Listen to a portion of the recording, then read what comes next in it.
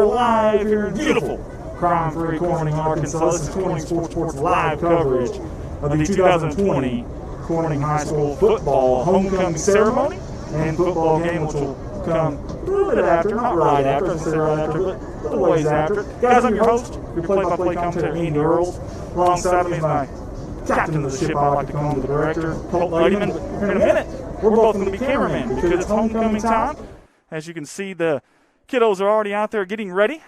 So we're going to be bringing you the homecoming festivities here for all the parents that aren't able to come, or grandparents, or whoever it may be that aren't able to come to this. So again, we would love for you guys to be able to share this feed for us so everybody can see this, and then also tag anybody that you know if you don't mind. Again, I'm sure thankful to have our staffer, Colton Luddyman, up here, because without him I wouldn't be able to do this homecoming festivities for you. So, all right, guys, tonight's going to be a lot of fun. It's going to be Corning versus Manila. We feel like this is a conference game that we can hopefully get our first conference win of the season, and that'll be our first time winning 3 games before November since 2007. So a lot of big stuff at stake here tonight. It's going to be a lot of fun, but first we've got our homecoming ceremony. Junior high and senior high is my understanding for that. So I apologize there. We had the volume up there on our camera there. So I don't know how much time we've got here. What do you think, Colton? They got the scoreboard on? I don't see it. Not sure how much time we have before we kick you out here to what you're looking at right there. Again, homecoming ceremony here tonight. We're going to be joined by Scott Townsend Jr. and Landon Thomas of the Mighty Manila Lions. We sure do appreciate them for joining us tonight. Also, I do believe Ricky Betts is going to be here, one of our CSR staffers as well. So we're going to be a little bit short-handed tonight, so I apologize for that, but we're going to do the best we can to bring you the action tonight live here from the heart of Arkansas, as I like to call it, Corning, Arkansas. Guys, if you're out there, let us know anything that you remember about your homecoming days. If you remember what year it was, and if you're a homecoming maid, and maybe you got to escort a girl, or I know they used to have a homecoming dance every year after homecoming. That was a lot of fun, and it seemed like we always had a lot of fun on homecoming as far as schedule-wise in football, and it's just a fun week. You know, you see people that you normally don't see, and it's really, really neat. There's always good crowds out there as well. So I think we're about to start it here live at Bobcat Stadium. Clicking off my camera there, going to Colton's and mine. As my old man River, my dad, joins us here live. Guys, I'm going to go off the PA for just a second. Actually, I'm going to stick here with you because I think Sophie Townsend's going to be the one that's going to be announcing, and I think she's about ready. And I think I'm going to turn this mic up here in just a second, which I'll do that. Won't be a problem. We're trying to correlate here, and Sophie's over there about ready. And I'm going to be manning that camera right there here in just a second. Colton's going to man this camera right here. Unless you want to do it, old man River. You're here early. Do you want to man that camera for the homecoming festivities? Maybe. I don't know. Guys, we appreciate y'all for already tuning in. We got 67 of you guys already on with us. Several of y'all. I'll get to those here in just a second.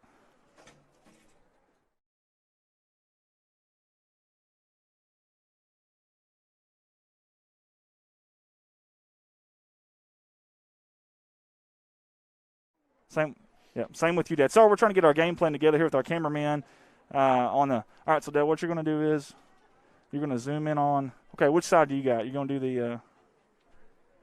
Actually, I don't think both of them are coming out, so the boys are already going to be out here, aren't they? Okay.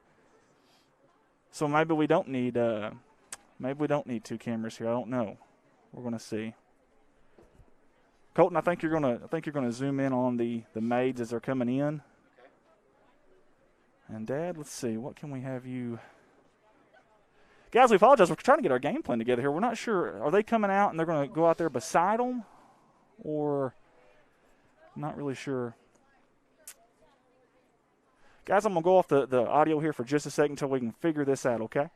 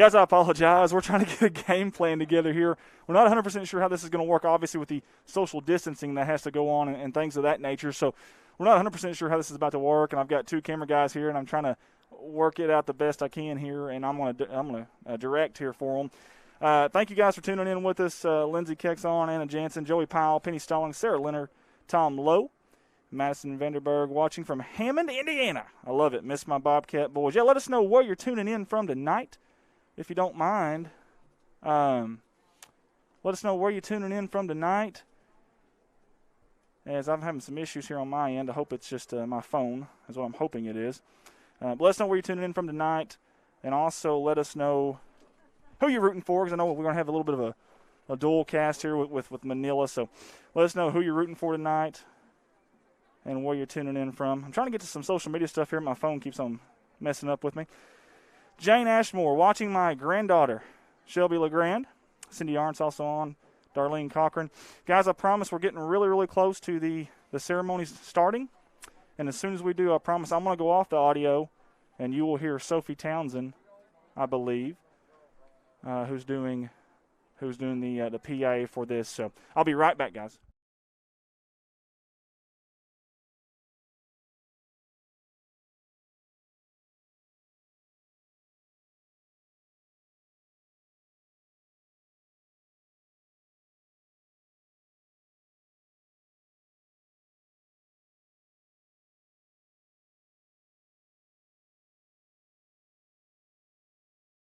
And junior high school homecoming festivities. I'm Sophie Townsend, your mistress of ceremony. Please stand for the national anthem performed by the Corning High School Band, Director Mr. David Hall.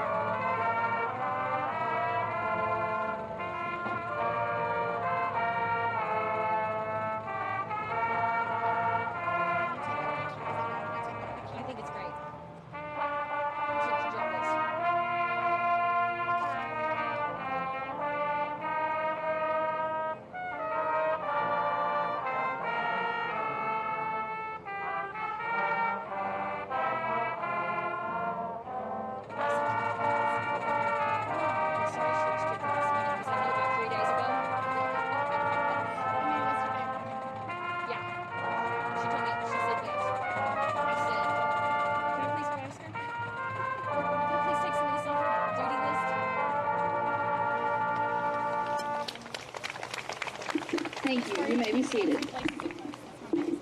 Exactly.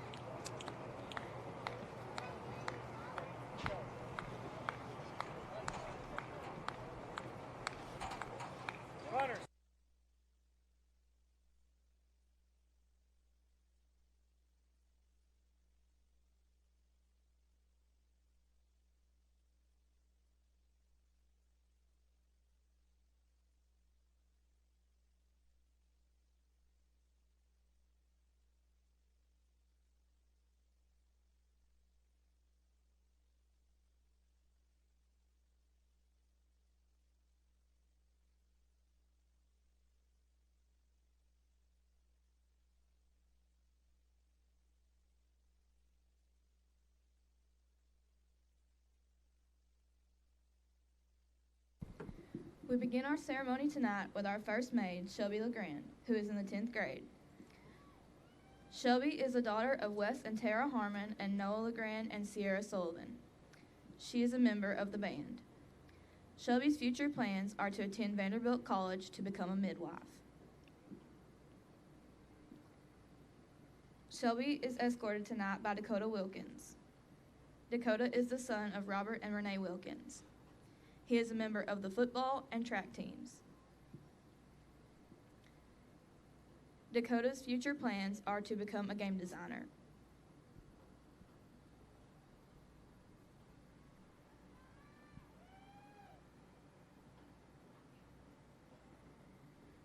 Our next 10th grade maid is Madison Roark.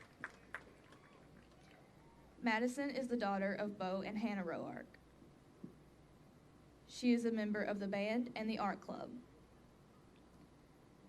Madison has plans to attend college to become a neonatal nurse. Tonight, she is escorted by Rocky Flores. Rocky is the son of Ramon Flores and Brenda Yielding. He is a member of the football team.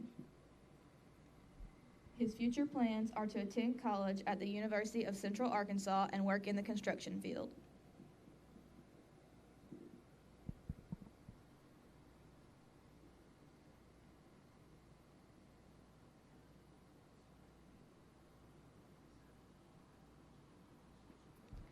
Our first 11th grade maid is Relisha Farmer.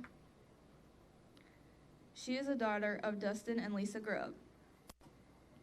She is a member of the Color Guard.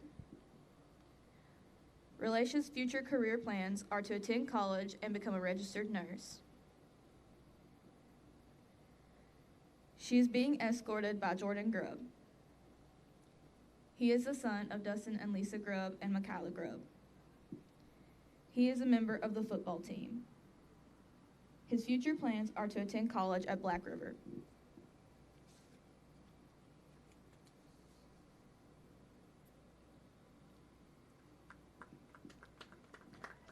Our next 11th grade maid is Riley McMasters.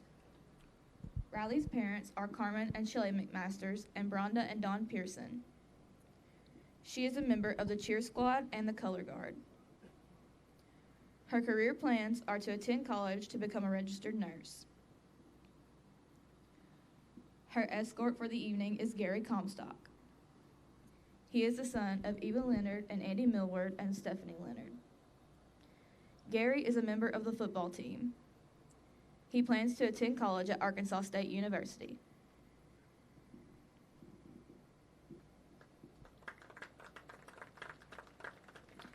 Elizabeth Ennis is our first 12th grade maid. She is the daughter of Doan Ennis and Connie Pendergrass. Elizabeth is a member of the National Honor Society, FBLA, Clay County Junior Fair Board, Executive Student Council, Art Club, Skills USA, Bobcat Ambassador, and plays softball, tennis, and golf. She is also a manager for the football team. Her future career plans are to attend college at University of Central Arkansas and obtain a business degree. Her escort for this evening is Chance Vardell. He is the son of Mary Cremens. He is a member of the football team. His future plans are to become a pipeline welder.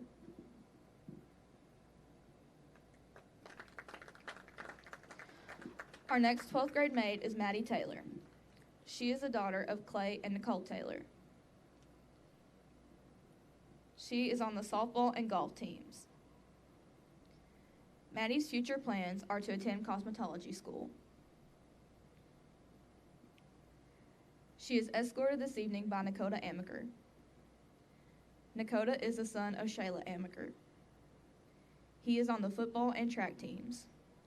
His future plans are to attend college and become a video game designer.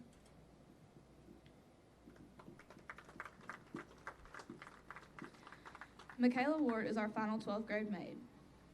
She is the daughter of Michael and Brittany Ward. She is a member of the National Honor Society, Junior County Fair Board, 4-H Leadership Council, FFA, golf, and basketball teams.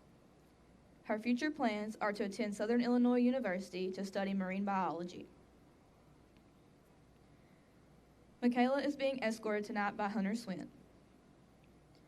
Hunter is the son of Bill and Christina Swint. He is a member of Skills USA, Drama Club, FBLA, Art Club, Dolphin Swim Team, Bobcat Ambassador, track, and football teams. Hunter's future plans are to attend National Park College and become an EMT paramedic with a minor in nursing.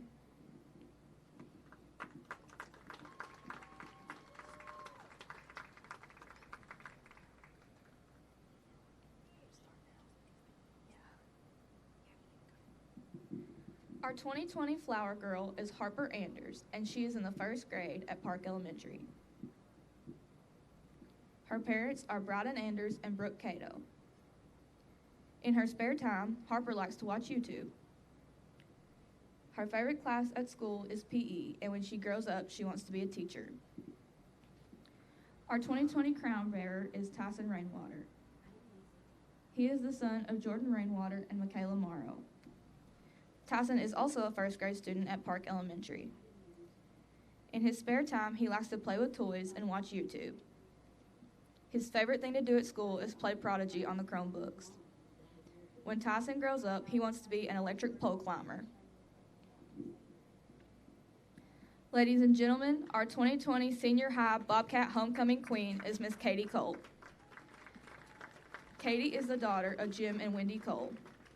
She is involved in basketball, softball, golf, cheer, National Honor Society, FBLA, and FCCLA. Katie's future plans are to attend Crowley's Ridge College and become a teacher. Her escorts for this evening are team captains Clayton Crosby and Jake Gutierrez. Clayton is the son of Verlin and Jennifer Crosby. He is a member of the FFA and the football team. His future plans are to attend college and obtain a career in coaching. Jake is Katie's other escort. He is the son of Benito Rangel and Maria Gutierrez. Jake is a member of the football and track teams. His future plans are to attend college and pursue a career in coaching. Ladies and gentlemen, this is your 2020 high school homecoming queen and her court.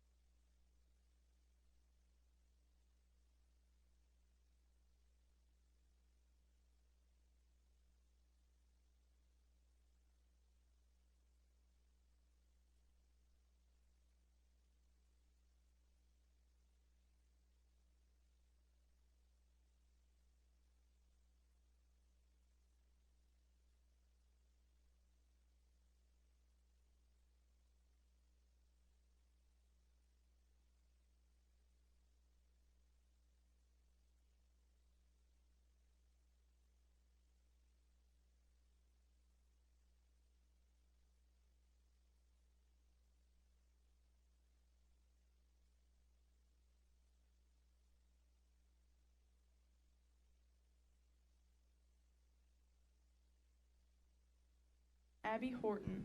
She is a member of the softball team. Her future plans are to attend college and become a pediatric nurse. Lucy is escorted this evening by Nick Valdez. Nick is the son of Paul Valdez III and Rebecca Fields. He is a member of the football team. Nick's future career plans are to become a welder.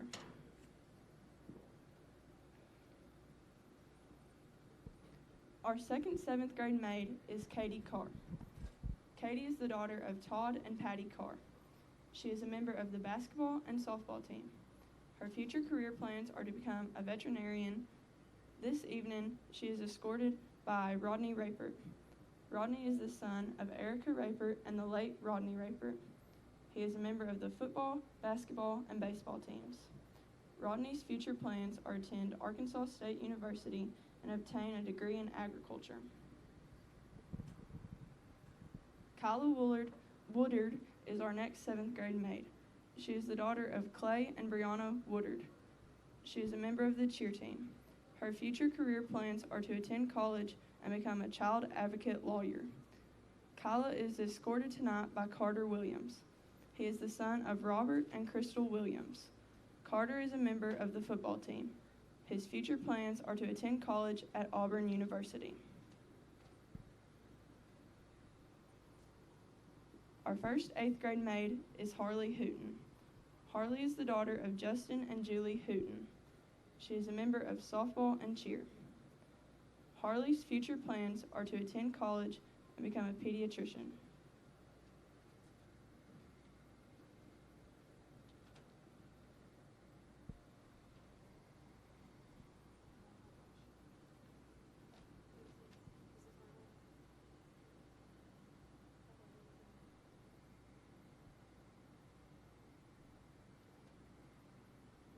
Harley is being escorted tonight by Daniel Watson.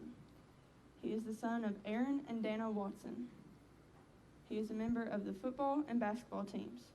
Daniel's future plans are to attend college at Black River. Kayla Kemp is our next 8th grade maid. She is the daughter of John Kemp and Holly Duncan. Kayla is involved with basketball, softball, and cheer. Her future career plans are to go to Arkansas State University and become a flight nurse. Kayla's escort is Colvin Pettis. He is the son of Raymond and Jenny Pettis. He is a member of the football team. Colvin's future plans are to attend Clemson University. Danielyn Crosno is our first 9th grade maid. She is the daughter of Nick Crosno and Mark and Sarah Green.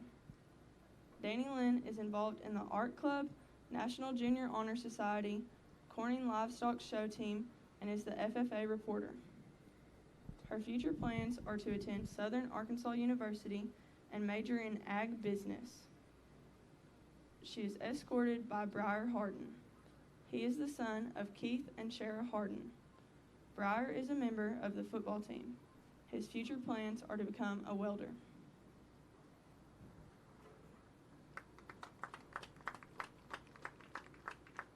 Samantha Riley is our next 9th grade maid. She is the daughter of Scott and Melanie Riley and Alicia Riley. Samantha is a member of the National Junior Honor Society, softball, and basketball teams. Her future plans are to attend Louisiana State University and become a veterinarian. Samantha is escorted by Jason Liu. Jason is the son of Jason and Amanda Liu. He is a member of the football team. Jason's future plans are to become an agriculture engineer.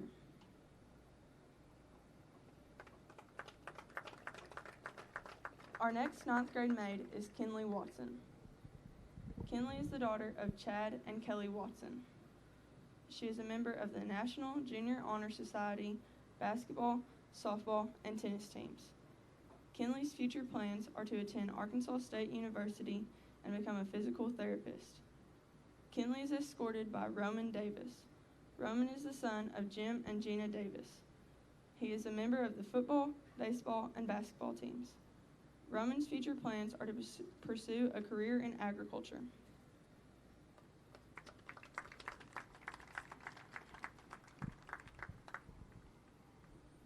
Our 2020 Flower Girl is Blaze George. She is in 1st grade at Park Elementary. Her parents are Kyle and Brittany George. Blaze likes to make crafts and be artistic in her spare time. Her favorite part of school is playing on the playground. When Blaze grows up, she wants to be a teacher. Our 2020 crown bearer is Mullen Jett. His parents are Logan and Molly Jett. Mullen is also a 1st grade student at Park Elementary. In his spare time, he likes to watch YouTube and play with his baby brother Miles. Mullen's favorite class at school is art, and when he grows up, he wants to be a race car driver and a baseball player.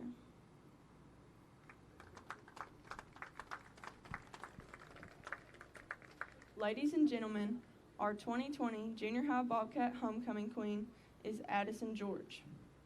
Addison is the daughter of Dee and Brandy George. She is a member of the National Junior Honor Society, basketball, and softball teams. She has future plans to become a pediatric nurse practitioner. She is escorted this evening by Captains Brody Creemans and Carson Dowdy. Brody is the son of Timmy and Angie Creemans. Brody is a member of the football team. His future plans are to become a welder. Carson, Addison's other escort, is the son of Michael and Jamie Dowdy. Carson is a member of the football and baseball team. His future career plans are to attend Arkansas State University and become a coach.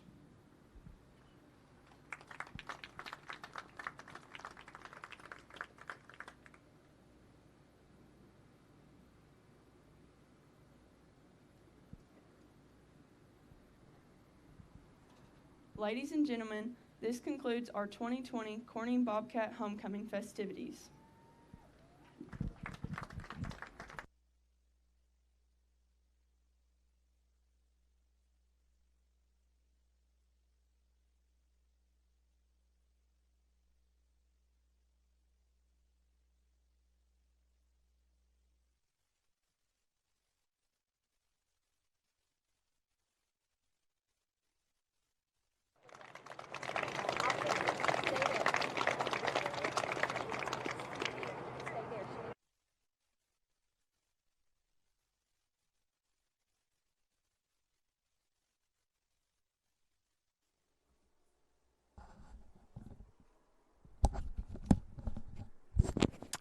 All right, guys, how about that right there? Your 2020 homecoming court for the Corning High School football. Fantastic job by our two announcers. Fantastic job by everybody involved that helped set this up. Just a beautiful-looking bunch out there tonight, too. Well-dressed. As you see the wide-out view right there. A lot of helpers were involved in this, and we sure want to tell them thanks. And I thought the announcers did a great job. I thought the kids did a fantastic job all around. Look at that down there. Look at them, just so happy, those little kids. You gotta love seeing them. They're all dressed up, and they did so well. I didn't see a hiccup at all. That is awesome to see, especially from kids, that age anyways. So really, really cool stuff right there as we're going to go to the Foursquare here for you. There you have it. And that will conclude our 2020 homecoming ceremony here live at Bobcat Stadium. Folks, we appreciate you for tuning in with us there. Share that feed for all the families, for everybody there to see that. Just an awesome job as we got the band playing now, the old fight song. We'll turn that up just a little bit so you can hear that as the voice of the Bobcats, Mr. Rich Martin, comes in here. She did a very good job. I thought she did, man. I thought she did a great job. Maybe a future Mrs. Voice of the Bobcats. I don't know. I'm just throwing it out there. So. And we'll take you to the Foursquare there. Guys, we're about to send it out to our sponsor video. Hang on just a second. I ask all guests to please exit Bobcat Stadium as we prepare for the Bobcats to take on Manila. There was your announcement right there. Sorry, I wanted to get that in there if we could. So we'll take it back up here to the booth, Kim. Well, hang on just a second. I promise we would. If I can get it on there anyways. We got the Foursquare up there, and I can't get you to me. I'm trying to get you to me if I can. Mr. Rich Martin, come back here. Now come back here for a second. Hang on now. Come back here. Come on. Let's get got to get you in the camera here if we can. This man right here has been doing it for a long. He's This man's been doing it for a very, very long time. I'm going to get him on the headset. Mr. Martin, how long have you been doing this now? 23 years. 23 years. Who in the heck suckered you in to doing this? When Louis Walls passed away, I asked, I don't know, they thought Dave Roberts was going to do it because Dave Roberts used to do it with H.J. Pillow. But I asked, I don't know who I asked to do that.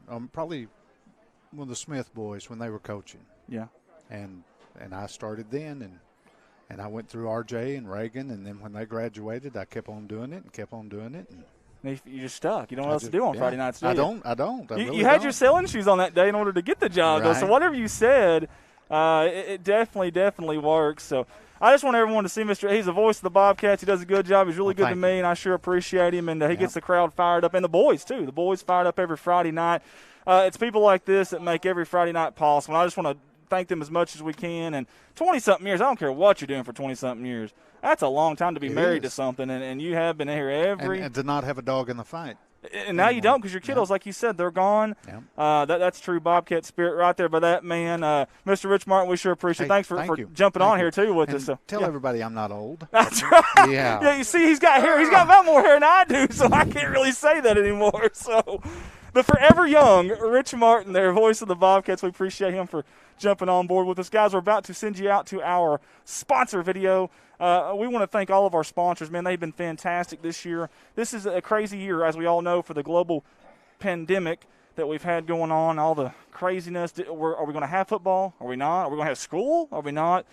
And you guys in a small town, don't know what the new census will say, but in a small town, jumped out there and we had 32 sponsors. That's crazy. Little Rock Central, North Little Rock isn't getting that. Fayetteville isn't getting that. Bentonville isn't getting that. Osceola isn't getting that. Nobody's getting that. That's awesome stuff. So thank you guys. You guys rock. We appreciate you. I'm going to get y'all a little coverage right here with the sponsor video. We will be right back after these words from our sponsors. A special thanks to Woolard Flying Service out of Corning, Arkansas for supporting Bobcat Athletics. Matt Woolard would like to wish the Corning Bobcats the best of luck this season and also remind them that the sky is the limit.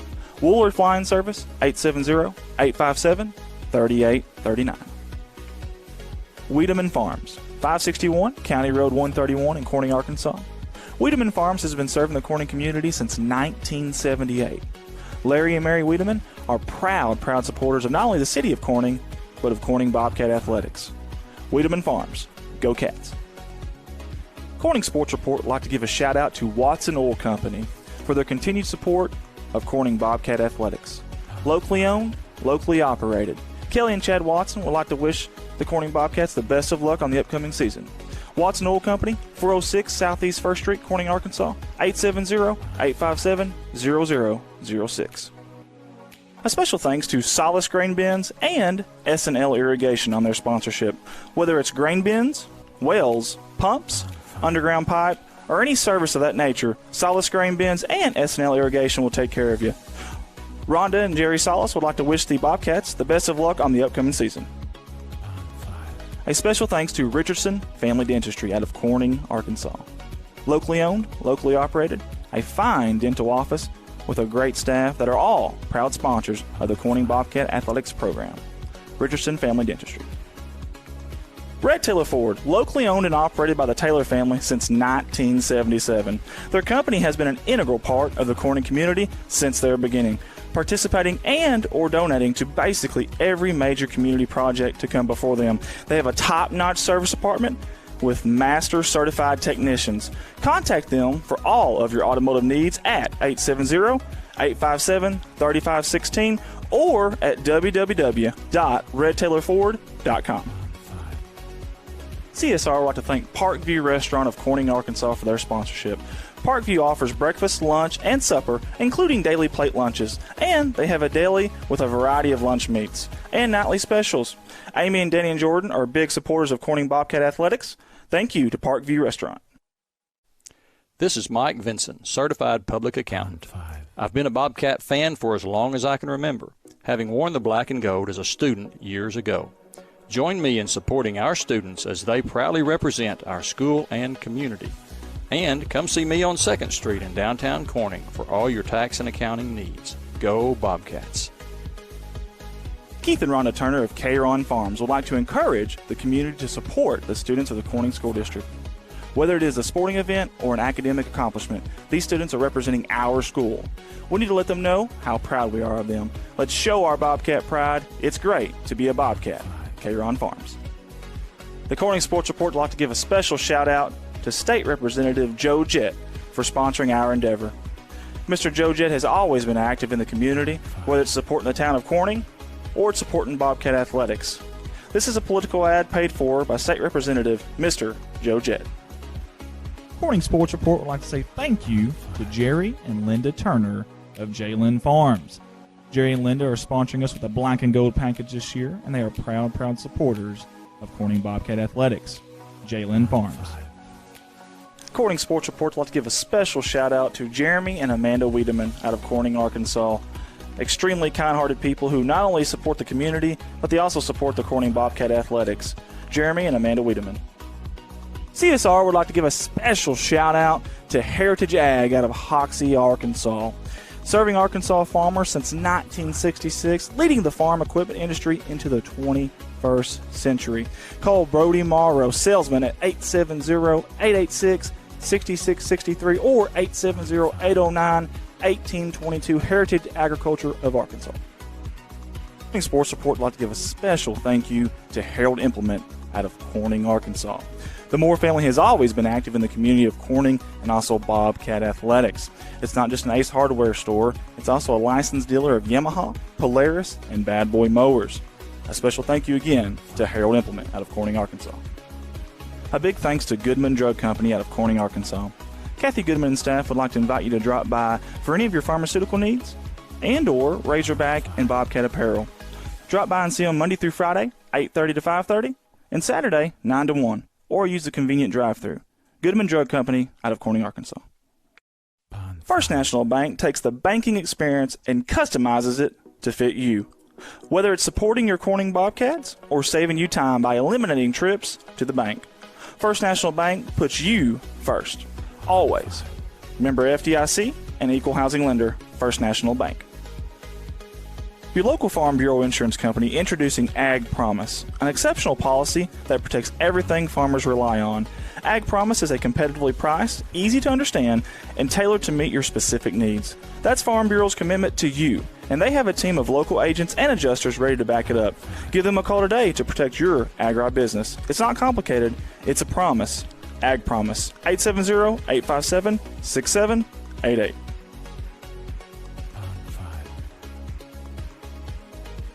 CSR would like to say thank you to Clay County Electric and Clay County Connect, a broadband company, for their sponsorship for Bobcat Athletics. To see if you're eligible for Clay County Connect, a broadband company, contact them Monday through Friday, 8 a.m. to 5 p.m. at 870-202-1990. Clay County Electric and Clay County Connect. A special thanks to Civil Engineering Associates for being proud sponsors of Corning Bobcat Athletics. 2 locations, one in Jonesboro, one in Poplar Bluff. Professional engineer John Seelig of CEA would like to wish the Corning Bobcats the best of luck on the upcoming season. CSR would like to give a special thanks to B&B Well Drilling out of Peach Orchard, Arkansas, for their continued support of Corning Bobcat Athletics. Brian and Lisa Bass are proud graduates of Corning High School, and they invite you to call them for any of your well drilling needs. 870-215-3808, B&B Well Drilling. The Corning Sports Report would like to give a special shout out to Boschlicker Brothers Farms for sponsoring our endeavor. The Boschlickers have always been avid Bobcats and avid supporter of all things Corning athletics. Thank you again, Boschlicker Brothers Farms. First Choice Healthcare in Corning, Arkansas, proud sponsors of Corning Bobcat Athletics, celebrating 25 years of community health care.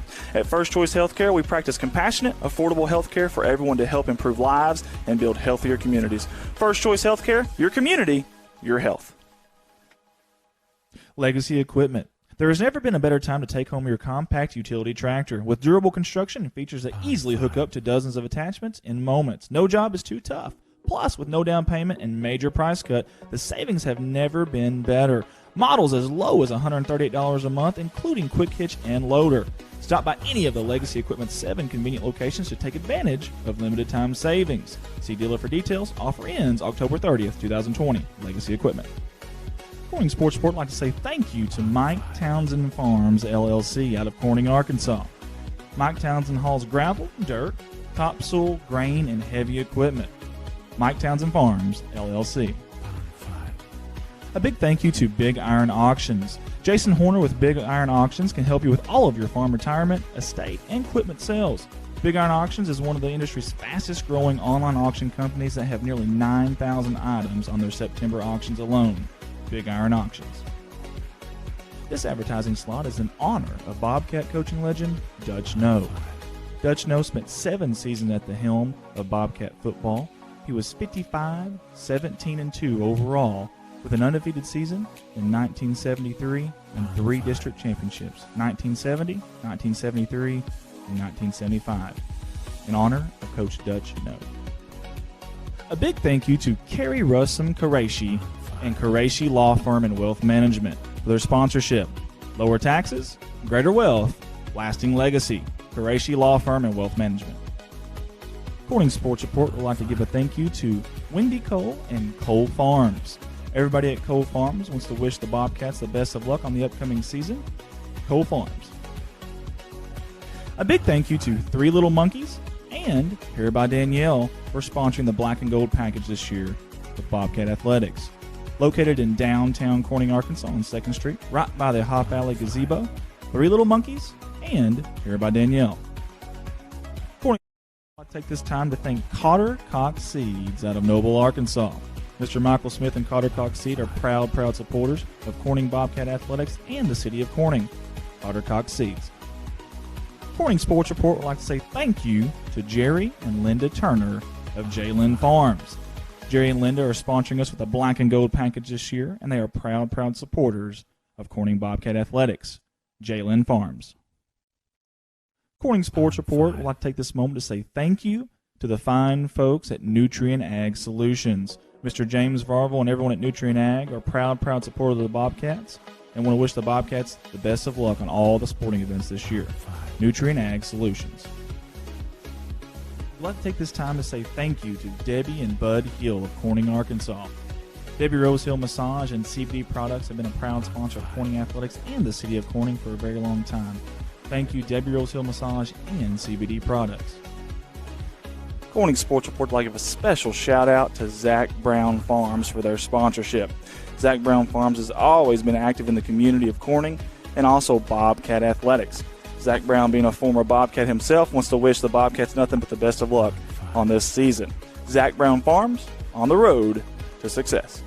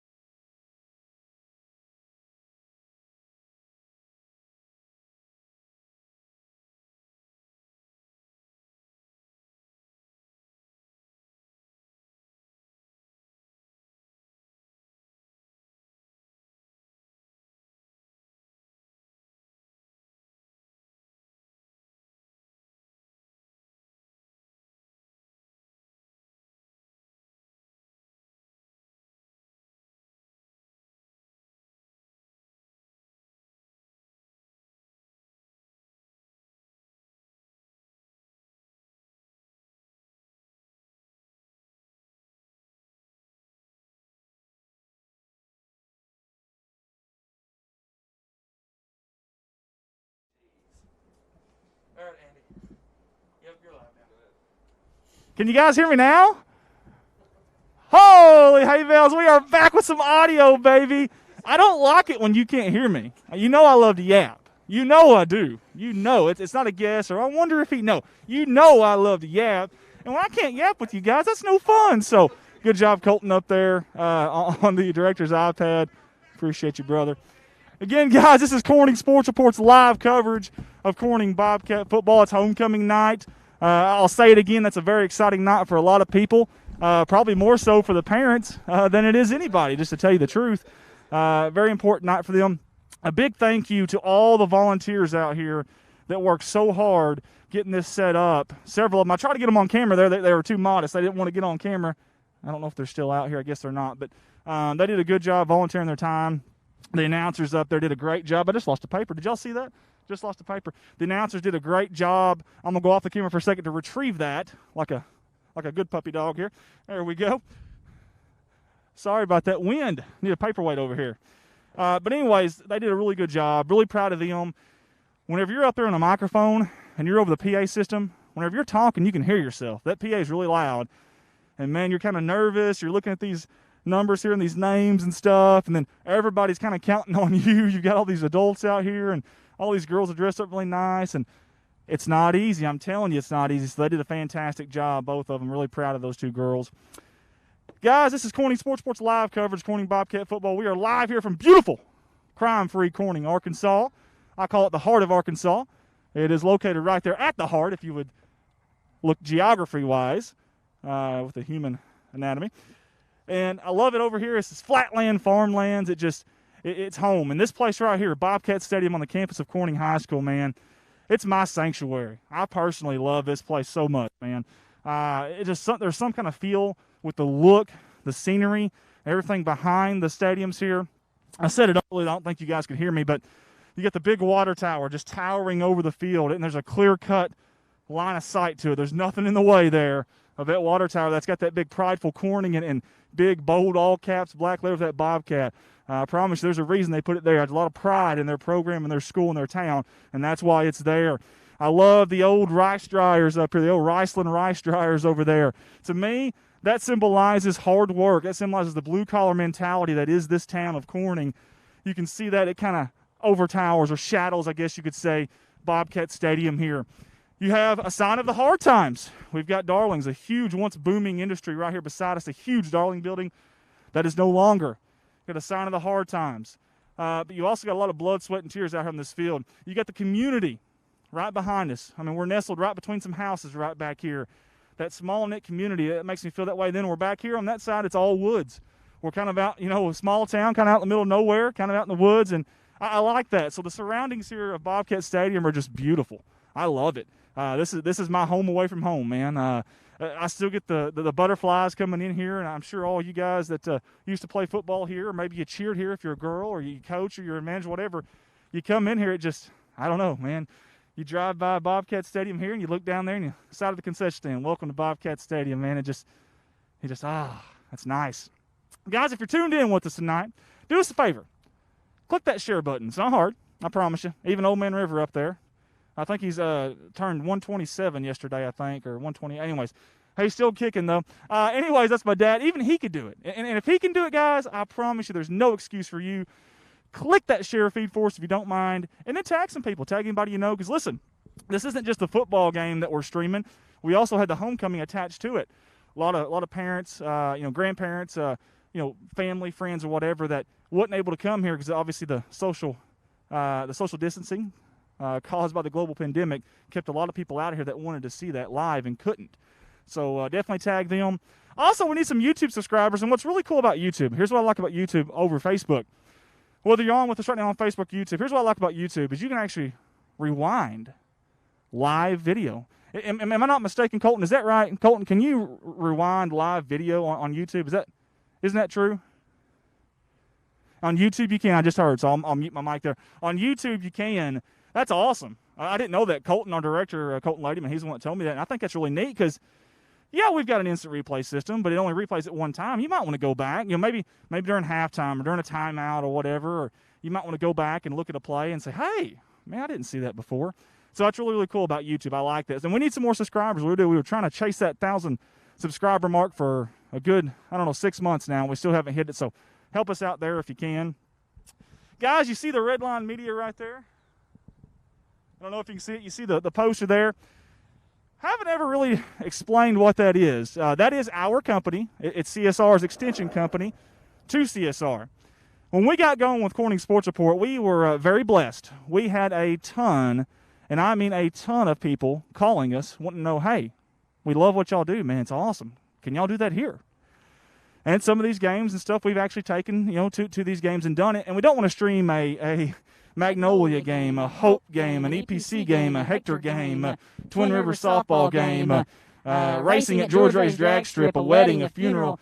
You don't want to stream all that to Corning if it's not Corning related. So we created Red Line Media Alliance, and that is our extension company. We've got a Facebook page. We've got our YouTube channel with it, too. Go out there and click the like on that if you don't mind, and get on that page for us as well. We're going to have some pretty exciting stuff. Matter of fact, next Saturday, we'll be live with Red Line in Brosley, Missouri for senior night for the Twin Rivers Lady Royals softball team. Really excited. My stepdaughter's a senior there. Her last home game there in Brosley. So really excited to bring that for the fans of East Carter and for Brosley, Missouri. Small school there aren't able to stream softball out there. So if you got something you want streamed, I don't care if it's a class reunion, a wedding, maybe a birthday party. It sounds silly, but I'm telling you, it happens all the time.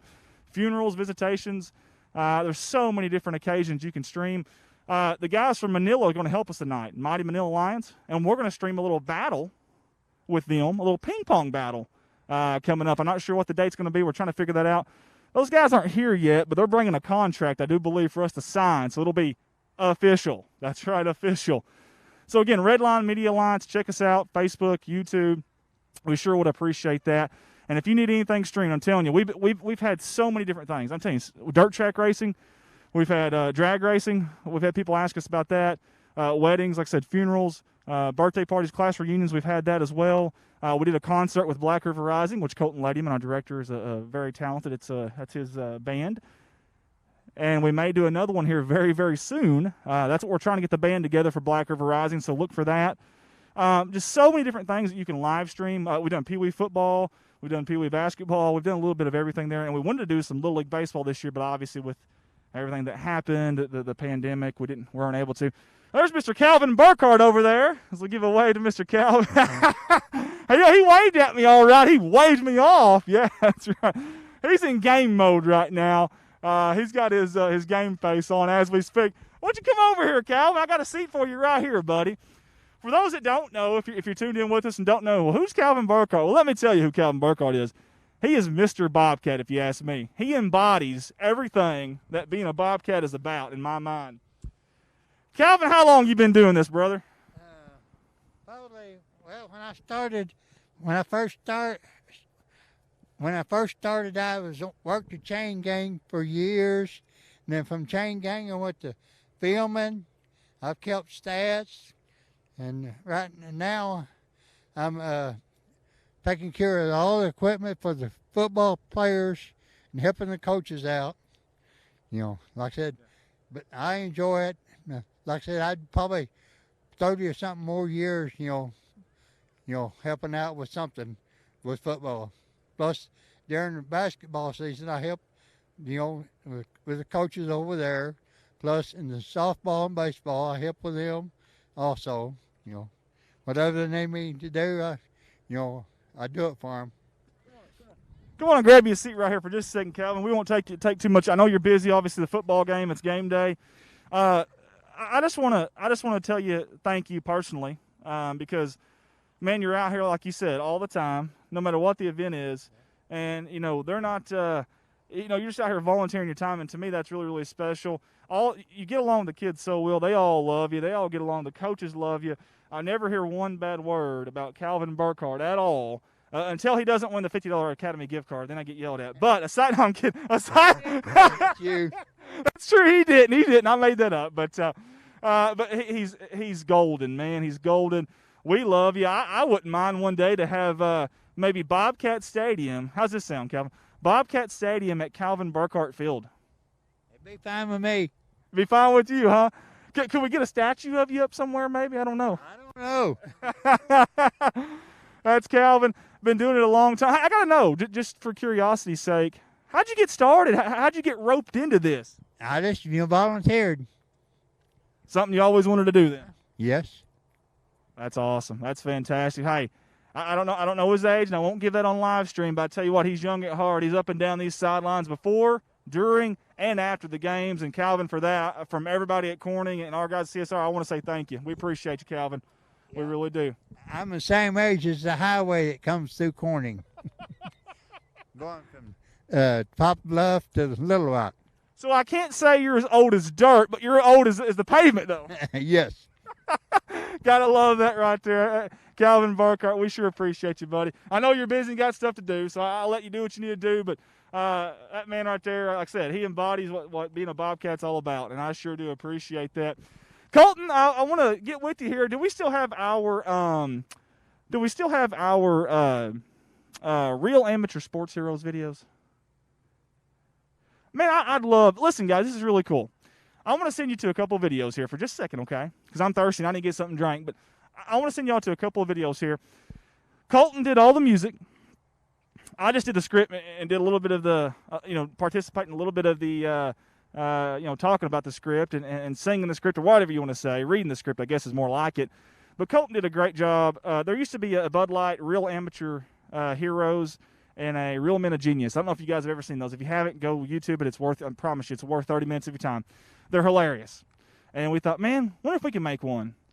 We wanted to get their music, but the problem is that's copyrighted. You can't use that. So Colton, being the genius that he is, literally a genius, audio genius, he created this music himself. I mean, it's fantastic. So we're not in copyright issues here. Guys, I want to introduce you guys to Real Amateur Sports Heroes.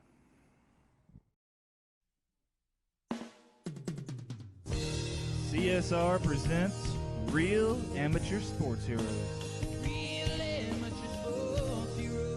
Today we salute you, Mr. 4th Down and 17 overly confident offensive coordinator.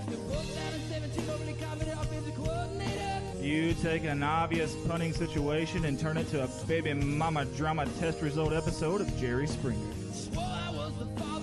Sure, every analytical chart says not to go for here, but this school didn't hire a math teacher. They hired a borderline or reckless gambling wizard. What's cooler than a triple reverse halfback pass to an ineligible tight end? Your sun visor you wear with stiff gelled hair sticking out like monkey grass. That's what. Really think we can make it. You defy the odds while also defying every sense of logic and common sense known to man. And for that, this stream is for you, wild man. Sports Report, Corning, Arkansas.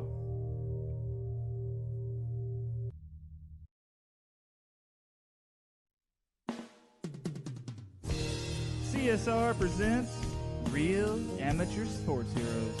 Real Amateur Sports Heroes. Today we salute you, Mr. Little League Assistant Coach Fungo Bat Infield Practice Hitter. Mr. Little League Assistant Coach Fungo Bat Infield Practice Hitter. Do you do it for the money? No. Do you do it because you're a model citizen?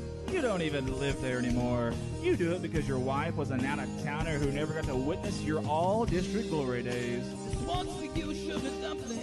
Lasers hit hard enough to take down an adult rhinoceros with a loud, thundering pop that would make even residents of East St. Louis hit the deck. I think it's a drive-by. Armed only with a 6-foot weapon of wooden destruction, you use vocabulary that would make even a war general proud. Stay in front of that bullet, son. That one's gonna leave a mark. So sit back and enjoy Corning Sports Report Live, old sultan of the practice swing, for we salute you. Corning Sports Report, Corning, Arkansas.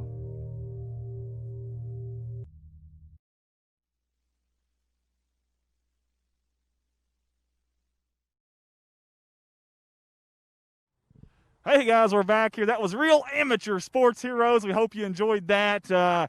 We took a lot of time making that, but it was a lot of fun, man. It really, really was. Let us know which one was your favorite there. I like the 4th Down and 17 overly confident offensive coordinator one. I love that one. Not that it reminds you of Trevor Poe. That's not Trevor. I promise, Coach Poe. If any of his family are listening, that's not what I'm trying to get at there. But really, really good stuff. We got the Manila Lions already out here warming up, and they're early, and you like to see that. This is a football program trying to get better, and I tell you what, you like to see the work they're putting in there. Really solid at quarterback. Watch a little bit of the Piggott film, and I'll be honest with you, this young man can make the throws, and he can make a lot of the throws. And hopefully this offensive line, if you're a Manila fan, can hold up for him and give him time to throw the football, because he's got a really good arm. He's a really good-looking prospect out there, the quarterback from Manila. And we'll get his name and everything when Scott and the guys from Mighty Manila Lions get up here with us. And I'm trying to make sure those guys don't have any problems getting through the gate there. I left them a couple media passes. So, guys, while we've got the opportunity, I want to mention a few on-air mentions. Jay's Photography. Jay is a local he's a local product here, Mr. Jay Malone. He's the owner-operator of Jay's Photography, and I'm going to tell you something. He's a very, very talented young man, very, very nice, very, very helpful. Been very helpful to me in a lot of ways. And listen, the company is way more than just their name. You see Jay's Photography and you think just photos. But listen, they're a lot more than that. They do vinyl lettering, graphic designs, custom wood pieces, and even create videos like our hype video that we did last year. I know you guys remember that. Wanted to do one this year, but with the COVID issues, we weren't sure what was going to happen, and that's time-consuming. Just wasn't able to. I tried to do it myself and just couldn't quite get it in, so I apologize. But we'll have one next year, I promise. We'll be more prepared. But Jay's Photography does all that, man. They do everything, and they do a fantastic job. It's quality work. It really is, from a quality guy. That's how I say it. And, of course, if you can shop local, we'd love you to. You can get a hold of Jay Malone at Jay's Photography, 870-323-0929. That's 870-323-0929. Also, we've got some really talented, speaking of talented, really talented guys up in the booth right now. And you can't see them because it's focused on me here. That's another thing, by the way, guys. I'm the face of this organization, I guess you could say, because I'm always on the microphone. But, listen, this is so much more than just me. So much more than just me. My dad's been here. He's helped out so many times, not just with camera work, not just with everything. He's helped set up. He's helped tear down. We're here late. It's a long trip. These guys are barely getting paid, not near enough, and they've been great. He's been great. Colton helps out so much with everything you can think of there. I don't know if you can hear those guys laughing back here, but this is the headset I communicate with him, so I'm going to mute that for a second. But Colton does a fantastic job. You wouldn't believe the amount of time we put into this away from here. I mean, we've got a group messenger. We call each other. Every day it's something. We're thinking about how we can get better, how we can do better. What happened last week on the stream that we didn't like? How can we get these kids noticed a little bit more? And speaking of that, I don't try to go down to different rabbit holes here. I'm going to bring you back to where I was going with this. But we've got a college recruiter, a college scout that's going to be watching tonight. And I promise him I wouldn't give up his name or his college because they kind of like to be, anonymous almost. But they're not able to come up here to this game, I don't think, unless they've got a AAA pass, which I guess they might. But he wasn't able to make it. He's interested in a couple of our boys that we sent some film, CSR did, and that's really exciting, man. It may not happen, may not work out. These kids might not even want to go to that next level. I don't know. But thanks to this, though, they're able to get seen, and that's what I love more than anything. Hey, there's our buddies from Manila right there, Scott Townsend Jr. and Landon Thomas. But because of this, they're able to get seen. So we take a lot of pride in this, and Colton does a fantastic job, all the things that he does. Ricky Betts is up there. Ricky is super talented. He's our branding guy and our graphics guy, and he's really good on the camera. Man, he's so talented. And he's got his own company, too, and I'm going to get to that here in just a second. Actually, I want to introduce you to a couple of guys. Actually, they're kind of coming here. They're just going to run in here like they own the place, which is fine. That's cool. What do you say, young man? It's good to see you, buddy. Come on in here, Lane. Just get in the camera. Or Landon Thomas, get in the camera here, buddy. I don't have a seat down here for you, but this is Scott Townsend Jr. from the Mighty Manila Lions streaming company. Scott, it's good to see you, buddy. Yes, sir. Man, beautiful weather. You can't complain. No mosquitoes. What was you saying again? Oh, that's state bird. That is the state bird. We got Landon Thomas. Hey, we got Landon Thomas right up here. We got a camera up here. So we can't see out of this camera here, so we're going to look up here. Landon Thomas right here. Guys, y'all that watched the junior high game last night, you wouldn't have been able to do that if it weren't for this guy back here, Landon Thomas. Landon, we appreciate that, brother. Yeah, no problem. Yeah, see, he's smooth. He's cool. No, not a problem at all. Yawning and ha. Straight from work. Yeah, what'd you say? Straight from work. Straight from work, and he was running 90 like a NASCAR champion, passing cars. I think a little bit of rubbing his race and gave you a little bit of love tap and got someone out of the lane there. But without him, we wouldn't have seen the junior high game last night. So y'all thank these guys. And we're going to do a little collaboration tonight. They've been really good and really good to us, and we tried to have a good relationship. And we have, surprisingly, for two schools that have the same teams in the same conference, we've surprisingly had a pretty good relationship. I mean, sometimes I'm a jerk, but I didn't say that. Black and gold. You wait till you see the numbers tonight for Manila. You're going to be like me. You just can't see them. They're white jerseys and like white on white. Hey, I want to mention that now. So I want to go ahead and apologize to all of our viewers. We're apologizing right now. Manila, their away jerseys, they have white. The numerals are actually white. The interior. How y'all doing? Does any of the cheerleaders want to come get on camera? No? Y'all don't want to come get on camera? No, I guess not. They emphatically said no. But they have white jerseys, and the inserts of the numbers are white. Guys, it's going to be so hard to see their numbers. So I want to apologize to all the Manila fans tonight in case we can't get those names accurately. Because up there, now our cameras, when you're watching, you might be able to see it. But now up there where we're at and we're our old age, no, we're not going to be able to do that. So definitely not going to be able to do that. So I hope we get it in halfway decent. Maybe we can see a kid's pretty tall. Hey, that's that kid. You know, that kind of thing. So we will see. Oh, here we go, folks. Colton, hang on just a second, guys. Colton, is that camera zoomed in pretty good right there, the one that I'm pointing at right now? All right, Ricky, do me a favor, brother. I want you to zoom in on this. Before he does it, I just want you guys to know that we were calling you guys out a while back. And I just want everyone to know, when we called them out, they didn't flinch. They didn't flinch. They accepted our challenge. And because of that, you've got this right here.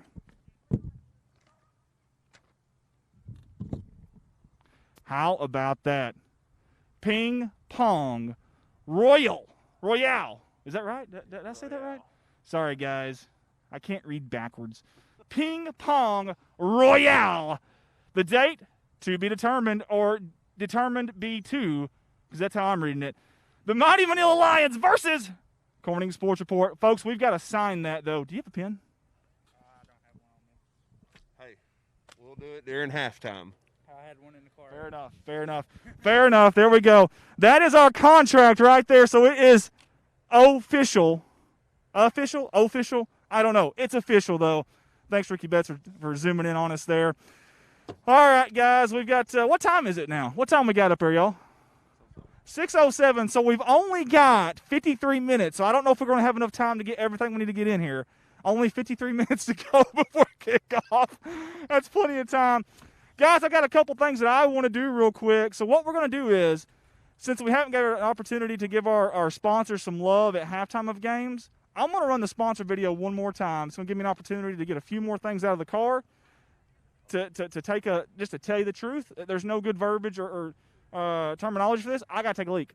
I'm sorry. I do. I'm sorry. I don't know how to say it, but I got to do that. And we're going to do that, guys, and we'll come right back to you. So, hey, we'll be right back at these words from our sponsors. A special thanks to Woolard Flying Service out of Corning, Arkansas for supporting Bobcat Athletics. Matt Woolard would like to wish the Corning Bobcats the best of luck this season and also remind them that the sky is the limit. Woolard Flying Service, 870-857-3839. Wiedemann Farms, 561 County Road 131 in Corning, Arkansas. Wiedemann Farms has been serving the Corning community since 1978. Larry and Mary Wiedemann are proud supporters of not only the city of Corning, but of Corning Bobcat Athletics. Wiedemann Farms, go Cats. Corning Sports Report would like to give a shout out to Watson Oil Company for their continued support of Corning Bobcat Athletics. Locally owned, locally operated. Kelly and Chad Watson would like to wish the Corning Bobcats the best of luck on the upcoming season. Watson Oil Company, 406 Southeast 1st Street, Corning, Arkansas, 870-857-0006. A special thanks to Solace Grain Bins and S&L Irrigation on their sponsorship. Whether it's grain bins, wells, pumps, underground pipe, or any service of that nature, Solace Grain Bins and S&L Irrigation will take care of you. Rhonda and Jerry Solace would like to wish the Bobcats the best of luck on the upcoming season. A special thanks to Richardson Family Dentistry out of Corning, Arkansas. Locally owned, locally operated, a fine dental office with a great staff that are all proud sponsors of the Corning Bobcat Athletics program. Richardson Family Dentistry. Red Taylor Ford, locally owned and operated by the Taylor family since 1977. Their company has been an integral part of the Corning community since their beginning, participating and or donating to basically every major community project to come before them. They have a top-notch service department with master certified technicians. Contact them for all of your automotive needs at 870-857-3516 or at www.redtaylorford.com. CSR would like to thank Parkview Restaurant of Corning, Arkansas for their sponsorship. Parkview offers breakfast, lunch, and supper, including daily plate lunches, and they have a deli with a variety of lunch meats and nightly specials. Amy and Danny and Jordan are big supporters of Corning Bobcat Athletics. Thank you to Parkview Restaurant. This is Mike Vinson, Certified Public Accountant. I've been a Bobcat fan for as long as I can remember, having worn the black and gold as a student years ago. Join me in supporting our students as they proudly represent our school and community. And come see me on 2nd Street in downtown Corning for all your tax and accounting needs. Go Bobcats.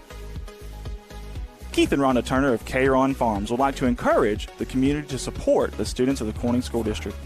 Whether it is a sporting event or an academic accomplishment, these students are representing our school. We need to let them know how proud we are of them. Let's show our Bobcat pride. It's great to be a Bobcat. K-Ron Farms. The Corning Sports Report would like to give a special shout out to State Representative Joe Jett for sponsoring our endeavor.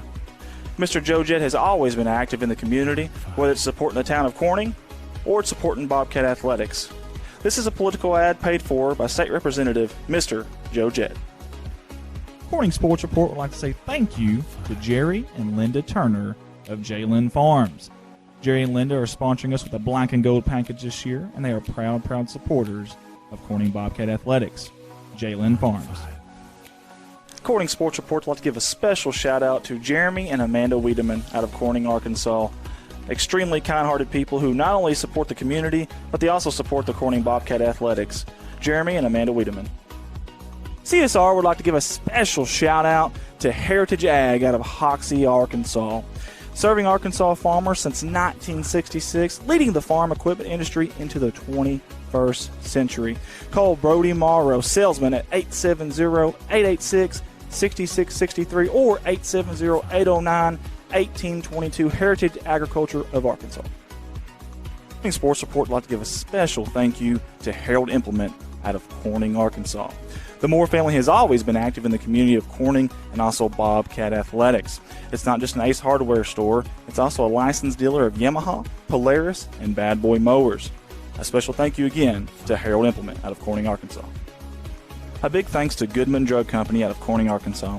Kathy Goodman and staff would like to invite you to drop by for any of your pharmaceutical needs and or Razorback and Bobcat apparel. Drop by and see them Monday through Friday, 8:30 to 5:30, and Saturday, 9 to 1. Or use the convenient drive-thru. Goodman Drug Company out of Corning, Arkansas. First National Bank takes the banking experience and customizes it to fit you. Whether it's supporting your Corning Bobcats or saving you time by eliminating trips to the bank, First National Bank puts you first. Always. Member FDIC and equal housing lender, First National Bank. Your local Farm Bureau insurance company introducing Ag Promise, an exceptional policy that protects everything farmers rely on. Ag Promise is a competitively priced, easy to understand, and tailored to meet your specific needs.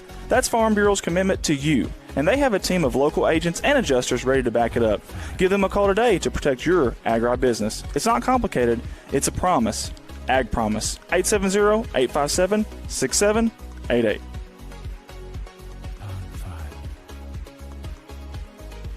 CSR would like to say thank you to Clay County Electric and Clay County Connect, a broadband company, for their sponsorship for Bobcat Athletics.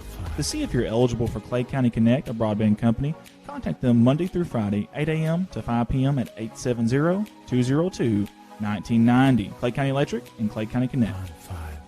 A special thanks to Civil Engineering Associates for being proud sponsors of Corning Bobcat Athletics. 2 locations, one in Jonesboro, one in Poplar Bluff. Professional engineer John Seelig of CEA would like to wish the Corning Bobcats the best of luck on the upcoming season. CSR would like to give a special thanks to B&B Well Drilling out of Peach Orchard, Arkansas, for their continued support of Corning Bobcat Athletics. Brian and Lisa Bass are proud graduates of Corning High School, and they invite you to call them for any of your well drilling needs. 870-215-3808, B&B Well Drilling. The Corning Sports Report would like to give a special shout out to Boschlicker Brothers Farms for sponsoring our endeavor. The Boschlickers have always been avid Bobcats and avid supporter of all things Corning athletics.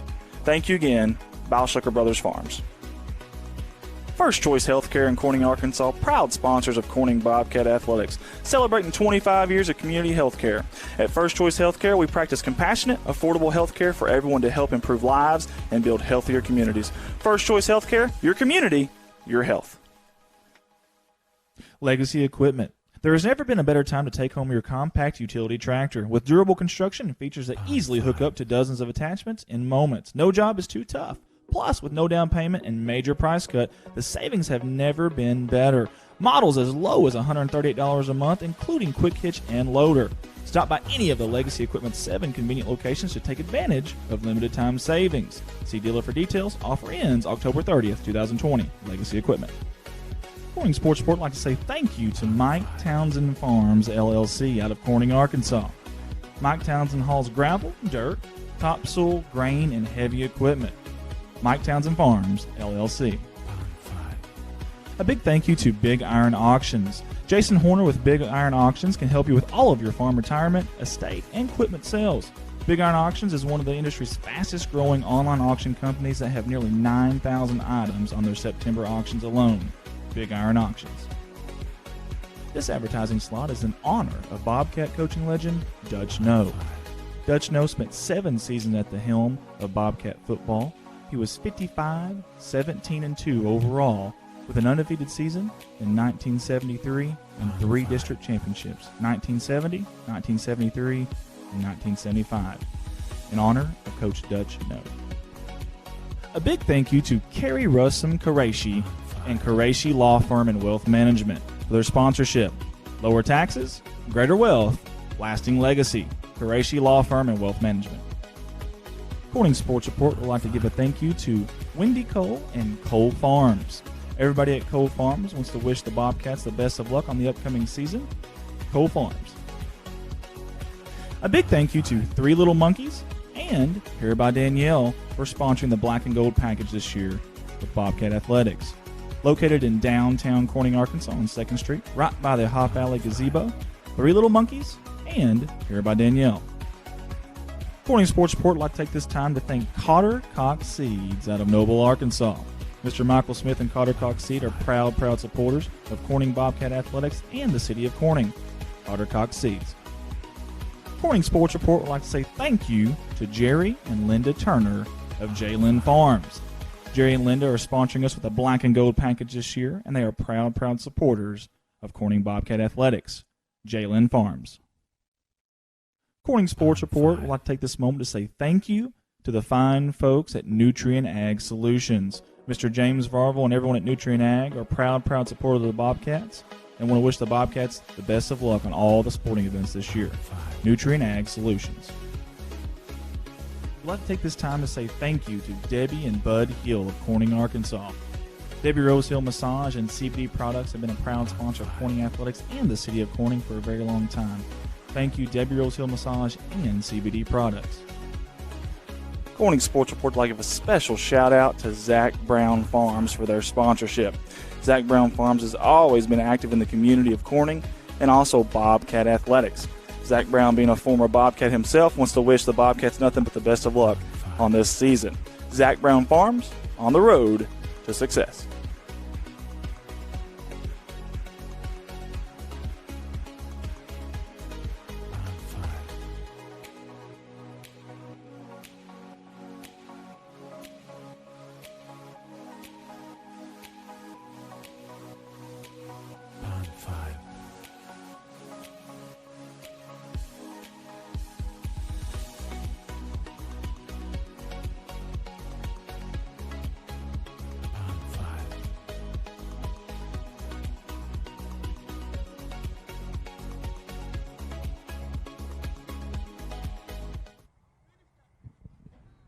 we're back here live at beautiful crime-free Corning, Arkansas. Bobcat Stadium is our venue tonight on the campus of Corning High School here at the heart of Arkansas. I call it God's country. You see this big old animal right next to me? That's the best mascot in the state of Arkansas, y'all. That's Mr. Growl right there. Give it up for Growl at home, everybody. We can hear the applause right now. I can hear it. It's loud. It's loud. That's right. That's a little, yeah, very, very loud. I don't know if y'all remember the dance battle we had last year. That was a lot of fun. I think we should do it again, Growl. Do you accept? Shake your head yes or no. Are you twitching or is that a yes? I think that's a yes. Okay. I think that's a yes. So have you been working on your dance moves since our last dance battle? Oh, you're just that talented. You don't need to work on them. See, okay. If there's any dance instructors out there, I need you. Not want. No, I don't need you. I have to have you. I don't want you. I don't need you. I have to have you, okay? Please. Because I want to defeat this guy. I really do before he's gone. This is Growl's last year, I believe, if I'm not mistaken, and it's going to be sad. I know. Here. Hey, if you got an issue, here's a tissue. There we go. Let's dry the eyes. Dry the eyes. There we go. Very good. Very good, guys. Hey, the best mascot in the state of Arkansas. And I'm not joking. I'm not being biased. Maybe I'm a little biased, but seriously, really, really good.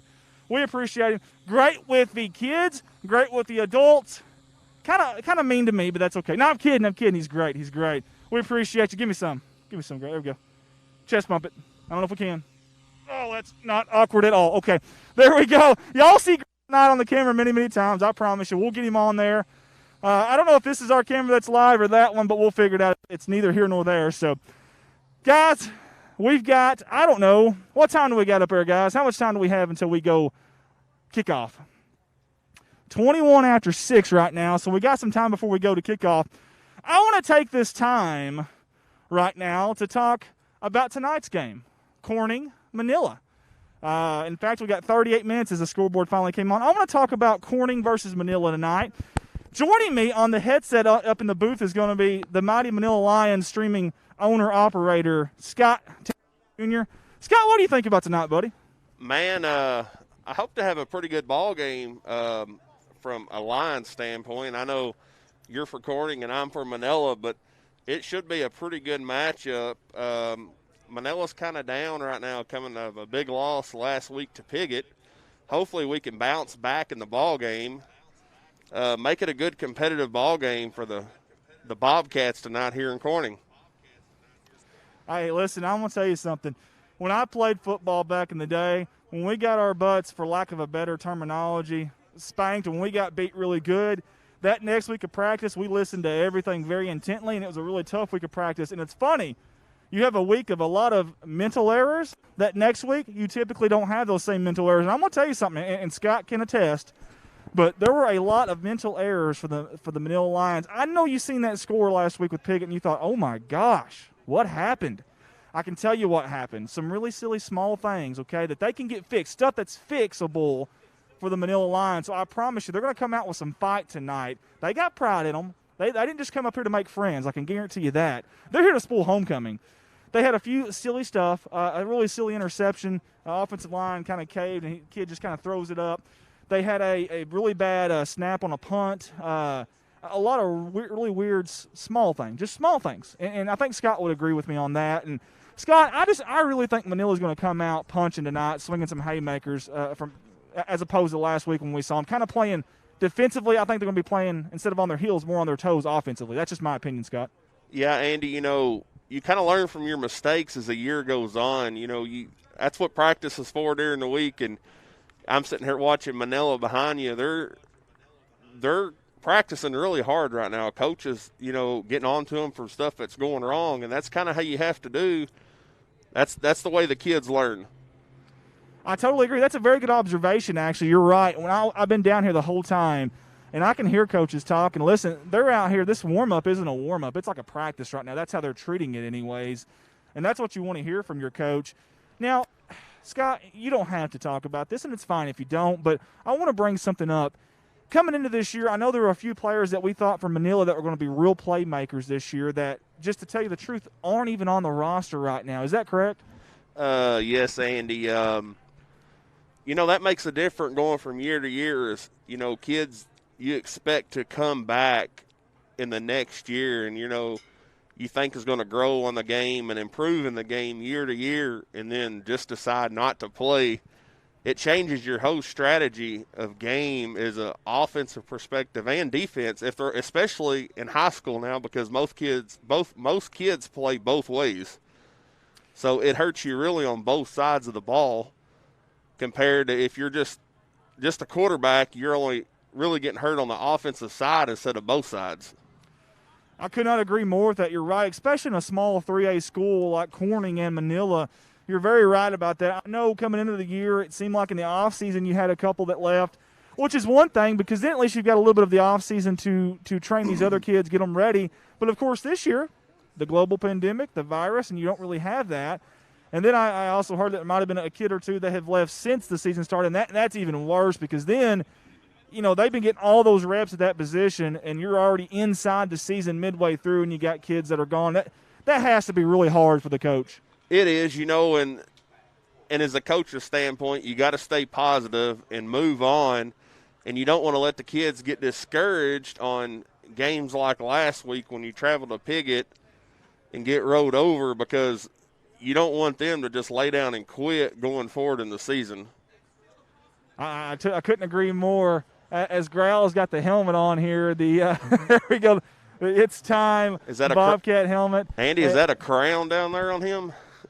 Do what? Is that his crown? That's helmet? His crown. He's the homecoming king this year. And Growl, if you don't mind, we turn that helmet backwards for us here for just a second. There we go. You're going to see a sticker back there, and I don't know how good you can see it here, but there's going to be a sticker back here that says AM. That's for Annie Morrow. Miss Annie Morrow is deeply missed. This is the first football season without Miss Annie Morrow. I miss her so much. Would do anything to hug that neck again and see that just beautiful smile. I see Mr. J.C. Morrow at the gate, and, you can tell it's still lingering. And if y'all see J.C. in town, y'all be there for him, man. Just give him a hug. Don't even say anything. Just give him a hug because words can't help. I mean, it's not. It's just not. So just give him a hug. Tell him you sympathize for him. Don't say you understand because none of us really understand. Well, at least not most of us, but just tell him you sympathize for him and just be there to hug him. And Annie was great. She loved football too. Really loved baseball. Loved her Cardinals baseball. And by the way, it's a good segue. Scott, are you a Cardinals fan? Well, I'm a Cubs fan, and we got eliminated. I'm out. I'm done. Let's leave, bro. Andy, we got eliminated from the playoffs today. Yeah. Sorry, I forgot. We're kind of important in this, so we got to come back. But listen, I cannot believe we allowed a Cubs fan even in the gate. How'd you get to the gate? Not just in the gate. I'm part of the show tonight. Oh, sweet baby Jesus, Grell. What have we done? The Cardinals have already started, I believe, tonight. Have they already started? Listen, you folks at home, you've got a job tonight. We've got your homework. Me and Grell are calling you out. Here's your homework. We need to get score updates on the Cardinals game tonight versus the Padres. I think the Cardinals are going with Jack Flaherty, which you feel pretty comfortable if you're a Cardinals fan. Who's the Padres going with? I don't know who they have left. Can the pitching coach come out there like he's throwing BP and throw? I don't know, but we'll see. The Padres, they like that. Yeah. The Padres sure can hit the baseball, and that's for darn sure. That's a different sport, though. But seriously, give us some updates tonight.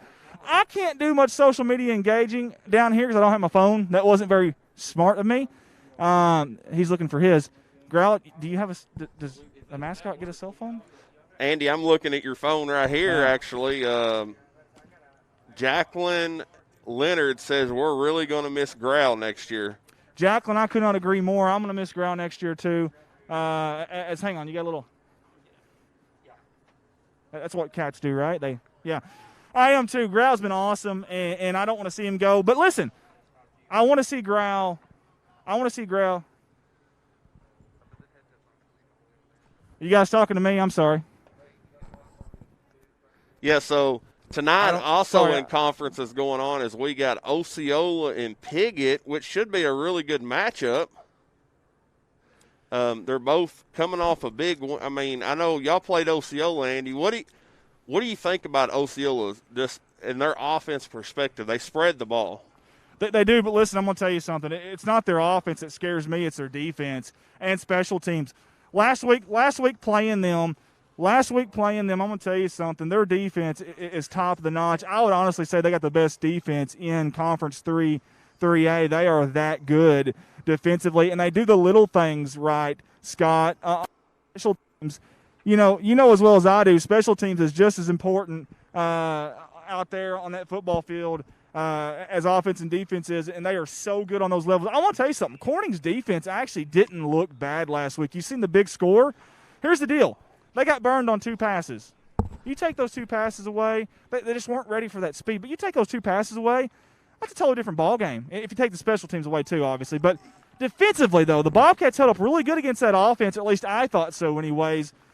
It's their defense that's so big. And here's the deal with Piggott. They spread you out too, and they are scoring points at will right now. You know, Andy, they scored – I was up here a couple weeks ago with you, and they played Mark Tree, and they scored 50-plus points, and then turn around the next week and play Manila and score 60-plus points. That's 110 points in 2 weeks in high school football.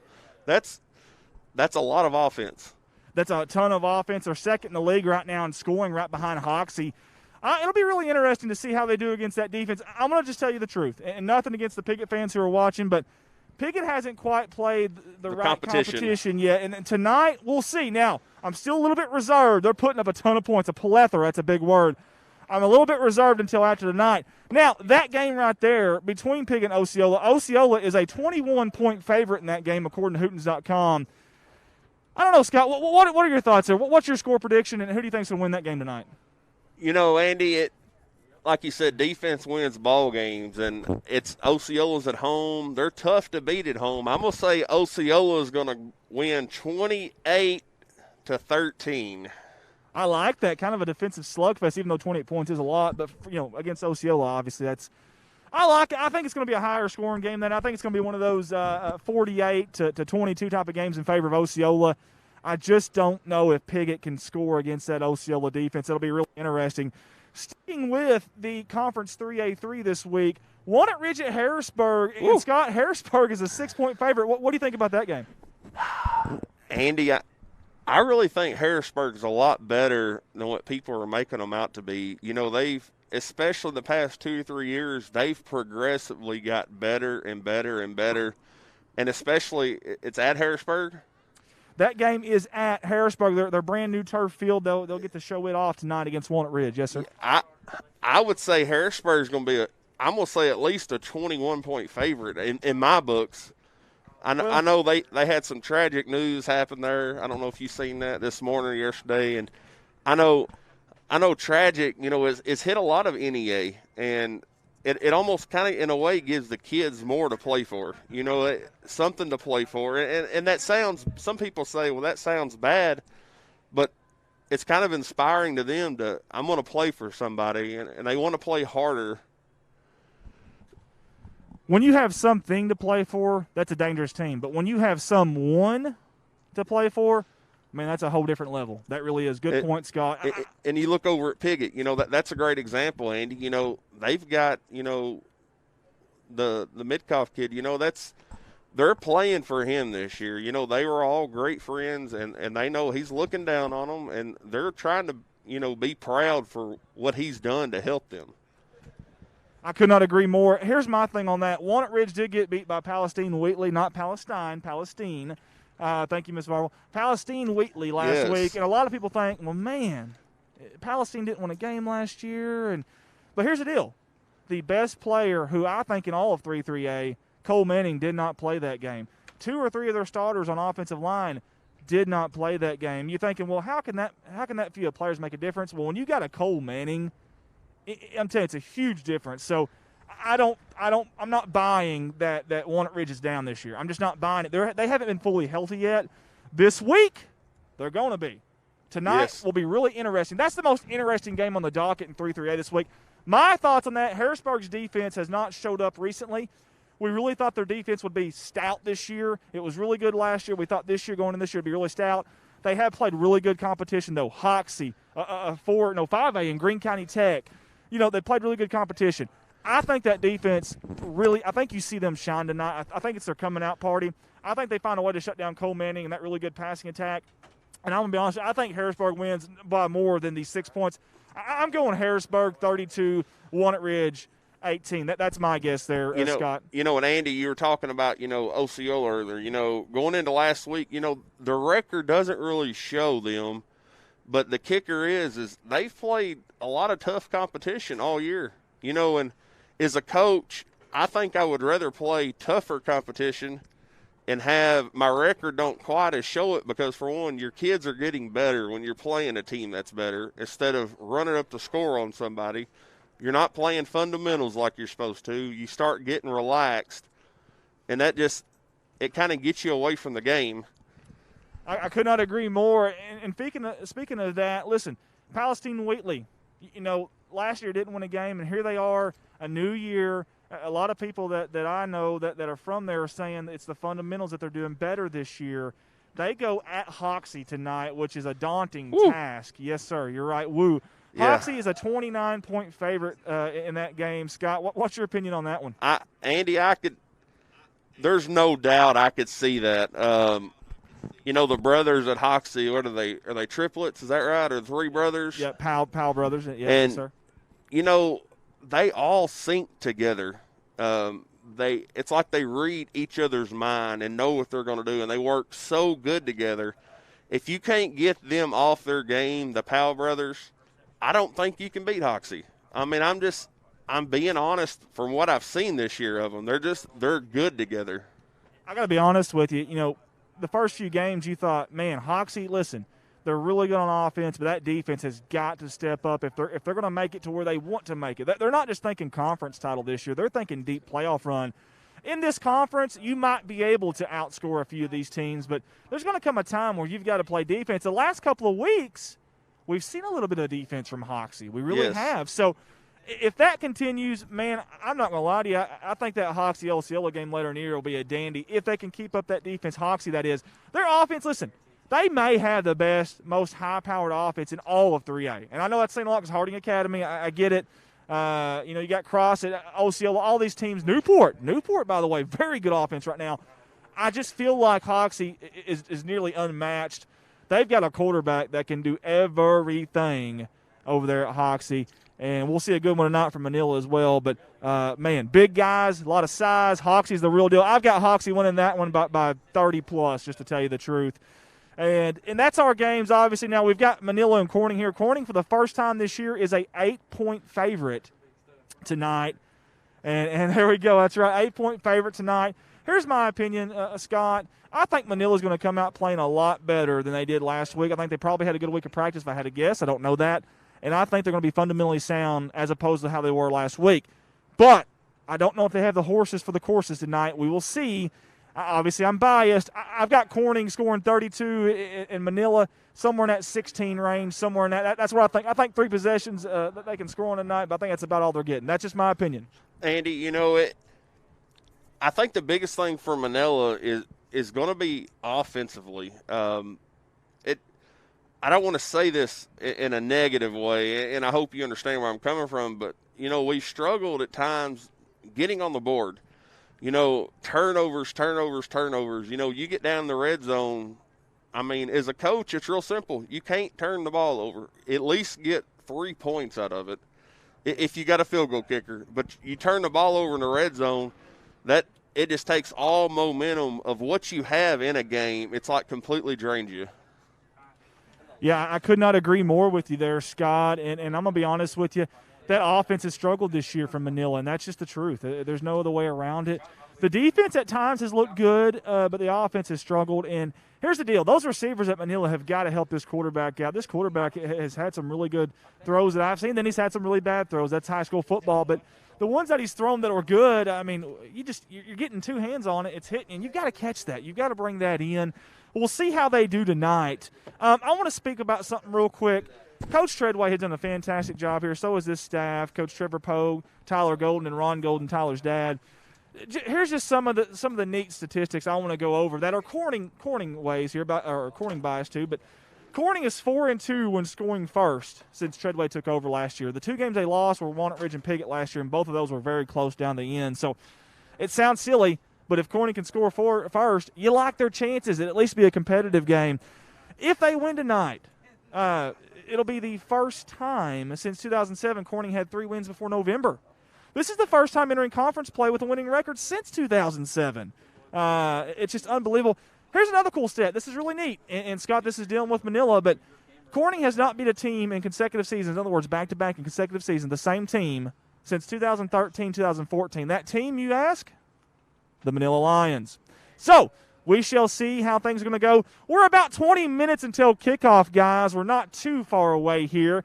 We're getting set to get out there and get you to the action. I promise you we'll stop yapping here in a minute.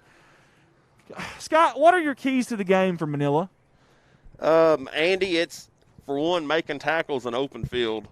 And you hate to see that both ways. And you see it all the time, and you're seeing it more and more, even in college sports.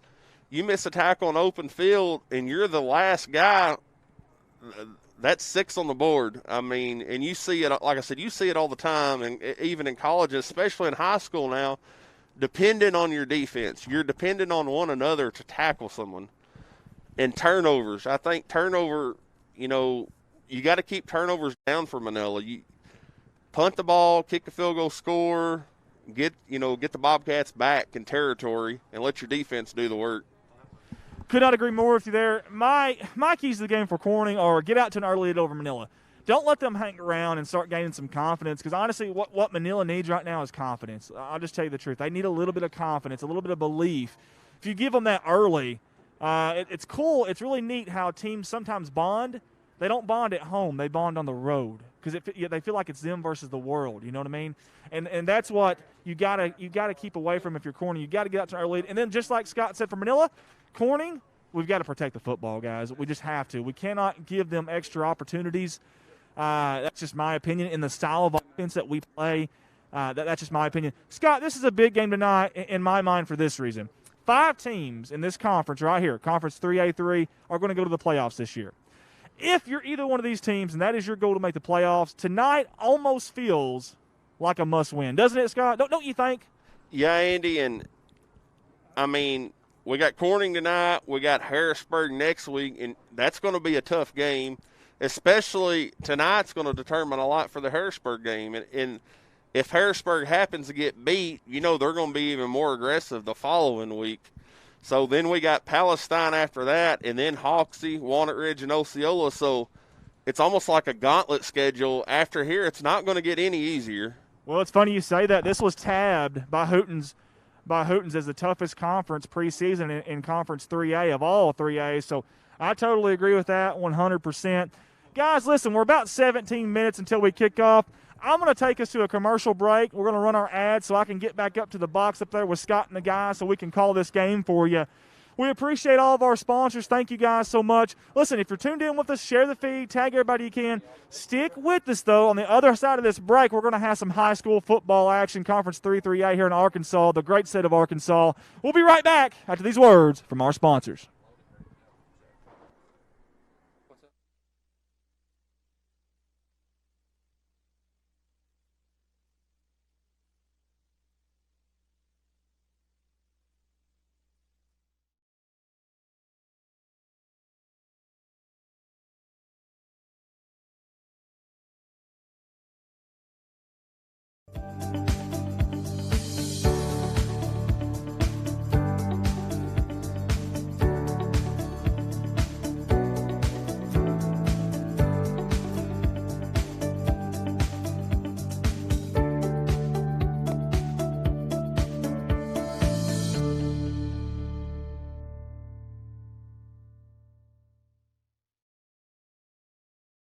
Las Cascada Mexican Restaurant in Manila, open 7 days a week, 11 a.m. to 10 p.m., located at 813 West State Highway 18 Bypass, offers dine-in or carry-out. Give them a call at 870-561-4771.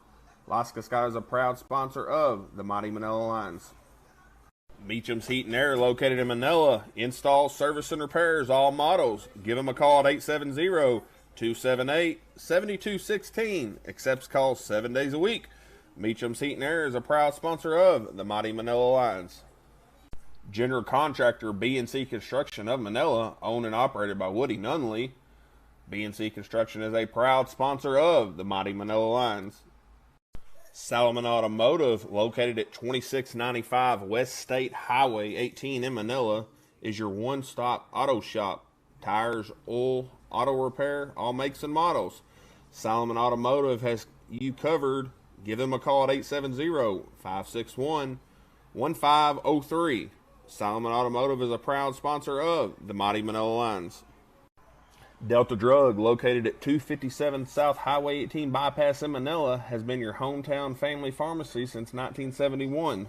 They are not only a full-service pharmacy offering prescription and immunization services, they offer free delivery, have a unique boutique in the store for your gift needs, and are a hub for Amazon deliveries. Visit DeltaDrugInc.com to download their app for prescription refills, or to get more information about the store, call 870-561-3113. Delta Drug is a proud sponsor of the Mighty Manila Lions. Will's Family Eye Care has been serving the eye care needs of the Manila area and beyond. The goal of our facility is to enhance each patient's quality of life with better vision. A visit with us is like a visit with family. Contact us at 870-570-0400. Wells Family Eye Care is a proud sponsor of the Mighty Manila Lions. Harold's Discount Furniture, located at 1026 West Lake Street in Manila, 870-561-4105, or 613 West Kaiser Street in Osceola, 870-563-5202. Harold's Discount Furniture is a proud sponsor of the Mighty Manila Lions. Thank you for your hard work and support from CNC Farms. CNC Farms is a proud sponsor of the Mighty Manila Lions. Thomas Spate Noble is a proud sponsor of the Mighty Manila Lions. Townsend Lawn Care and Landscaping is a proud sponsor of the Mighty Manila Lions. Enrollment is open. Limited availability for private lessons, so book today. Natural State Fitness Gymnastics is a proud supporter of the Mighty Manila Lions. Rudy Siding has been family owned and operated since 1979. They are accredited by the BBB, Better Business Bureau, and also licensed by the Arkansas Contractors Board. Rudy Siding specializes in metal roofs, seamless gutter, vinyl windows, and vinyl siding. Rudy Siding is a proud sponsor of the Mighty Manila Lions. Allen Sudden Services NEA for 30-plus years, same family, same location. They offer financing for everyone to fit all budgets. Visit their website or find them on Facebook. They also offer service after the sale. Talon Sons is a proud sponsor of the Mighty Manila Lions. Learn and Grow Academy, located at 21169 Highway 18 in Monette, owned by Blair Davis, accepts ages 6 weeks and up, and also offers after-school care. Learn and Grow Academy also won Best Daycare of NEA for 2020. Learn and Grow Academy is a proud sponsor of the Mighty Manila Lions. Wilson Dental has a new state-of-the-art facility located at 3455 State Highway 18 Bypass in Manila. They have been providing quality family dental services for over 24 years. Call Wilson Dental for all your family dental needs. Wilson Dental is a proud supporter of the Mighty Manila Lions.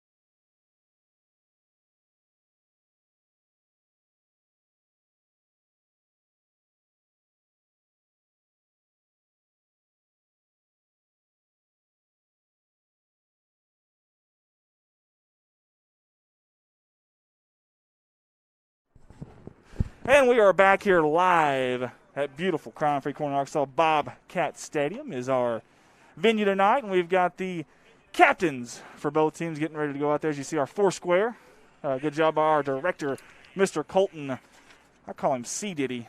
Ladyman, I don't think he's C. Diddy. C. Diddy. I don't think he likes that, but either way, we're going to rock with it either way. Nobody asked him. We just told him. So there you have it. Guys, we appreciate Scott Townsend Jr. and Landon Thomas joining us tonight for the Mighty Manila Lions streaming page. You look at that beautiful picture right there. Love the sunset off in the distance.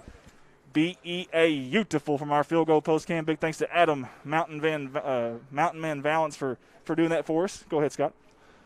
I'm trying to look at the captains here. Looks like we're going to have Clayton Crosby and Kurt Overton for the Lions. Out at the coin toss here is the captains at midfield. How did you see the Manila Lion jersey? I have no idea. You see what I mean now, Andy? It's tough. Hay bells. Hey, if we can, let's get which we got one of our cameras there. See, now on the camera you can probably see it pretty good. And actually we can as we're looking at our monitor. But from I told you the wrong number. That's Ladd Wimberly, folks. I apologize. Folks, that's the first of many mistakes that we're going to make tonight. I can promise you that. So, no big deal there, though. Hey, things happen. That's part of it. We apologize to the Wimberly family. But either way. That's Coach Lee Wimberly's son. Oh, I like Lee. You know Lee from basketball. I sure do, and I got a buddy that I work with that's kin to him through marriage and talks very, very highly of him. And he was very nice. He did an interview with us pregame last year at the conference tournament, if you guys remember that. Hey, guys, we got some football for you tonight. It's conference action. I have not engaged with you guys social media-wise, but it's about to happen here in just a second. The Bobcats will receive the kickoff as Manila defers. You know, you were talking about earlier about getting on the board first, Andy. Yes, sir. The Bobcats are 4-2 when scoring first since Treadway took over. There you have it. That's big-time stuff. So, like it, love it, and we're hoping for some more of it. Now, if you're a Manila fan, listen, you just want to bounce back from last week. Did not have a very good showing, but I promise you they had a tough week of practice, and the boys will be ready. Yes, Andy, I couldn't totally agree with you more. Guys, hey, Bobcats. Officials for tonight's game, referee Floyd Tucker, umpire. Conference play. They lost last week at Osceola 48-12. They're an 8-point favorite tonight. That's the first time this year they've been favored in a game by Hootens.com. Really impressive numbers. You see Growl, the best mascot in state right there on your camera. Really impressive numbers. They had 31 come through the summer workouts this year. And they've been breaking streaks and trends like crazy. They really have. Very impressive stuff by our Bobcat football program. We apologize. We got so much stuff going on up here in the booth right now. Manila comes in this game. They are 1-2 overall, 0-1 in conference. They lost last week to Piggott 60-6. I know it's a lopsided score, and you're thinking, holy cow, holy spitwads, holy hay bells. But listen, I promise you there was a lot of silly stuff that happened in that game. Not near as bad as the score may tell you. Now, listen, Hootens they're not very friendly with Manila. There's 46 teams in 3A, and Manila's ranked number 43. But listen, hey, great moments are born from great opportunities. And they've got an opportunity tonight to get their first conference win. So they do. And what are you calling this site? Like, that's the first I've ever heard of it. What are you calling it? Hoots? Hootens. Yeah, Hootens.com. They are kind of our Arkansas high school football so-called experts, we'll say. So-called experts. And they have gotten a lot of – they got a lot of workers, a lot of staff, and they pretty much go the entire state. Watching games, getting information. Guys, we're going to do everything we can tonight to keep you in tune with all the other games that are going on in the state, or at least in our conference, if we can. And I think it's going to be I think right now we've got a game that's going on already in Osceola. We're going to take you out to that right now real quick. Osceola 0, Piggott 0. Looks like Piggott's going to take over. I'm sorry. That's actually Osceola in Piggott territory there. As our game is about to get ready, our boys are getting ready to come on out here tonight. As you see Piggott, Osceola there. We'll check in and out of that game here and there for you, just trying to keep you up to date on everything that's going on there. Again, around the conference, we'll check and see if there's any other games that are going on around the conference as well for you guys to see if we can check in on. Again, you see Growl right there. We are getting ready to send out our boys. And I want y'all to notice something that you haven't seen on the field all year. Pink socks. Well, because it is – I was just going to – there's two things. Pink socks, it's Breast Cancer Awareness Month. It is October. However, the other is the big gold Bobcat out there at midfield. Look at that beautiful thing right there. Get you some now. Love it. Absolutely love it. And here's our view back here. Old Man Rivers on that camera, Mr. Tim Earls. He used to climb trees back in the day for a living, so I feel like he'll do a pretty good job. As Dad's out there, we sure appreciate the hard and, work from him. we noticed the Bobcat coming over here when we were Landon was driving and trying to watch, some kind of the homecoming festivities y'all had earlier, and noticed that wasn't there a few weeks ago, was it? No, sir. No, sir, it was not. And that's something they did for homecoming, and I'm really It looks really good. Yeah, I'm really glad that they did it. I really am, and it's really, really neat. And, guys, we are going to bring the action to you tonight here on YouTube and Facebook. And since this is a collaborative effort tonight, we also want to mention the Manila Lions Streaming Company here. We'll talk about their sponsors later on as well. Scott, tell me a little bit about you guys. How long have y'all been doing this now, and how did it start for y'all? Andy, I got to ask, it used to be the Lions Corner. I don't know if you remember that. Yes, sir, I do.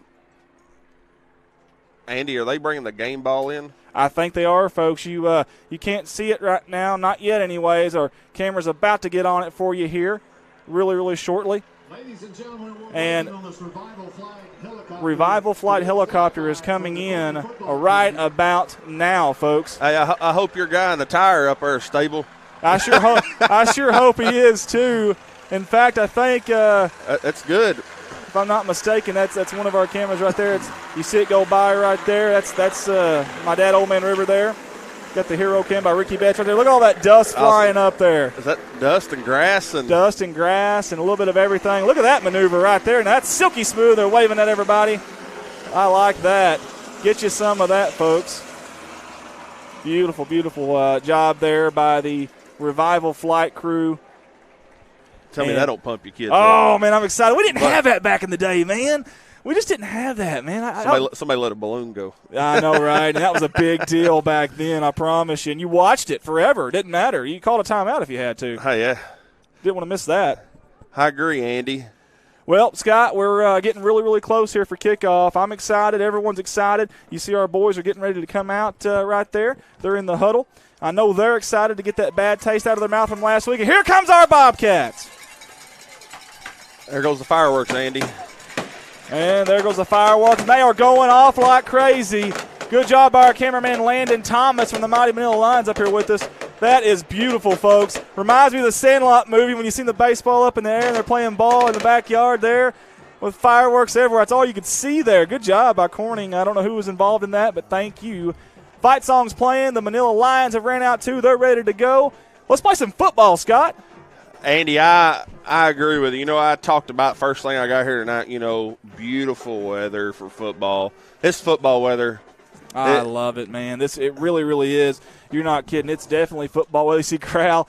We're trying to do everything we can to get that young man somewhere next year. I feel like he can be a mascot in the college level. I really do. If anybody could help us out with that in any way, shape, or form, please do it, and please let us know. And, again, there is going to be a scout tonight watching this game. I can't say where or who. But I did talk to that person this week, and there will be a scout this week watching the game. I will try to engage with you guys tonight. I haven't done a very good job of that at all, and I do apologize, but I will get on here and start engaging with you guys a little bit. Guys, here we go. We're getting ready for the kickoff, the first home conference game for the Bobcats. It's homecoming night. Here we go, and we're underway, Andy. It's time. There we go. Kickoff. Up back catches it. He's got a lot of room. He's still going. That's Grubb. And knocks a guy down there. Great job by Grubb. Here we go. Grubb there just lowered his shoulder, gained an extra couple yards out of it. I believe I met this kid after the last game with the colored hair. Well, that's Amaker, but no, it looks just like Grubb. They're small guys, and they're not afraid to hit somebody. Pack a punch. Pack a punch. I like it. That's a really good line. I may steal that from you, Scott, if that's okay. Holy hay bills. Packing a lunch. We can co-sign this, Pack a lunch. Pack a punch. Let's hope the Bobcats pack their lunch here if you're a Bobcat fan. Bobcats up here in their offense so far, averaging 22 points a game this year. Look at all the pink out there, Andy. I like That's it. beautiful. From both teams, too. I really, really do like to see that. Flexbone formation, under center, Gutierrez, handoff Crosby, near side. He's got some blockers out there, cuts it up. Still going, he's got the edge. He's got a lot of room. He's going to cut it up, and he's finally going to be brought down there. First down for the Bobcats. Yeah, Andy, that was great blocking there out front. Looked like a saving tackle there by Matthew Gibson. The numbers are hard to see. Yeah, we apologize to the fans at home. If you're Manila, we really do. It's hard to see these white numbers. The numerals on the front of their jerseys are white as well, and it makes it so difficult. Hey, I tell you what, though, if you're an opposing coach and you're watching film, it's really hard to see what number made the play, I guess, though. Yeah, that guy ran. Under center again, Gutierrez. You got Grubb out, the lone wide out. Near side, Comstock in motion, toss to Emma Kerr. He's the speedster, getting to the outside, and a hard hit. They're finally going to bring him down. A little extracurricular activity there at the end. But go ahead. I actually thought you might see a flag there, Andy. You know, that's kind of how you start the game. If you let them play at the beginning, you let them play at the end. That's the thing. You just want it consistent, and you want it on both ends. You know what I mean? You want consistent calls on both ends. It's kind of like an umpire. If he's giving you the outside the whole game, you're okay with it. But now if he's giving you the outside one inning and the next inning is not, you're not okay with it. 2nd down and 5 for the Bobcats, 11:30 to go here in the opening quarter. Under center, man in motion, Lucas. They're going to fake the toss, hand up at the middle. Comstock, that's Gary Comstock, number 44. Just shy of a first down. You know, Comstock's tough, Andy. You know, he's a hoss. He is. He's a true beast, Comstock is. In fact, he benches 285, 275 power clean. He's all-league linebacker last year with 102 tackles, and he runs a 4.7 40. Yikes. That's my kind of fullback. You are not kidding. Look at the field goal post cam there as the Bobcats are starting to drive into the red zone here. Love that view. You got the sunset in the back. We've got an official measurement here as we'll get our cameras on that to see how close we can get. You know, where the official on the far side there, it looked like he was a good yard or so short, but you got two people spotting the ball across, two officials. Yeah. And that's true. And Renee Wilkins says, fireworks, the Dakota Wilkins family, go Bobcats. Hey, Miss Wilkins, I will say this, we sure do appreciate you as we got a 3rd down and short, and we'll see if Manila's defense can get a stand here, Scott. Yeah, Andy, they you know it's going to be a run. I mean, I would think there's going to be a run. If I'm Corning, I wouldn't pass it here and 3rd. And if I'm Manila, I'm selling out on the run right here, to be honest with you. That's Comstock a good point, Scott. Up the middle. We'll see what happens here. Oh, keeper, they faked it. Gutierrez up to the front, and somehow he got a little opening there and gets the first down. Good. Yeah, Andy, that's a nice run there. That's going to be tackled by Ladd Wimberly. He was our captain for tonight for Manila. Hey, good job by Gutierrez getting through there. Hey, just sneaking behind that big Corning Crushers offensive line. Give them credit on that play as Chad Edwards and Josie Woolard and Lonnie Jordan says, let's go Bobcats. And Ariel White says, go Bobcats. Levi Adams is also tuned in with us. Thank you guys so much. 1st down and 10 here for the Bobcats. 10:45 to go. Look at that view right there from straight behind here. That's our Michael Barker Heating Air Sky Cam. And the handoff up the middle is not going anywhere. The Manila Lions sniffed that one out. Let's watch the instant replay on this, Scott. That's going to be Peyton McQueen wrapping him up quickly. Loss of 1. Man, watch this, folks. This is the boys in white. Man, they just sniffed it out right there. Good job by Manila. It's going to bring up a 2nd down and 10 for the Bobcats. Yeah, and, you know, so far Manila's going to have to step up defensively. You know, they're 3 downs and – look at this defensive front right here from Manila. You essentially don't even have a linebacker. Everybody is up there on the line of scrimmage. And you see Corning going with a shotgun formation here Too wide. First time. Man in motion. Lucas, they're looking to pass. Gutierrez, he's got to tuck it and run. He's going to be sacked in the backfield by the Manila Lions. Fantastic play by Manila. That's going to be number 3, Kobe Taylor getting in the backfield. I seen Peyton McQueen back here, and I seen another young man back here as well. A bunch of white. A lot of white, and it's hard to read the numbers from up here, but those cameras are doing a good job picking them up. You see Jake Gutierrez right there now. He's thrown 2 touchdown passes this year. Be really interesting here on 3rd down and about 14 to see what he does. 9:30 to go. Daniel Plemons says, go Bobcats. Daniel Plemons with First Baptist Church. We appreciate him. We've got 3 wide here. Eli Mason to your far side. To the near side, Kikoa. Villaluna. In the slot is Landon. Lucas, shotgun formation. Comstock to the right hip of Gutierrez. Snap. Keeper, quarterback, right side behind Ethan Jordan. He's going to try to cut it up. Looking for a hole. Still going. Still on his feet. And he's finally going to be brought down short of the 1st down. Yeah, Andy, you know, that sack helped Manila there to get them back. 4th and 5. Wow, what do you do here, Scott, if you're Corning, 8:50 to go in this first quarter? If you ain't got a field goal kicker and kick a 40-yard field goal in high school, you don't punt it. You go for it if you're Corning. Manila here, this is where I was talking about earlier, that they need to step up, get a defensive stop right here on the opening drive and get the ball back early. Totally agree right there with you. Susie Gifford, Jake Kegley's with us. 4th down and 5. Big play right here. 8:30 to go. Under center, Gutierrez. They're trying to draw him off sides to no avail. They're going to use a timeout now. Nobody moved on both sides there. And listen, it was a stall. And listen, last week, let's be honest, Manila did not play very well as far as mentally. They had a lot of mental mistakes. Right there, they won that battle mentally on that play. They did, and, Corning went up to the line there. That was a design to try to get Manila offsides. Yeah, and if you're in both these huddles right here, Scott, as we see them on our screen here, if you're Manila's coach, what are you telling them? If you're Corning's coach, what are you telling them? Well, if you're Manila's coach, Coach Hill right now, he's telling them, look, we stop them, we get the ball back. And you're Corning, it's just vice versa. We've got to get 5 yards or we're giving the ball to Manila. Here's what I'm saying. Listen, I want some dogs out there. I hate the expression, but I want some dogs. I want these offensive linemen to be yelling at Coach saying, please, if you can, please let us go for it. Please, let's run the football. Please, let's do that if we can, because that's a big, big deal, and you got to have a little bit of pride, and that's what I want. I want these big Corning crushers. I want them to be dogs out there. I want them to be anticipating this big time. It looks like they're going to go in a – kind of looks like an I formation. It is I formation with an up back. Here comes the toss, and it's going to be Amaker. Near side, he cuts it up. He's got room. He's going to score. Touchdown! C-H-S. Holy hay bells, what a play.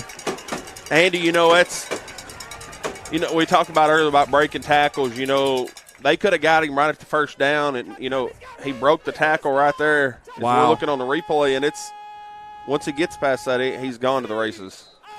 Yeah, and I'm going to tell you something right there. That's a big-time play by Amaker. Listen, Amaker is like a Russian Swiss knife. He's quarterback, he's receiver, he's your kick returner, punt returner, he's running back. He'll do anything you need him to do, and he just scored with 8:19 to go here in the first quarter. Is he one of them players, all the above? Check. All the above, utility player, yes, sir. Fake the handoff, but there's a whistle. Pre-snap penalty. We got some laundry on the field. What's the call here? False start? I do believe False start on offense. Now, Andy, here – if you've got a field goal kicker. And we don't. I wish we did. Because now you're going for a long two versus. Yeah. Yeah, 8 yards. You're absolutely right. Hey, I want to just brag on our director right now. He's got me right here all up in his grill. He's doing a good job of getting you to the instant replays as he moves over. Instant replays. He's doing the scoreboard. He's doing the audio. We've got 50,000 cameras out there that we're making him do. He's got thousands of equipment up here, and he's got a bunch of us yapping up here, and he's doing a fantastic job. Big thanks to Colton Ladyman. Guys, we're almost at the end of the first quarter in the Osceola Piggott game, and by gosh, Piggott's holding them. It's a 0-0 right now. Just a little update for you, and we'll get you out to that game here in a minute. Big 2-point conversion here for the Bobcats. We got 8 yards to go. Shotgun formation, 4 wide. Comstock's the running back. Looking to block for him. Gutierrez, he's open. It's tipped, and it's picked off by Manila. Andy, that's like the second or third time this year Manila on a 2-point conversion with an interception. In college, you can return it. Yeah. And in high school, you can't. And get a point. But in high school, it's just. Here's the instant replay. Was it just telegraphing the pass? Is that what happened there? That's McQueen coming over, going after another receiver, just kind of getting his hands up. And I think that was number 13, Matthew Gibson, I think, that picked that pass off. It's hard to see. Yeah, Matthew did a great job. Hey, listen, if you assume this is going to be a really close game, that's a big stop right there as you see the Corning High School cheerleaders. Yeah, Andy, Manila and you hear the band and everything there. And Manila they will kick extra points, Andy. That's one thing we have is a pretty good extra point kicker. Yeah. Yeah, that's awesome stuff. Hey, and it's hard to find that here in Arkansas high school football at the small level. Now, speaking of kickers, we got Rocky Flores out there, number 77. I'm going to tell you about Rocky. Rocky. I'm going to say it. It's going to be an onside. I like it. Even you know. Even Scott at Manila knows. Everyone knows. Really good chance you're going to have an onside kick here with old Rocky Flores. Manila's set up for it, but it's all on the bounce, Andy. You're absolutely right, and that ball's awful close. They're fighting for it, scrumming for it at the bottom. I thought Manila had it. We'll see what the official says. Manila does have it. Good job there by Manila. Man, that's exciting every time he gets up there, though. It really is. He does such a good job with that. Yeah, Andy, that's a great kick. You just hope that if you're Corning there, Manila boots the ball. Yeah. You know, so I want to go ahead and give you a fair warning here. We got Tanner Miller in as a quarterback. Okay. And then we turn around and we're going to have Brady Miller come in as quarterback too. We got 2 Millers as quarterback. I like it. It's Miller time. Speaking of Miller, far side, he's going to cut it up, trying to break the tackle of Comstock. He does. Got about 3 or 4 yards there, Scott. Andy, you know, that's a way to keep your feet moving. If you're Tanner Miller, you know, you get touched in the backfield to cut back, to break. Yeah. Now in second down, we're in positive instead of going back from 2nd and 13. Yeah, instead of behind the chains. And listen, Manila's offense only averaging 13 points a game, but they had a game where they nearly scored 30 as well, though. So here's a quick pass. It's caught far side. They're going to cut it up, and I think they got enough for the first down, Scott. Andy, that was a good wide receiver screen there. And good job. We can't see who the number is. 25, Ladd 25, Wimberly. yeah, Ladd Wimberly. You know, that looks like we're going to have a flag on the play. It looks like it's going to be a holding against Manila. Goodness gracious, Scott. We talked about the mental mistakes. You know, go from a first down now to you're back behind the chains. Yeah, that's tough, man. If you're Manila, that's really, really tough. And Scott, I apologize. I was taking over the call in there, but I promise you could do the play-by-play whenever Manila has the ball. So I'm going to allow you to lead the way when Manila has the ball, and I'll lead the way when Corning does. Hey, I know, right? We're here together. You know, I know. We're a team. Teamwork makes the dream work. I was overstepping my boundaries there a little bit. Now, this is the other Miller, if I'm not mistaken. It is, and the other Miller is at wide receiver on the far side, Andy. I think he's in motion right there. That's going to be a pass. Watch. Look, that was a design. Wide open. Andy, that was designed. And that is going to be number 21, Kurt Overton. Touchdown, Lions! And good call there by Scott. Watch this play right here that Coach Hill drew up. Little double pass. And I believe it was Miller to Miller to Overton. I think it was. That's what I was just saying. That was Brady Miller back to Tanner Miller. Back to Kurt Overton. Yeah, very good there. Andy, we've seen this multiple times in the previous in high school football here. This same setup down on the goal line. What do you do here? If you're Well, here's what I do. You're spreading them out way out there. You see there's 5 wide here, essentially. And here's the deal. You can only have 4 off the line, so one of those guys is ineligible. Now, I didn't see we got a big door here in our way, and it's really hard to see that far into the field there. As Dad's over there on the Michael Barker Heating and Air Skycam right there with you. He might have a better view, but it's really interesting here. If you spread them out, I like the quarterback draw is what I like. Well, quarterback keeper up the middle. Andy, if you got a great offensive line and everybody blocked their man, there's not enough people to get to the quarterback. That's very true. But you got to have a quarterback that's going to be quick and get out. You know, Corning's coach here I'm watching, he's lighting into him. Still on that last pass a while ago, the secondary, when the pass was to the wide receiver, see your sky cam there.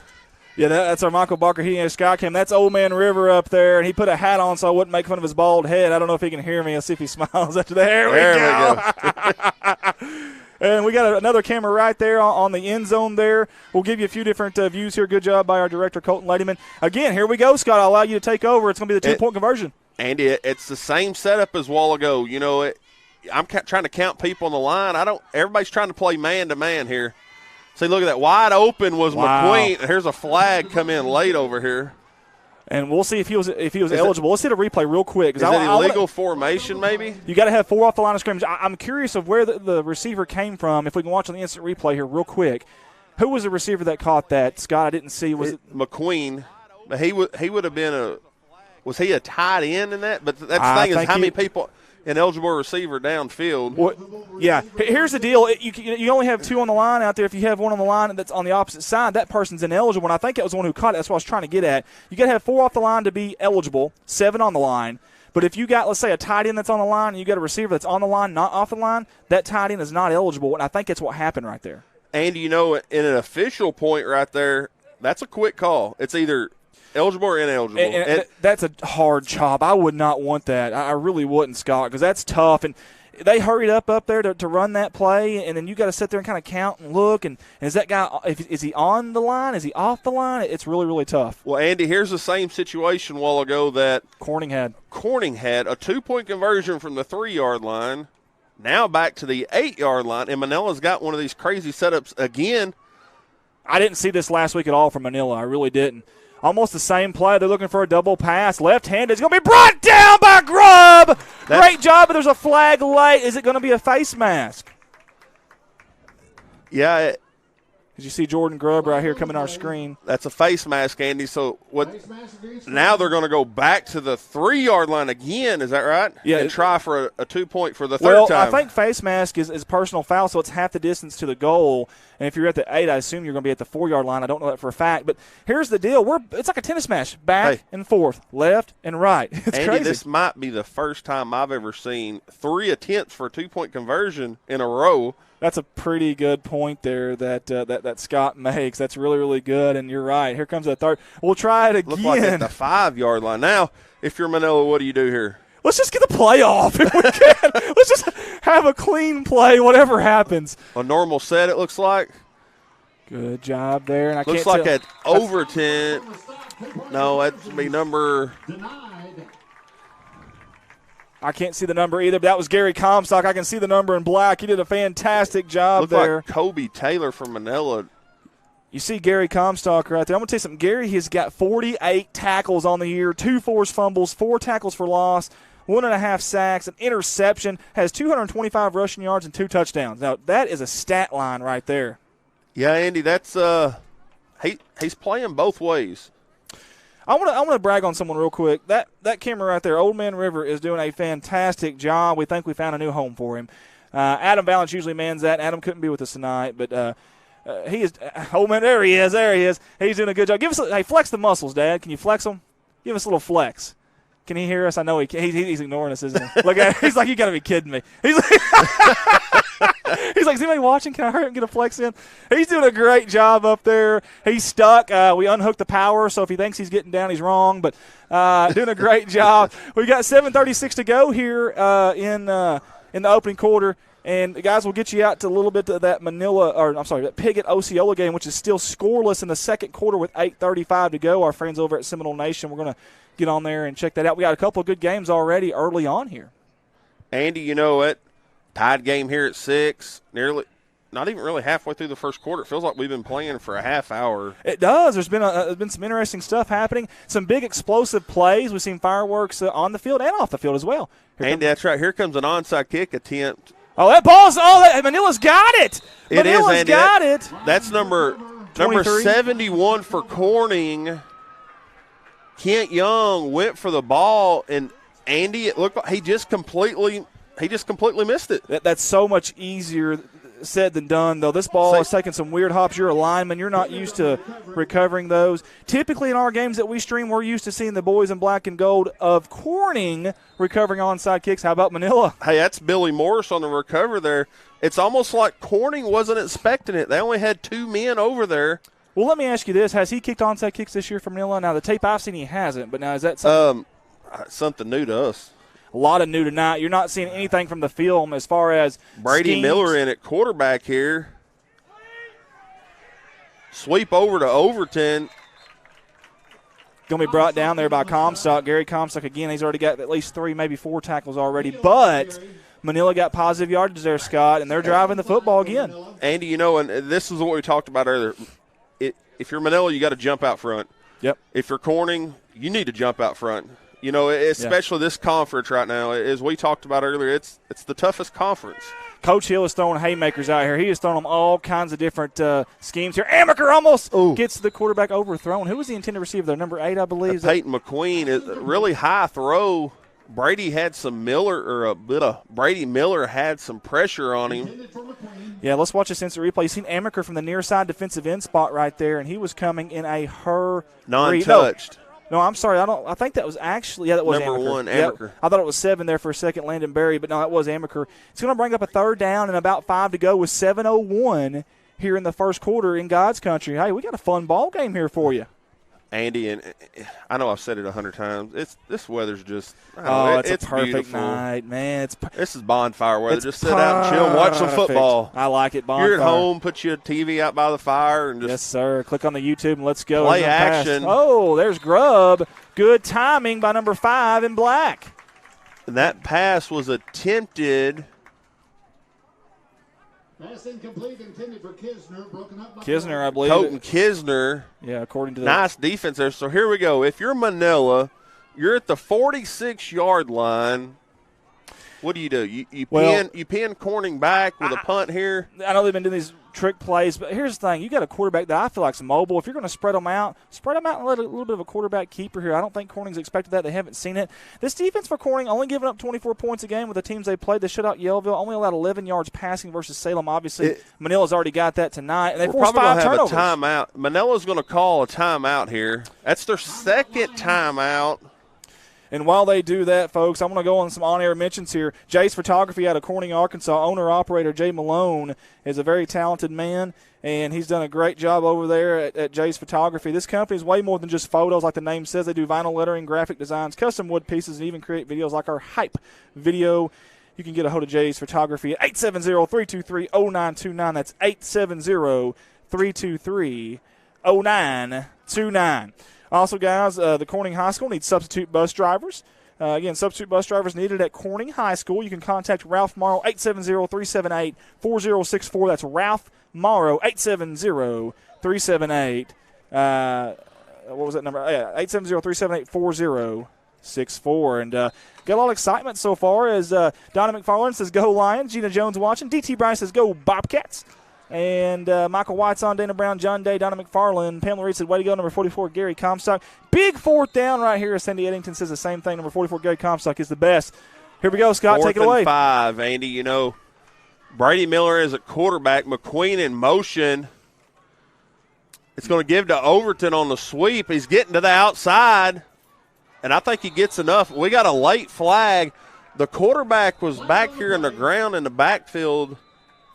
Parker Davis on the tackle, by the way, out there in the flats. Again, letting Scott here take over the play-by-play on offense when Manila's there. But that's the head official throwing the flag late. Usually holding, but we'll see. And it's going to be holding, and that's a tough break for the Manila Lions. That's the second one, Andy, on a holding, and you get a first down.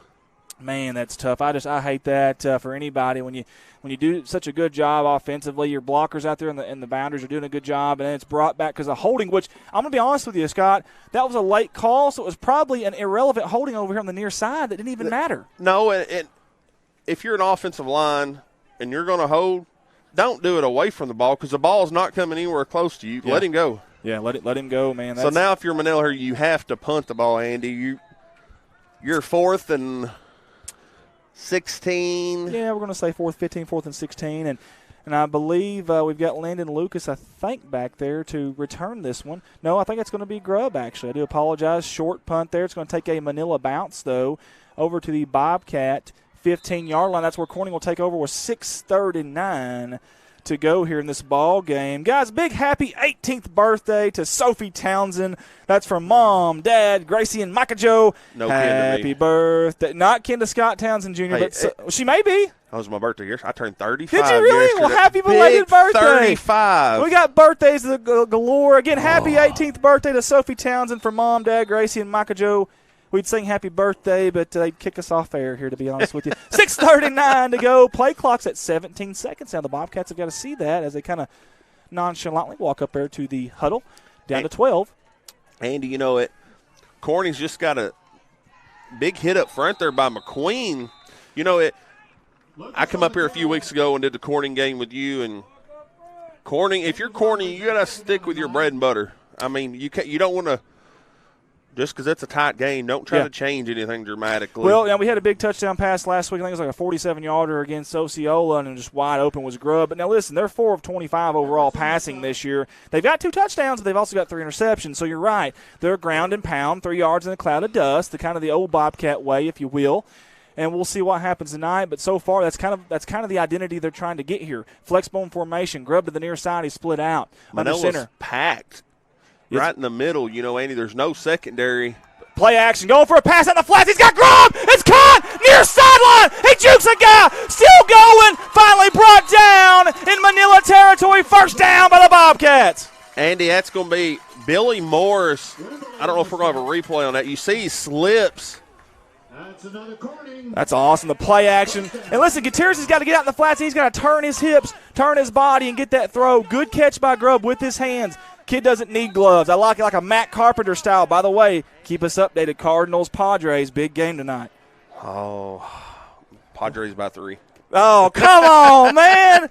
We have got to quit letting this guy in the booth. I don't know what's going on there. 5:33 to go. First down and 10 for the Bobcats. Gutierrez under center. Handoff Crosby near side. Ethan Jordan out there blocking for him. He cuts it up, finds a seam, trying to break tackles. And speaking of breaking tackles, Crosby coming into this game with 24 broken tackles in 3 games, number 11 in black. That's awesome stuff. Go ahead. Brent Wilson there on the wrap-up.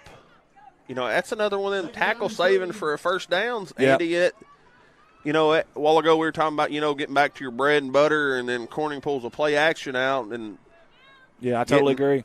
50 yards down the field. Yeah. Second down and 3 here for the Bobcats. They're storming in Manila territory. Again, Grubb is your lone wide out to that near side. Handoff up the middle.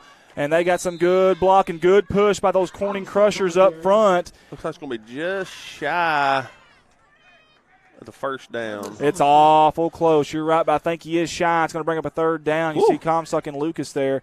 And Crosby. I'm going to tell you something, that backfield is legit. They're stouter than a Johnny Cochran law firm. That's right, Lucas, the law firm of Crosby, Lucas, and Comstock. If the projected point spread don't seem legit by the fourth quarter, you must have quit. Case closed. 4:24 to go here in God's country. Andy, this, I'm sitting here looking at the Piggott Osceola game. They're 2 minutes from halftime. And still 0-0, deadlocked over there. Give Piggott a lot of credit in that game. We've got time out for an official measurement. Again. It's 2 of them. Let's keep a tally on official measurements tonight if we can. And 2-point conversions if we can. So, oh, good Lord. Got to love it. Guys, need some more subscribers for YouTube if we can. Good job by our cameraman right there. Look at that, all over it. I don't know. Colton's asked me if they replaced. That's a Bobcat first down. Colton's asked me, as you've seen Gage Arnold out there, Colton asked me if they replaced a chain gang member. I'm not 100% sure. I assume they can't do it one short, so I assume that they did. But now if they didn't, we are going to need a chain gang member as well. Again, guys, we do need more YouTube subscribers. Again, you can actually rewind the game live on YouTube. First down 10 Bobcats, 4:13 to go. Yeah, Andy, it seemed like more and more stuff's going towards YouTube. I'm not a big I don't really like Facebook. There's just so much can go wrong on Facebook. Yeah. Keeper up the middle, Gutierrez, and there was a big old bodies up there that he was bouncing off of in white jerseys and black jerseys, but it's a positive gain. It'll be Josh Evers for the Lions with a tackle. Looks like a gain of about 4. Guys, we want to say thank you guys for tuning in and spending your Friday night with us. You could be anywhere else, but you're spending it with us, and that means an awful lot to us. Thank y'all for choosing to tune in and spend your Friday nights with us. Hopefully it's entertaining. Hopefully it's good. Hopefully it's good quality. And right now, so far, we've got a really good football game with 3:29 to go here in the opening quarter. Yeah, Andy, I'm trying to get some 0-0. Bottom of the fourth. Bottom of the fourth, Cardinals 0-0. There's a double handoff, and it almost works. Oh, Crosby's still going, breaking tackles. And they finally bring him down. That's such a dangerous play if you don't execute the timing of it. Let's watch this one more time here. Let's give you one more look at the instant replay here to watch this. I mean, the timing has to be perfect on this play for it to work.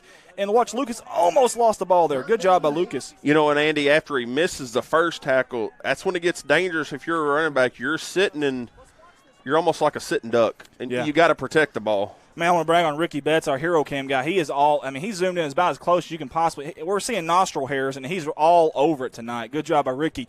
3rd down and 8 here for the Bobcats. Amaker in at quarterback. Quarterback keeper far side. He's got some room. He's going to cut it up, and he leans forward. He falls forward. Looks like. I think it's a first down. Oh, Scott's awful close. We may have another chain measurement right here.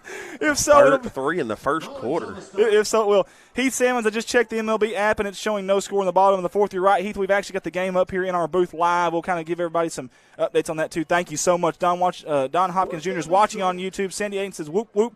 Guys, we've got a 4th down and 1. Big-time play here for both schools with 2:05 to go. I got Sherry Baker said go Lions. Ronnie Warren says go Lions on our social media. So, hey, Sherry, thank you guys for tuning in over at the Mighty Manila Lions Facebook page. We appreciate you guys. Big 4th down and 1 right here for the Bobcats. Under center, handoff, Comstock up the middle. I think he's got enough. Andy, he does. That's move the chains. Andy, you give Comstock the ball. If you need a short, just let him lower his shoulder and if you don't get out of the way, he's going to move you out of the way. Hey, when you need something done, call on Comstock. That's what you do. Call on Comstock. Number 44 in black is probably going to get it done for you more times than not. Very good. He's a very good fullback, very good running back, but, man, I think he's a better linebacker. He is unbelievable at that linebacker position. Really, really is. As Annette Duck is watching with us, Bill Storms also, Michaela Morrow. Thank you so much, Andy, and the rest of the CSR. Y'all are lifesavers. I'm very thankful y'all broadcast this homecoming tonight. You're very welcome. First down and 10, Bobcats, 1:20 to go. Man in motion, and we got a pre-snap penalty. False start. Look like either against Comstock or Lucas. Looked like Lucas tried to go forward before the snap. Yeah. And that's where you just get a first down. Now you're – Yeah, this is the exact problem we had when we played Cave City. The score looked lopsided, but it really wasn't. The game wasn't in general. It was just how things were working for us. And, as far as untimely penalties, and, folks, we've got a moon that I'm going to show you here in a minute. I don't know if it's a harvest moon or not, but you got to see that. That may be an omen as you see the cheerleaders going at it there, and they're loud and proud for this game. Eli Mason's going to go back to the far side here. Flexbone formation, Grubb, near side wide out, man in motion. That's Crosby. Fake the handoff. Play action. Gutierrez looking to throw. He's got a man. That's going to be grabbed. It's going to be caught. What a catch coming back to the football. He's alive. He's number 5. Jordan with a great hand. Sticky hands, Grubb. Andy, and as big of a gain as that was, and it's you seem like it was like a 20, from where it was. Yeah. Did they have – Well, here's the deal. He rolled out. When he play action, he rolled out probably a good 10, 12 yards back there. And then, of course, the receivers coming back, the ball was thrown a little bit underneath, which is probably a good thing. If not, it might have been intercepted. Second down and about 3, maybe a long 3 here with 17 seconds to go. Corning can run the clock out here if they want. Fake the handoff. The quarter. Gutierrez up the middle. Quarterback. I don't think he got it, Scott. I could be wrong, but I don't think he got it. 5 seconds to go here, and that's going to be the last play of the first quarter. Folks, we have played one here at Bobcat Stadium, and look at that, folks. Great game, great visuals, great sights, and a great-looking moon there. Don't know what kind of moon, maybe a harvest moon. It's got a little bit of a red glow to it. And that might be a good segue. The red glow might be a really good segue to this right here, folks. The red off of that moon, and we're going to take you to the red off of the Piggott Mohawks as the Piggott Mohawks and the Osceola Seminoles. Look at that, folks, 19.2 to go there. It's a live look-in of our friends over there at Seminole Nation. Live look-in, 0-0, and I can't tell, Scott, who has the football there, but someone's in the red zone. If it's Piggott just got pass interference way downfield, and if they didn't get pass interference, Osceola was going to score right before the half, but 19 seconds and 87 yards to go. Wow, that's an interesting football game right there that you're seeing on Seminole Nation. Again, a partner of ours, we told them we'd be doing some in-game breaks this year, something a little bit different that we didn't have for you last year that we wanted to give you. And as our second quarter is about to get off here at Bobcat Stadium with the Bobcats driving, and it's going to be first down and goal. And you see Coach Larry Treadway right there, that man with a black C hat right there to the right of your screen. Coach Larry Treadway is in his 46th year overall, second year at Corning, a Newport grad from 1968. There's the cheerleaders, very loud and proud. We sure do appreciate Coach Treadway and everything he's done, everything he's meant for this town, this program. So Corning did pick up the first down there at the end of the quarters.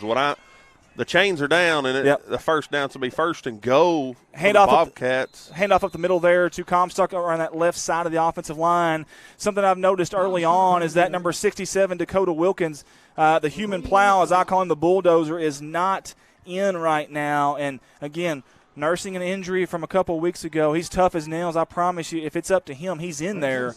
But he's not in there right now, unfortunately. And that's a big body. That's your best run blocker right there for the Bobcats that's not out there. And Andy, that's what you want on especially goal line stance. Oh, gosh, yes. In fact, we had some statistics earlier in the year on running to the right side behind him, and it was just uncanny, the difference.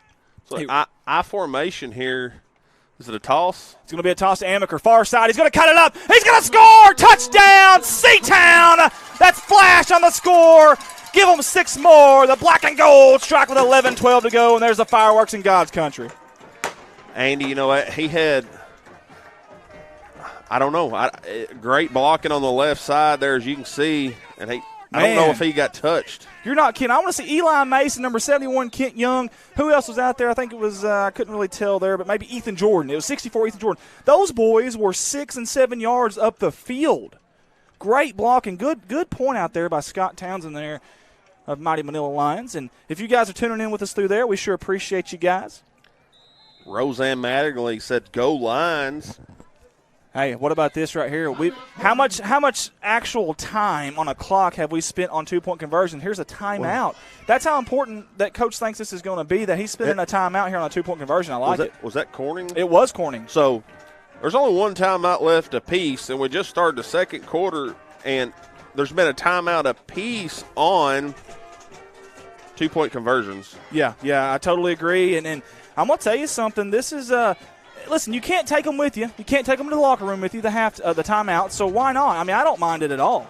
I really don't. Yeah, this could be big potential here, Andy, if you're Corning or Manila. Neither of you have gained a 2-point conversion yet, so it's either going to be a stop in Manila's favor. Yes, it is. And if that's the case, it would be a wasted timeout by Corning or a successful timeout. And you just seen our cameraman pick it up. Great job, whoever that was. That's Amaker on the sideline. Amaker's not in for this play. You've got your typical halfbacks. That means Gutierrez is going to be under center here. Lucas, Crosby, Comstock. We don't know where they're going to go with it here. I'm going to say quarterback, keeper, or pass to Mason.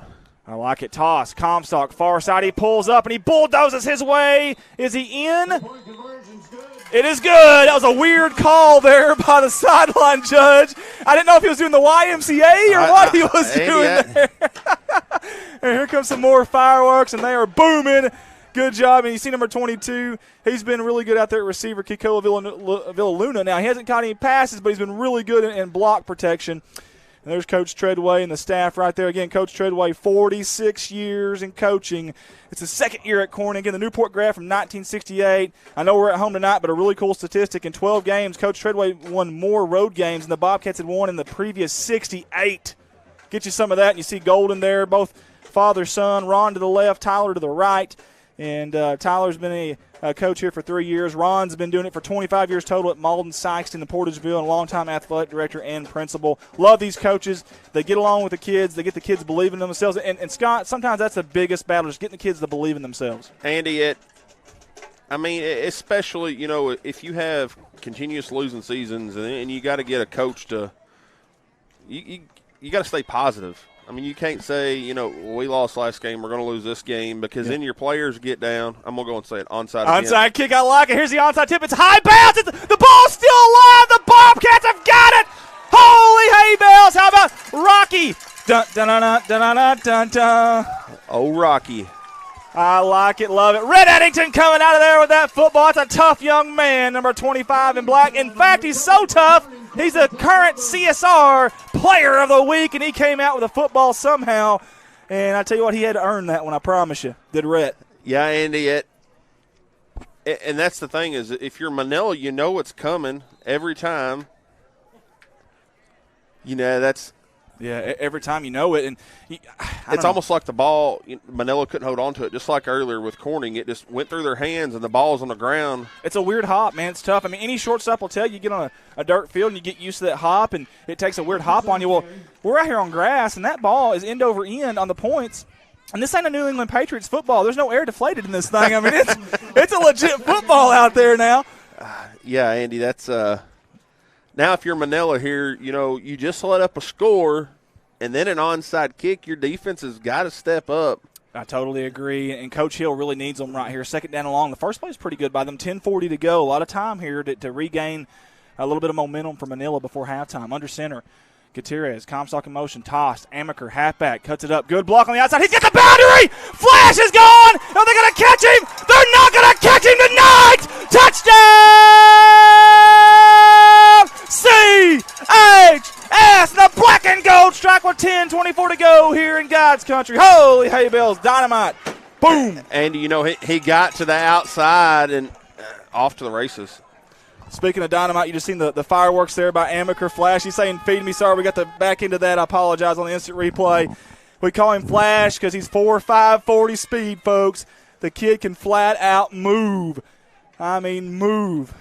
I tell you what, give Manila, whoever the safety was over there. He tried. I'm going to tell you, he was close. I didn't think he had a shot at him, but he sure made it close, though. Under center, Gutierrez. Fake the handoff. Gutierrez, keeper. He's going to throw. He's got a man open. That's Grubb. Sticky hands, Grubb, and it's going to be complete. What a great job by our cameraman and director. Watch this, folks. Great job by Colton Ladyman and Tim Earls. Great job by the Bobcats, Gutierrez, and also Grubb. Play action, they fooled them. It really did. It fooled me, to be honest with you. And then Grubb slips out. I mean, just perfect job there. Love it. Like it, love it, and I want some more of it. 10:24 to go here. Scott, we've had a lot of fireworks already, man. Yeah, it's still a lot of just beginning of second quarter, Andy. Yes, sir. Grubb right there. Hey, he broke his hand in the offseason to number 5 in black. But, man, you wouldn't know it out there. 4.8 40 speed. Last 3 weeks has had 20 tackles, a pass deflection, 2 tackles for loss, an interception, a reception touchdown, and give him a 2-point conversion. He had a big one last week, a 47-yarder at Osceola. Grubb's hands have been big the last couple of weeks. Yeah, Andy, you get down there and you know a team's going to run the ball, and then you get a play action. Yeah, I totally agree. And right now, the Piggott and Osceola game's tied at 0, and their clock is moving, so I'm not sure what's going on there. Halftime. Maybe halftime, 0-0. Rocky Flores. Scott, what's coming? Onside kick. I like it. Another high hop. That ball's still alive. It's in the air, and it's going to be caught by number 21. Kurt Overton. Yeah, Overton was in the right place at the right time. He came under the ball, did Overton, and he came up with it. And, man, I got to take a seat, Scott. My goodness. I know, Andy. I'm breaking sweat, and I ain't even doing nothing. I know Eric Arnold says, went away for 2 minutes. How did we get the ball back onside? I'll say 2 words. Rocky Flores, Eric Arnold. Cole Young, Lonnie Jordan says, way to go, Bobcats. Christy Graves says, good job, Corny. Eric, don't you go away again. You take your iPad or your phone or your TV into the bathroom with you or the kitchen. It doesn't matter. 1st and 10, Manila. You take over, Scott. Looks like that was Matthew Gibson up the middle. Kind of got tripped up. Was that a fumble? I think you're right. I think it was a fumble. I really do. As you see the Manila fans over there, and there's that ominous moon. As you see a star out there by it, or is that a tower? What is that up there to the left of that? Is that a UFO? Do we? Of course, we would have a UFO here tonight. We had 3 of the consecutive plays on a 2-point conversion. We've got a red, orangish moon, and then we got a UFO. Why not? It is 2020.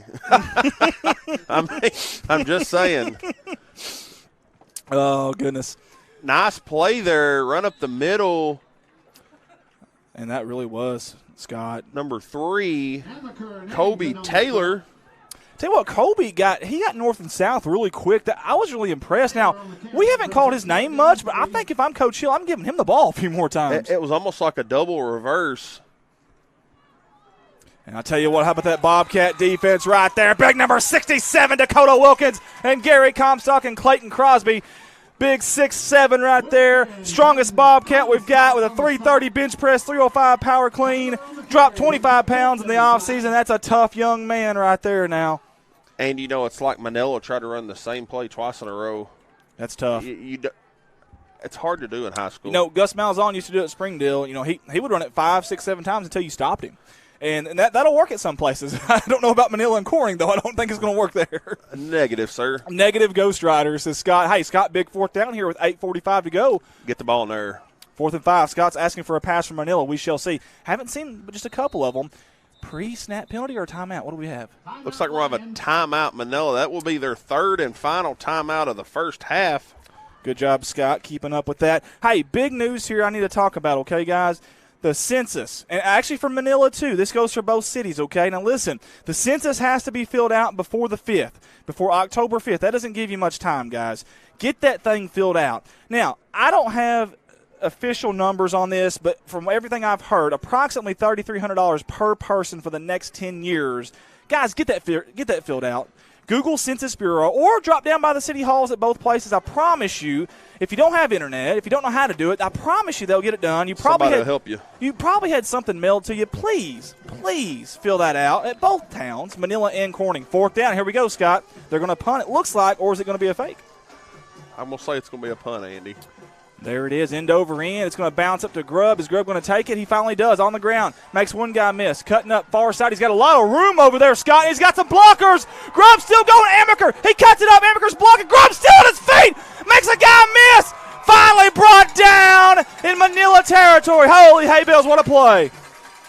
Yeah, Andy, that That was a great punt return and great blocking off to the left side. Man, watch this block by number 1 over here. Got one there and say, hey, I want another one. Get him another one. Look at Parker Davis coming from nowhere.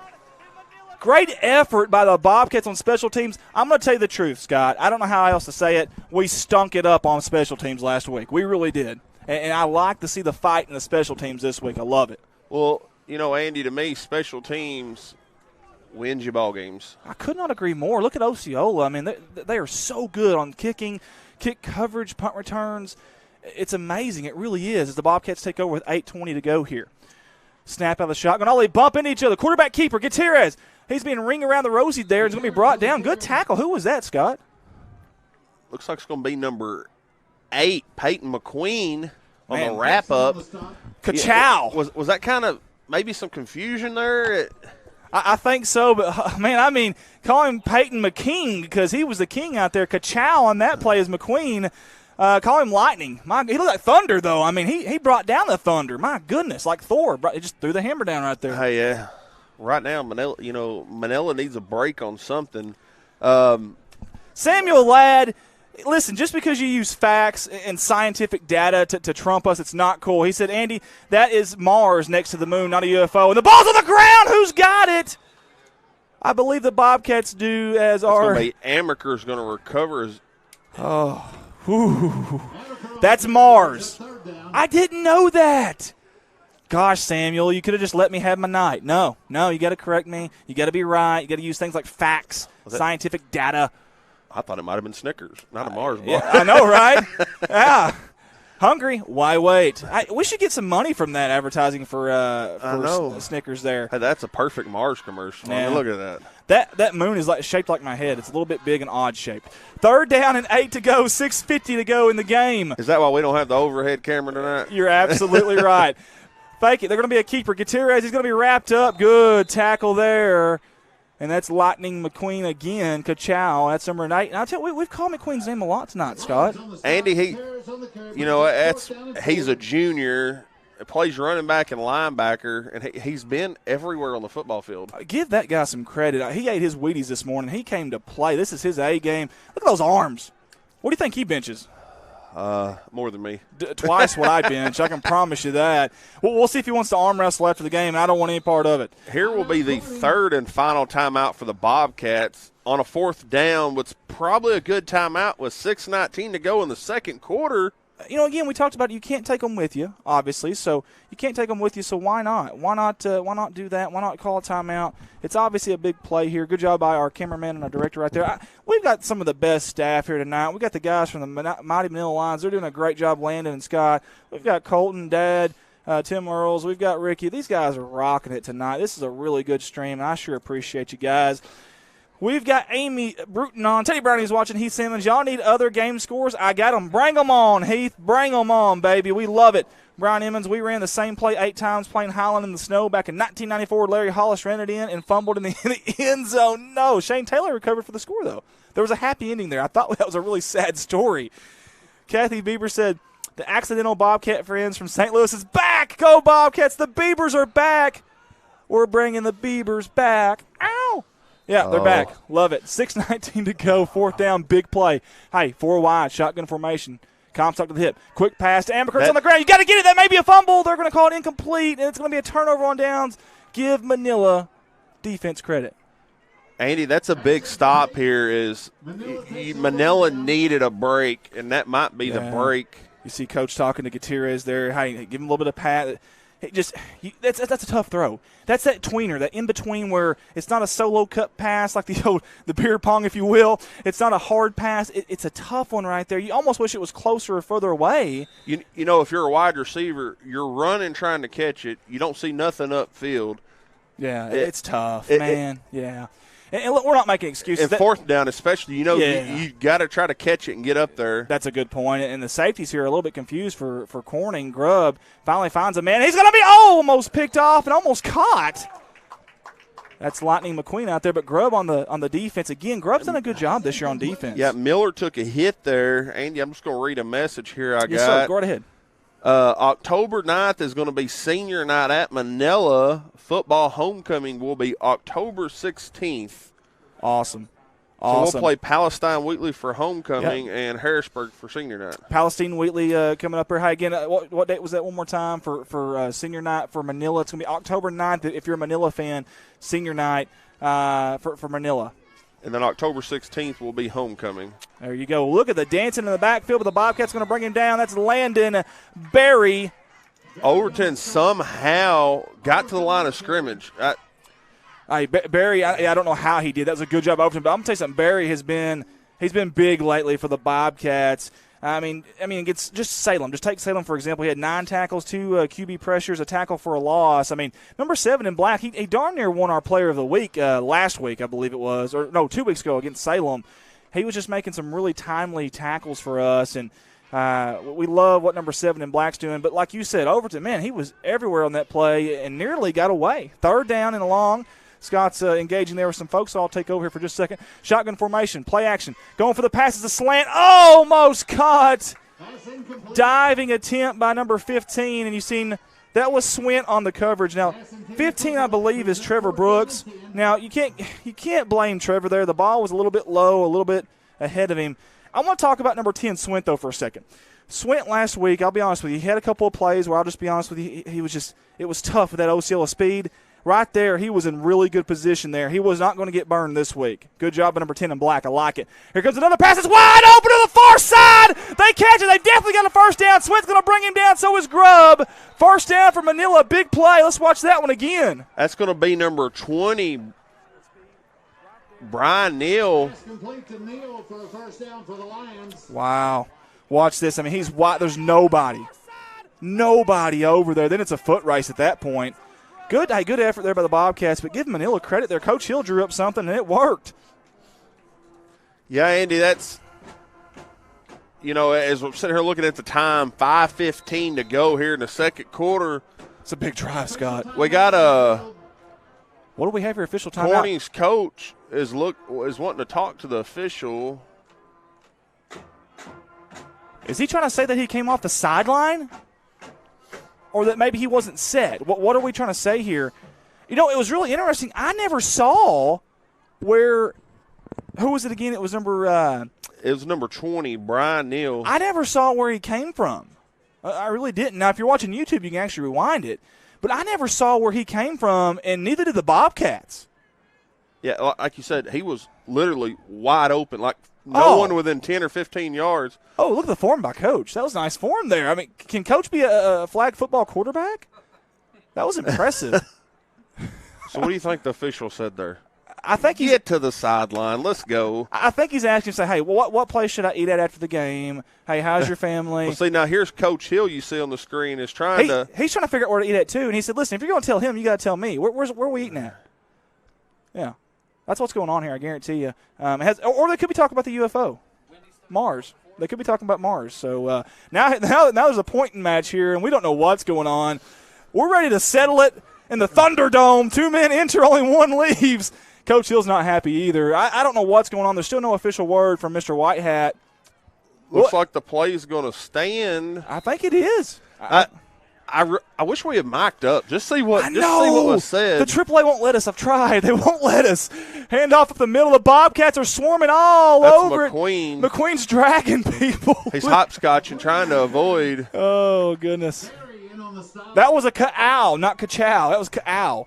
He got hit pretty hard there to number 8, and we got plenty of people on tonight down the lane. To our mascot, Gage Lane, he enjoyed being Growl. He will miss it. This is his last year. Great job he did out there. I could not agree more. Michael Smith Corning beat Piggott one night on the same trick play. Hey, if it works and gets results, that's all that matters. Heath Simmons says, and y'all have the Piggott score? We do. Yes, 0-0. We actually got that game on our laptop here, so we're trying to keep you up. Harrisburg 19, Walnut Ridge nothing. Play action. Looking for a pass. He's got nowhere to go. The Bobcats are going to swarm him way back in the backfield. The black and gold are back, and they just got a sack. Andy, I was watching downfield that play. Tanner Miller had nowhere to go. And it's great secondary. Man, that's a bad feeling. Here's the thing. If he throws that away, I just saw in that replay there was a lineman downfield. That wouldn't have worked either. So, that's all he can do is take the sack there. And you don't want to throw a pick. No. As Katie Willard's watching with us, Greg Thompson said we won 7-6 that game. Hoxie 35, Palestine Wheatley 0. Thank you, Heath Simmons, for all the scores and what just happened there. I totally missed that. We got a catch downfield. That's going to be number 21, Kurt Overton. Folks, I'm so sorry. I was looking down at social media engagement, and I looked up, and there was a big play. Let's watch it right here together. This is the first time I'm seeing this. Fake the toss, little seam up the middle, and it's caught. Hey, listen, Manila, they are driving, but here's a big play right here for both teams. 4th down and 4, 3:20 to go in God's country. Take it over, Scott. 4th down, Andy. If you're Manila here, 3:15, you have to pick up a first down here. Here we go. Looking to the sideline, try to change the play. 10 seconds on the play clock. And you're seeing that more and more nowadays. It's constantly looking to the sideline, trying to change the play. There's a toss to the far side. He's got all kinds of room. He's going to be brought down short of the first down by Gary Comstock. Folks, he's done it. Each game, all night long, as Lionel Richie would say. You know, Kobe Taylor tried it, you know, one-on-one with Comstock. It's going to be, unless you can stiff arm him early, Comstock's going to get you. Yeah, I could not agree more. Listen, give Manila credit. Well, they drove the ball down the field there, and I thought they had an opportunity there. I really did. To score, and it just didn't work out. The passing game for Manila, though, if you're a Manila fan, you got to feel good. The passing game has woke up, as you see Growl there on our screen.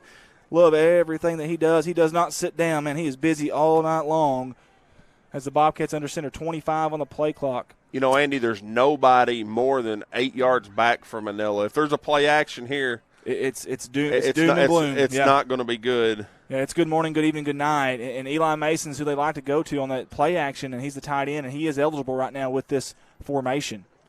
Andy, I'm not sure what's going on. They're looking at.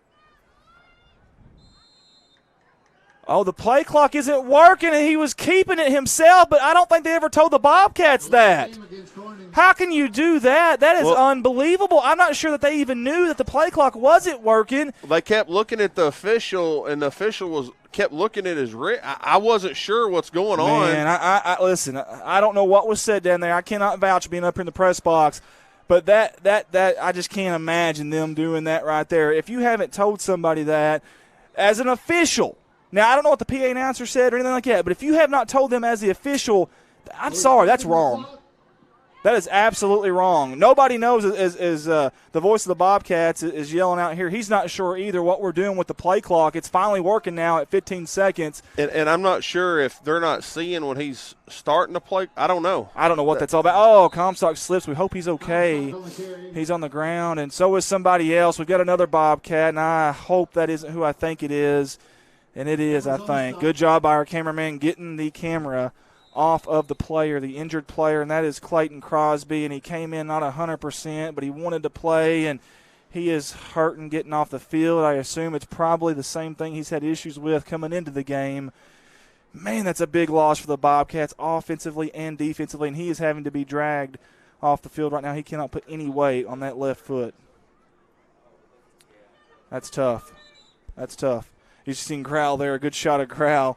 Love that. But boy, we sure are praying for Clayton here. And listen, I don't know if this is your normal, cramp type of situation because those hurt like heck and you really can't walk. But I have a bad feeling this is probably something similar to what he's been having issues with, and I sure hope not. Good job there. And you see the HM on the helmet there. That's for Hunter Midkiff, the fallen pig at Mohawk earlier in the year. And we're going to wear that all season long and in honor of that young man. And tremendous young man from everything I hear, gone way too soon. 2nd down and about 13 to go for the Bobcats. Got a long way to go for a first down. Amaker cuts it up. He's got a lot of room. Still on his feet, finally brought down, backs his way in for about a gain of about 7. Ladd Wimberly on the takedown. You know, we've said his name a lot tonight. Yeah, we have. We've seen Ladd Wimberly's name a lot. And listen, Amaker's been getting out in space a lot tonight. Again, 4.5 40 speed. Coming into the game, Amaker number 1 there in black had 140 yards rushing on the season. And I think you could tack on a few more there. He was our CSR Player of the Week a few weeks ago as well. Very good ball player. And again, he's the Russian Swiss knife. He is he's everywhere. Running back, quarterback, receiver, anywhere and everywhere. As Gutierrez gets the last-minute instructions there with 9 seconds on the play clock. 1:35 to go. Handoff up the middle. Gary plowing over people. Good gang tackle there by Manila. I don't know if they got the first down. It's going to be awful close. I seen Eli Mason point, Andy. It looked like he was a good yard. It looks like he's going to be short. Chain measurement? Are we saying first down? He's pointing first down, or he's pumping it up, baby. One of the two. He's pumping it up, or he's giving the first down. We're not sure. So, there's no timeouts either way right now. Yeah, a that's minute right. and 18 and ticking. Yep, that's a good point there. If you're corning, either you milk the ball, get the half over with, or you get downfield. I don't think they want to settle for that. I really don't. I think they want to get downfield. Maybe that official was a Braves fan. He was giving the old tomahawk chop there. I don't know. And there's a false start on the Bobcats. That's not going to help their cause out any at all with 1:02 to go here. He's talking about the Braves, Andy. They're tough this year. They're very tough. They shut out 2 games in a row who they played. The Reds, yes, sir, they did. And, man, that first game there was like almost 40 strikeouts combined. What a Jim pitching. And speaking of Jims being pitched right now, Jack Flaherty for the Cardinals, he's made it through 4 1/3 and 0 runs for the Padres. The problem, though, is the Cardinals haven't scored either, though. That's the issue. That's the issue, Andy. As we got Kathy Godwin, Bruce and Brendan McGrew, Karen Crispin's on here with us, Joyce Huckabee, and Sandra Williams. Hey, first down and a long way to go. 15 to go here for the Bobcats. Toss it, almost didn't get it. That's Amaker, far side. He's going to be brought down. Good pursuit out there. Who was that for Manila? It's going to be number 23, Billy Morse, the punter. Billy the Kid. Billy the Kid. I like it. Billy the Kid. He didn't look like a kid out there, man. He was a good chase there by number 23 and White, and he brought him down. Now here, if you're corning, what do you do? 36 seconds, second and 13.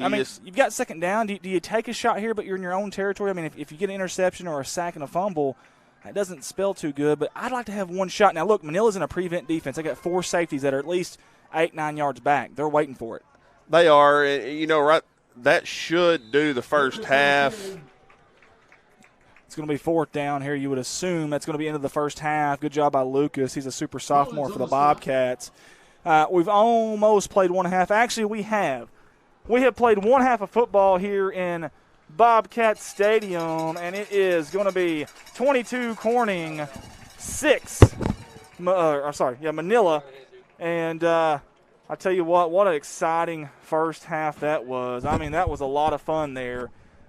And if you're a Bobcat fan, you're feeling good. If you're Manila, though, I mean, you're not feeling bad. You're in this game, to be honest with you. You're in this game. You've got an opportunity.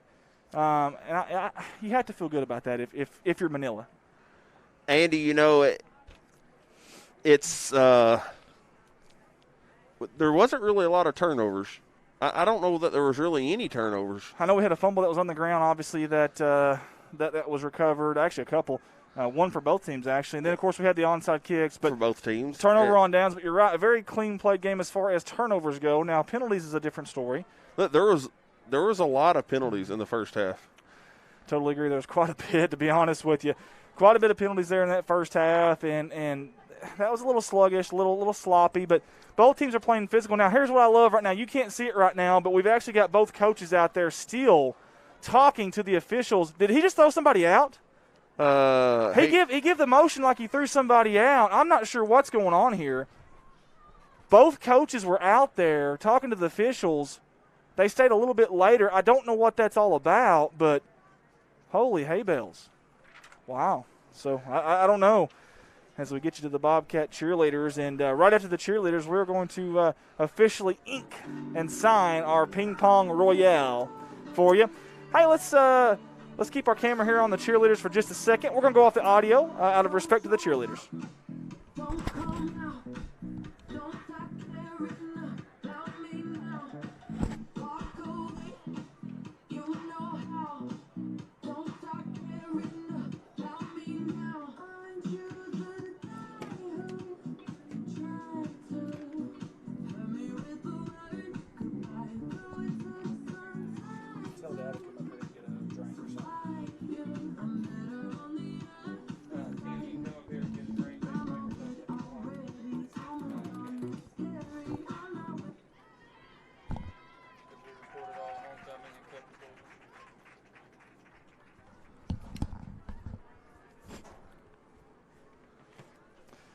And that was the Corning High School cheerleaders there for you.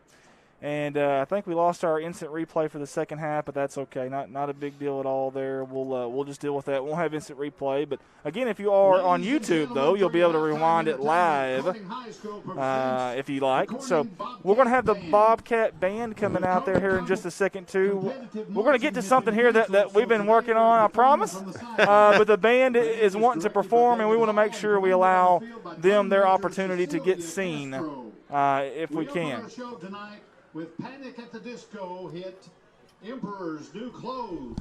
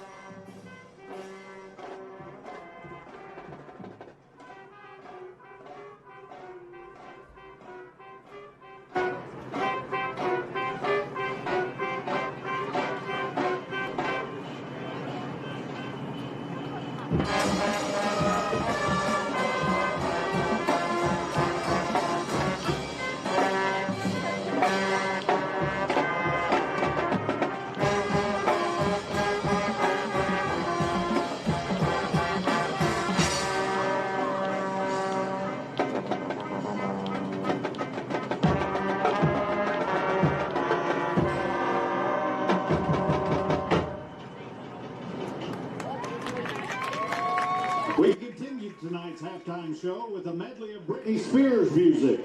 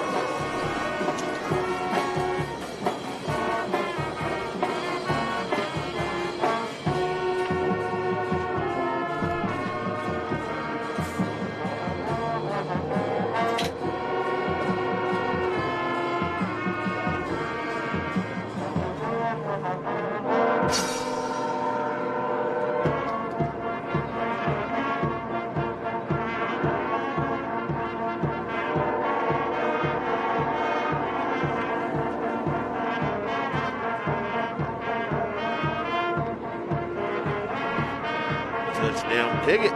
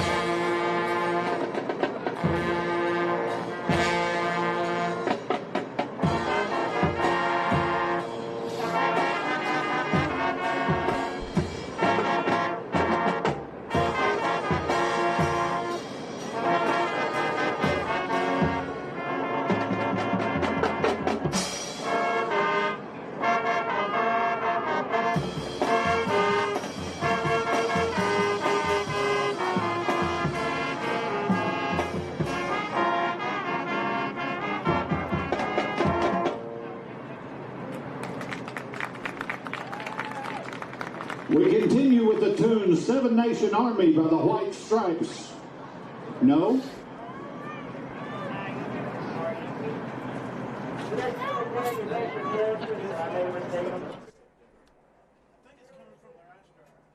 Careless Whisper. Careless Whisper.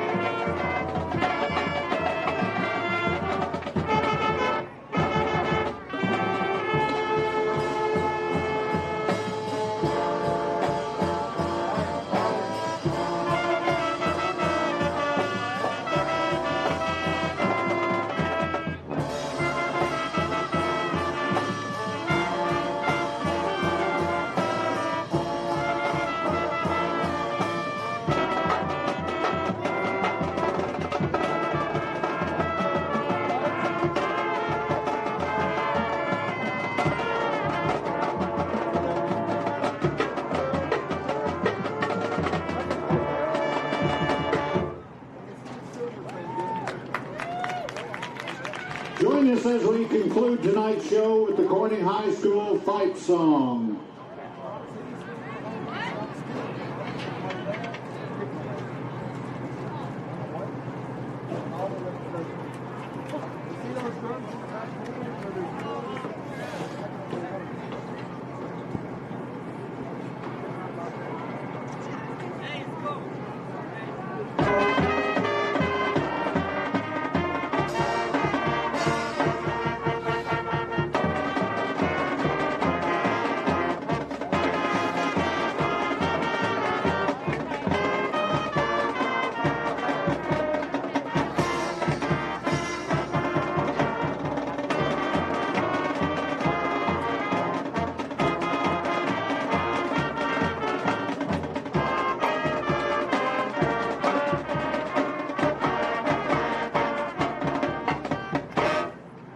Big round of applause for the Corning High School Marching Band.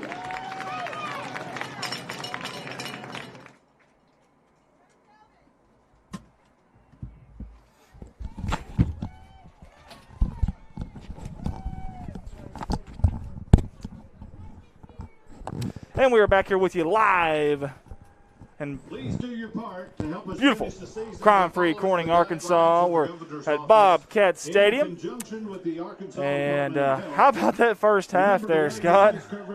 It had a lot of swings, Andy. It back and forth, back and forth, back and forth, and Manila can't catch a break. It seems like, and no, it doesn't. It really, really does not. And that's part of it. You're on the road in conference play. Yeah, absolutely. And you're right, on the road in conference play. Speaking of being on the road in conference play, folks, we told you we'd give you a little bit in-game breaks for you. Let's go out to our friends there at the mighty Manila Lions. You can't see the score there because of our scoreboard, but it's 6 to nothing in favor of Piggott. Pretty late in that third quarter. Man, the Mohawks giving the Seminoles all they can handle and them some. Looks like a chain measurement there. Not sure, Scott, who's on offense there, but pretty big chain measurement there, obviously. That's a defensive slugfest is what that is. I could not agree more. And how about Piggott, man? With everything that's going on with Hunter Midkiff and not having their head coach and everything that's happened, this has just been crazy that they even have an opportunity to even be in a game like this. And I give them credit. I give those players credit, man. As you see, Osceola actually has the ball, and they're trying to drive here with looks like 3:40 to go. And speaking of time, we've got about 5:55 to go here at Bobcat Stadium. I want to talk about, until we get the second half kicked off, I want to talk about our band and the flag girls out there. They did a fantastic job out there. Some good music. You see Osceola going deep, and I think it's incomplete. Good coverage out there by the Mohawks. And, hey, what did we say earlier about letting teams hang in there? Yeah. They start to believe. They start to believe, and before you know it, man, it's crazy. So, as our director, I don't know what he's doing there. If he's changing something for us, but we appreciate Colton. We really, really do. Colton's done a fantastic job this year and last year of helping us out and the things that he has done. So we sure do appreciate him so much. And there you go, Osceola. Looks like a flag, a pretty hard hit there. And that poor guy is laying down hurting right now. I'm going to go off that camera for just a second. That young man's hurt until they go off that camera. Let's go right back to it there. I think they're off of him. Well, not quite. We'll go back to our camera there, but that's what I love about our cameramen. They're very, very professional. They get off those pretty quick, those bad, ugly injuries. So we've got a split screen up there with both there. You can see our place and, of course, the game going on over there. Hey, while we got an opportunity, though, we want to talk about something else. We want to talk about something that's going to go down very, very soon. Very, very soon. And that thing that's going to go down here very, very soon, as we're going to get in a little bit tighter here, Scott, is going to be a ping pong royale. A little challenge amongst ourselves here. I don't know if you can see that or not right there, the ping pong royale. And there it is right there. And good stuff. And we're going to sign that right now is what we're going to do. So I'll do the honors of signing the we challenge y'all kind of challenge it, but I'll sign the first spot up there. My beautiful signature. Go ahead, Scott. This is official now. Are you a doctor? I am a doctor. How'd you know? How'd you know that? Can't read it. You think that's fancy. Watch this one. My time off, I practice a little doctrine there. Look at this, folks. It's official. We're going to have a little ping pong challenge. That's right. Me and Old Man River are going to battle, I believe, Landon and also Scott Townsend Jr. Streaming company versus streaming company right there. Get your bets in already. I think the Vegas odds makers have you guys as favorites, but Hootens.com actually called it. You guys are a 6-point favorite in that. But that's okay. I like the underdog role, and I promise you we'll play it, and we'll play it hard again. Official right there, folks. Maybe it's something we can do yearly. That would be cool, like a little stream. And then maybe we can get other streaming companies involved.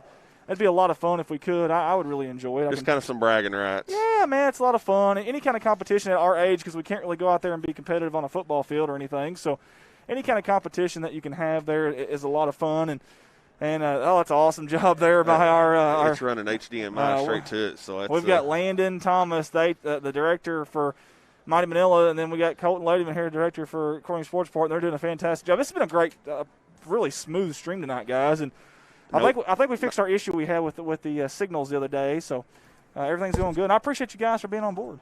Hey, we're glad that we could have come and set up tonight, and like you said, with the whole COVID thing going on, if it wasn't for the COVID, we'd be right next door. But with everything going on, a lot of schools are not allowing other schools to get inside the booth for safety purposes, and it's totally understandable. A lot of them are, and in fact, that actually kept us from going to the Rector game this year for junior high, and it makes it tough because all of your power's there as a streaming company, all your signal as far as internet, hardwired, Wi-Fi, things of that nature is in that, and it's just so convenient. You have no idea how hard. Plus, if you go on the visitors' bench and do it, or the bleachers, you're taking up spots that right now are precious to these parents and grandparents. There's not very many tickets that are given out. Yeah, Andy, and like you said a while ago, one of the big things, and we've talked about this, is getting power. You said y'all went to EPC or something and had to run power from a pole across the street from someone's house. Yes. I really don't want to talk about that. I'm trying to be professional, and then something happened there. We had to go knocking on people's doors, and I wasn't very happy. But hey, we got it in. That's all that matters. I'm really interested in two things right now. Number one, the top right-hand corner of your screen, hopefully the Osceola player's okay. Number two, I'm really interested if the referees threw out one of these head coaches right at halftime. Yeah, Andy, speaking of the referees, they just got out here, and I hadn't even seen Corning yet. No, I haven't either. Manila did not go to the basketball gym locker room. They sat out there behind the end zone, of the south side end zone, I should say, over close to Bobcat Lane, and they're still out there, I do believe. They're huddled up right now, and I promise you, Coach Hill says, listen, we got an opportunity. This game is far from over. Manila will receive the ball in the second half, and I'm going to go ahead and tell you. Yes, sir. Not Gutierrez. Let me find him here. Rocky Flores? There will be an onside kick. I'm going to go ahead and tell you. And if you're watching home and if you want to place your bets, get ready because it will be an onside kick. I've watched this kid now this is the second game I've come up here and helped y'all. And yeah, I want to say there's been like 12 or 13 kicks. Yeah. 3 more? Yeah. And every kick has been an onside. It's been crazy. He's so good at it. He told me the other day that he had 13 career as he's going up through the system here, 13 career ones, and that was the other day. He's probably had a couple of them since then. Woo. 15 career onside kick recoveries is unbelievable as Pig and Osceola are just now getting back to action. Hopefully my son's watching. I don't know if he is or not. Tyler, I love you, buddy. Love you, champ.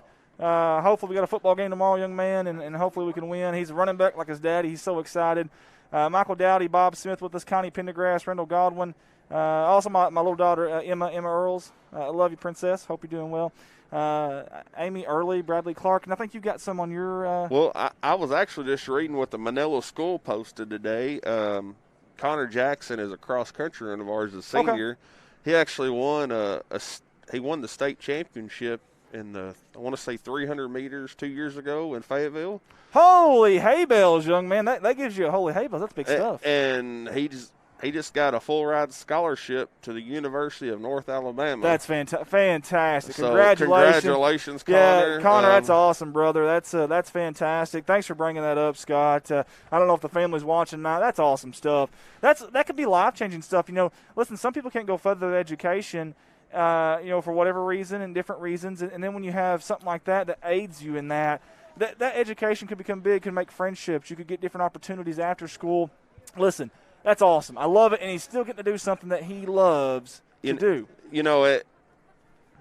Connor used to play baseball and used to play basketball, and I remember he broke his collarbone playing basketball, and he decided that running was going to be his thing. And Sound ever like he runs since, like a deer.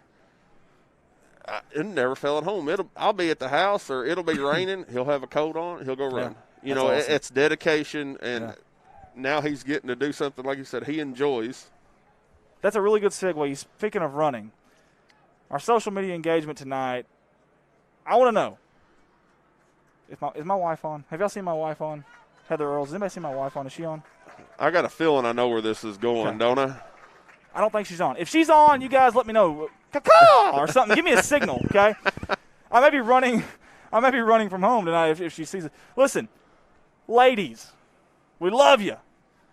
But when you bring two items to us, when you bring item A and B here to us, and you ask us, which one do you like?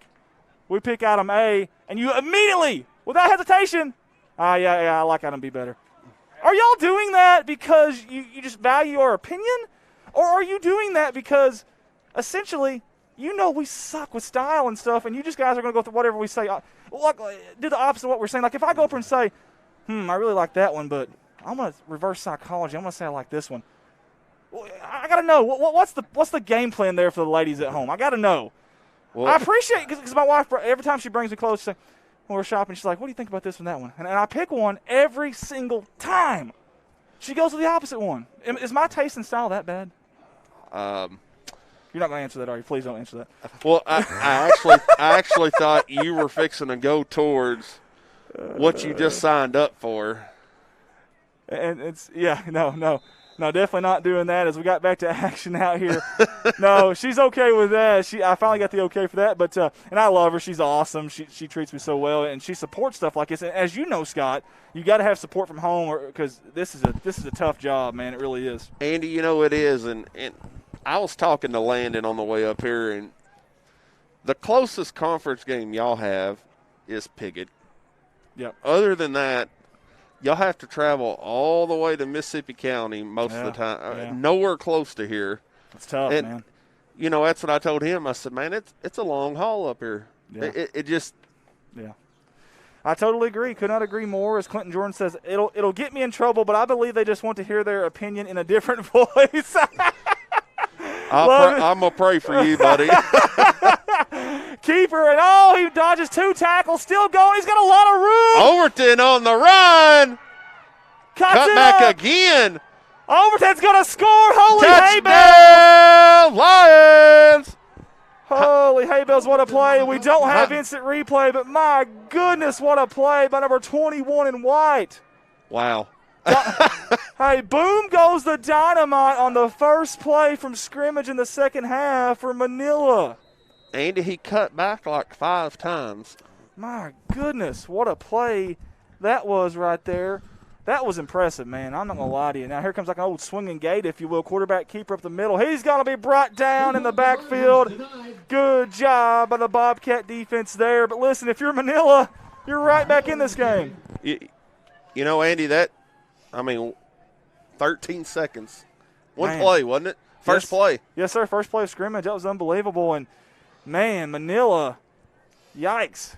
Just like that, they score, and I don't know if they caught the Corning defense napping there or what, but, man, big-time play there as you see our field goal post cam there. Love that camera. Hey, listen, I want to talk about legendary coach Don Campbell.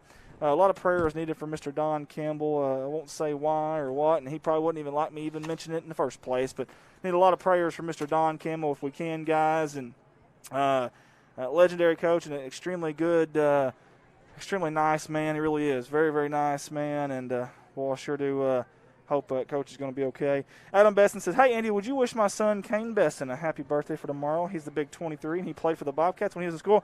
Well, Kane Besson, happy birthday to you. Happy birthday to you. 23, my man. Nobody likes you when you're 23. But I like you, buddy. I certainly do, and I sure appreciate any Bobcat. Once a Bobcat, always a Bobcat. You notice how all the guys are staying away from that question except for Clinton Jordan. Clinton, that could be a sign. But Jeremy Cobb's watching with us, Madison Montgomery, Linda Meredith, Michael Veach, Joyce Huckabee. Hey, that's a big 2-point conversion because you go from a 2-possession game to what it could have been a 1-possession game had Manila got that 2-point conversion, and they did not. Yeah, Andy, that would have made it a 1-possession game, and that's tough. You know, last time was an onside kick attempt. What do you think Manila's going to do here? Man, they got momentum. This might be a good time to do it if you're going to do it. Here's what I would do. I would kick it to that right side right now. You've got all offensive linemen up there. You don't have any receivers of any kind. If I'm kicking an onside kick, it's going to the high side of the field there, the top side. There's nobody over there, and that's what – if you're the kicker, you're sitting here looking, there's nobody on that side of the field. Except for linemen, and to be honest with you, if I'm kicking it, that's where I'm kicking it.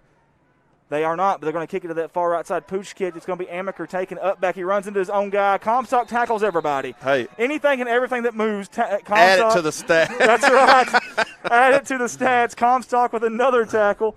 Bless his heart, he didn't mean to. He was trying to help block there. But they just Andy, I got that while ago. You know, my wife coaches she's a nurse at Blytheville School, and they're at homecoming. And that's cool. Little one's in the stand eating popcorn and watching us. Is she watching us on the phone? Odd bods. Oh, we're not good enough. We didn't make the cut. She'll be like, nah. No, I'm good. I'll see him when he gets home. No big deal. But here in just to let y'all know, in 5 weeks, the basketball was going to hit the hardwood. That's awesome. It's right around the corner. And I don't know the ticket situation on that, but obviously streaming will be really, really big, obviously for Manila and for Corning. So we'll be bringing that to you, obviously. Gutierrez looking to go deep. He's looking for Amaker. Underthrown. Amaker comes back to it, to no avail, and there's a flag. And it's thrown really hard. Man, the referee sidearmed that thing right at Amaker's legs, and I hope we might need some ice. The ice pack.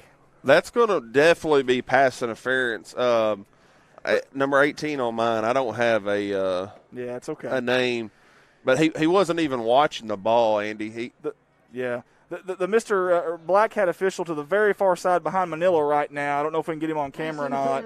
We got the pass interference call there. If we can get the gentleman and the referee a very far side back here, Ricky, on the Black Hat.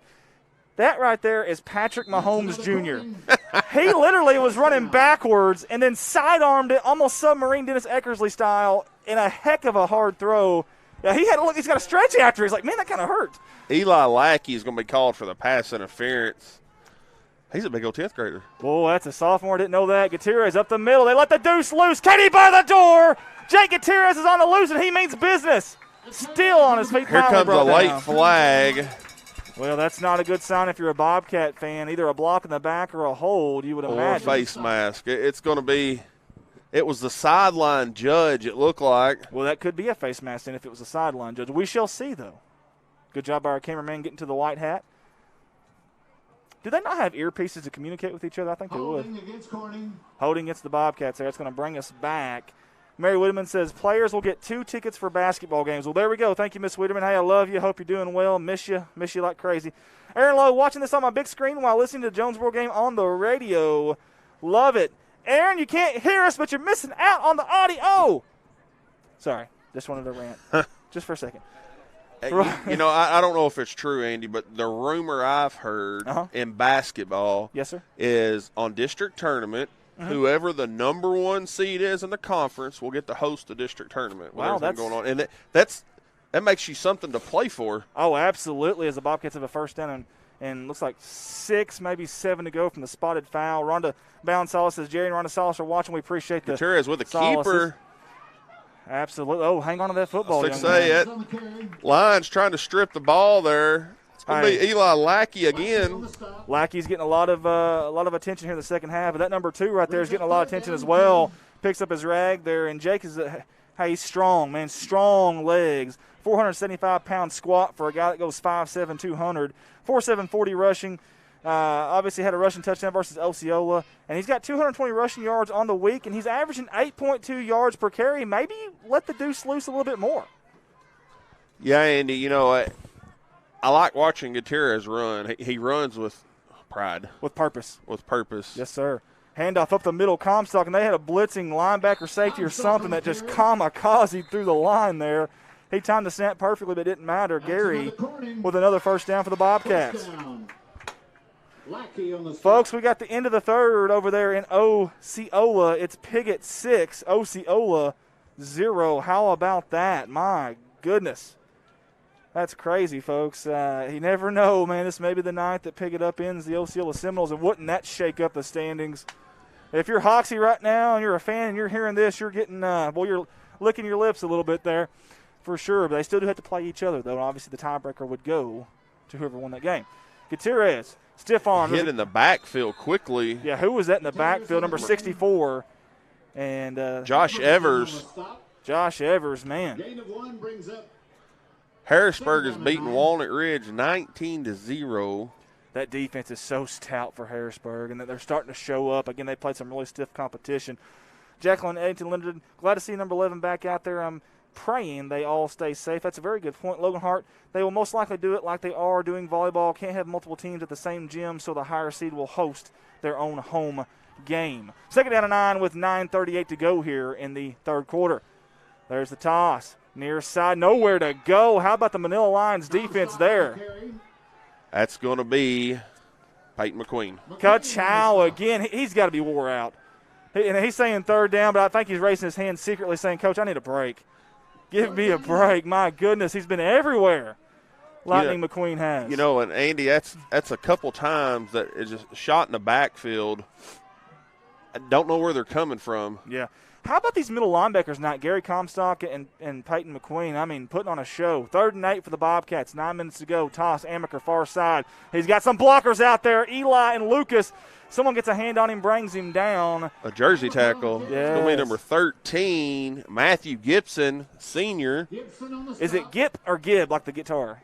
Gibson. Gibson, okay. Gibson. Well, Gip out there, he's playing hard, and it was a good tackle because if he doesn't get that tackle. It's first down. I think it is. I really do. Now, he got it, though, so it's 4th down and 3 with 8:35 to go. So here, if you're Manila or if you're Corning, you do a play action? Hey, I like play action. Eli Mason up the seam, the tight end, the big tight end Eli, who goes 6'3", 240 as a sophomore. That's what I would do. But, listen, I'm just an announcer. So, he'll be on your far side of the screen on the line. 89 up there at the top. That's what I would do. We'll see what they do. Shotgun formation, Lucas in motion. Gutierrez, the keeper. He's going to cut it up. He's got enough for the first down. Move the chains for the Bobcats.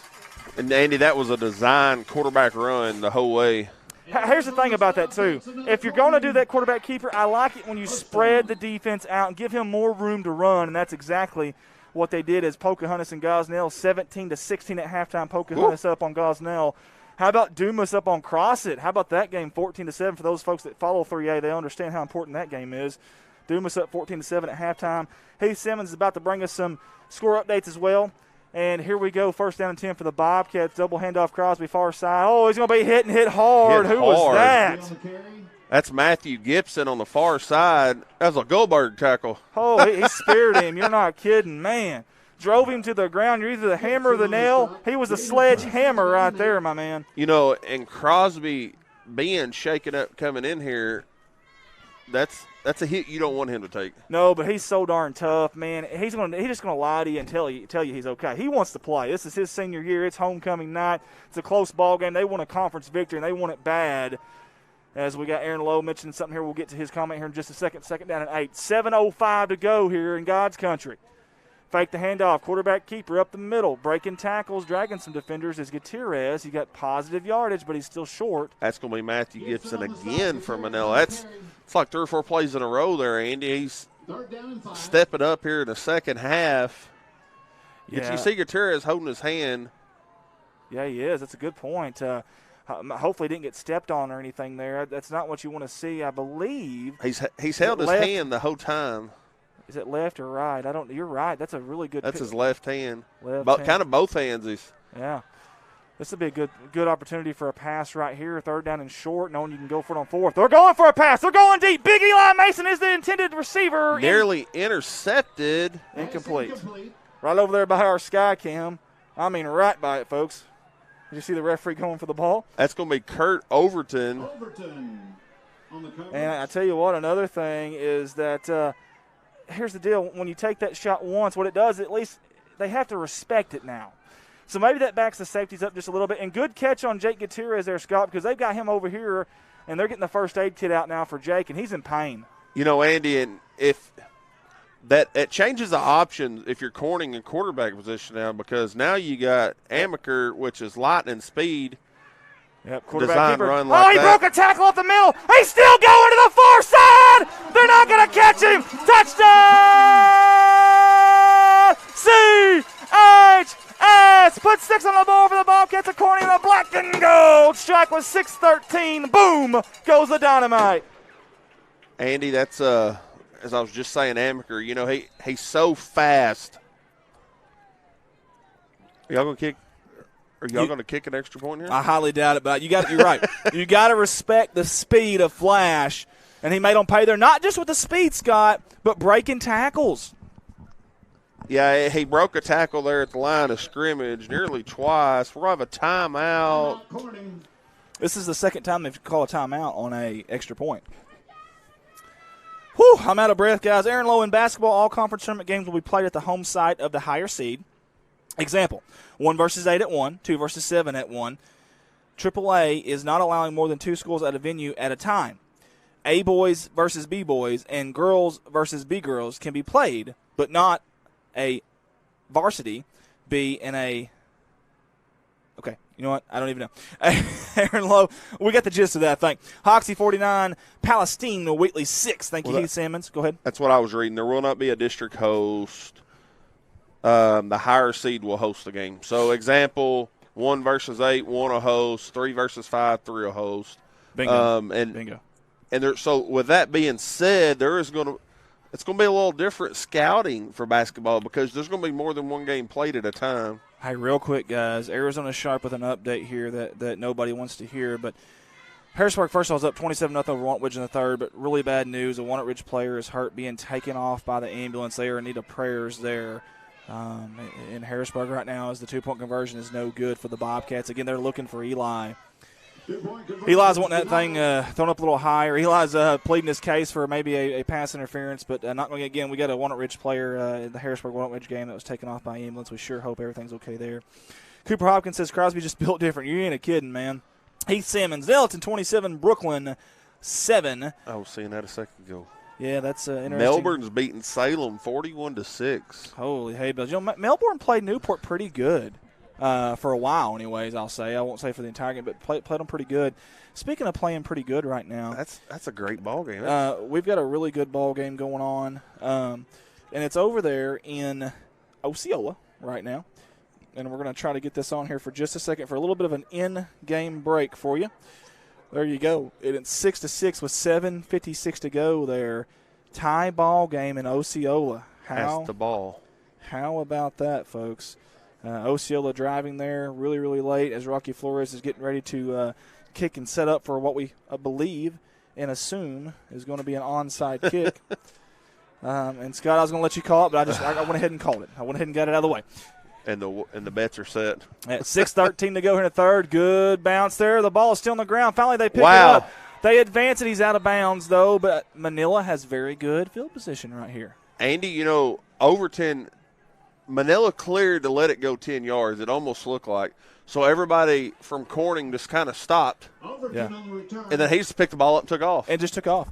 Man, this has been a really fun game to call. I mean, it really has. There's been a lot of excitement in this game.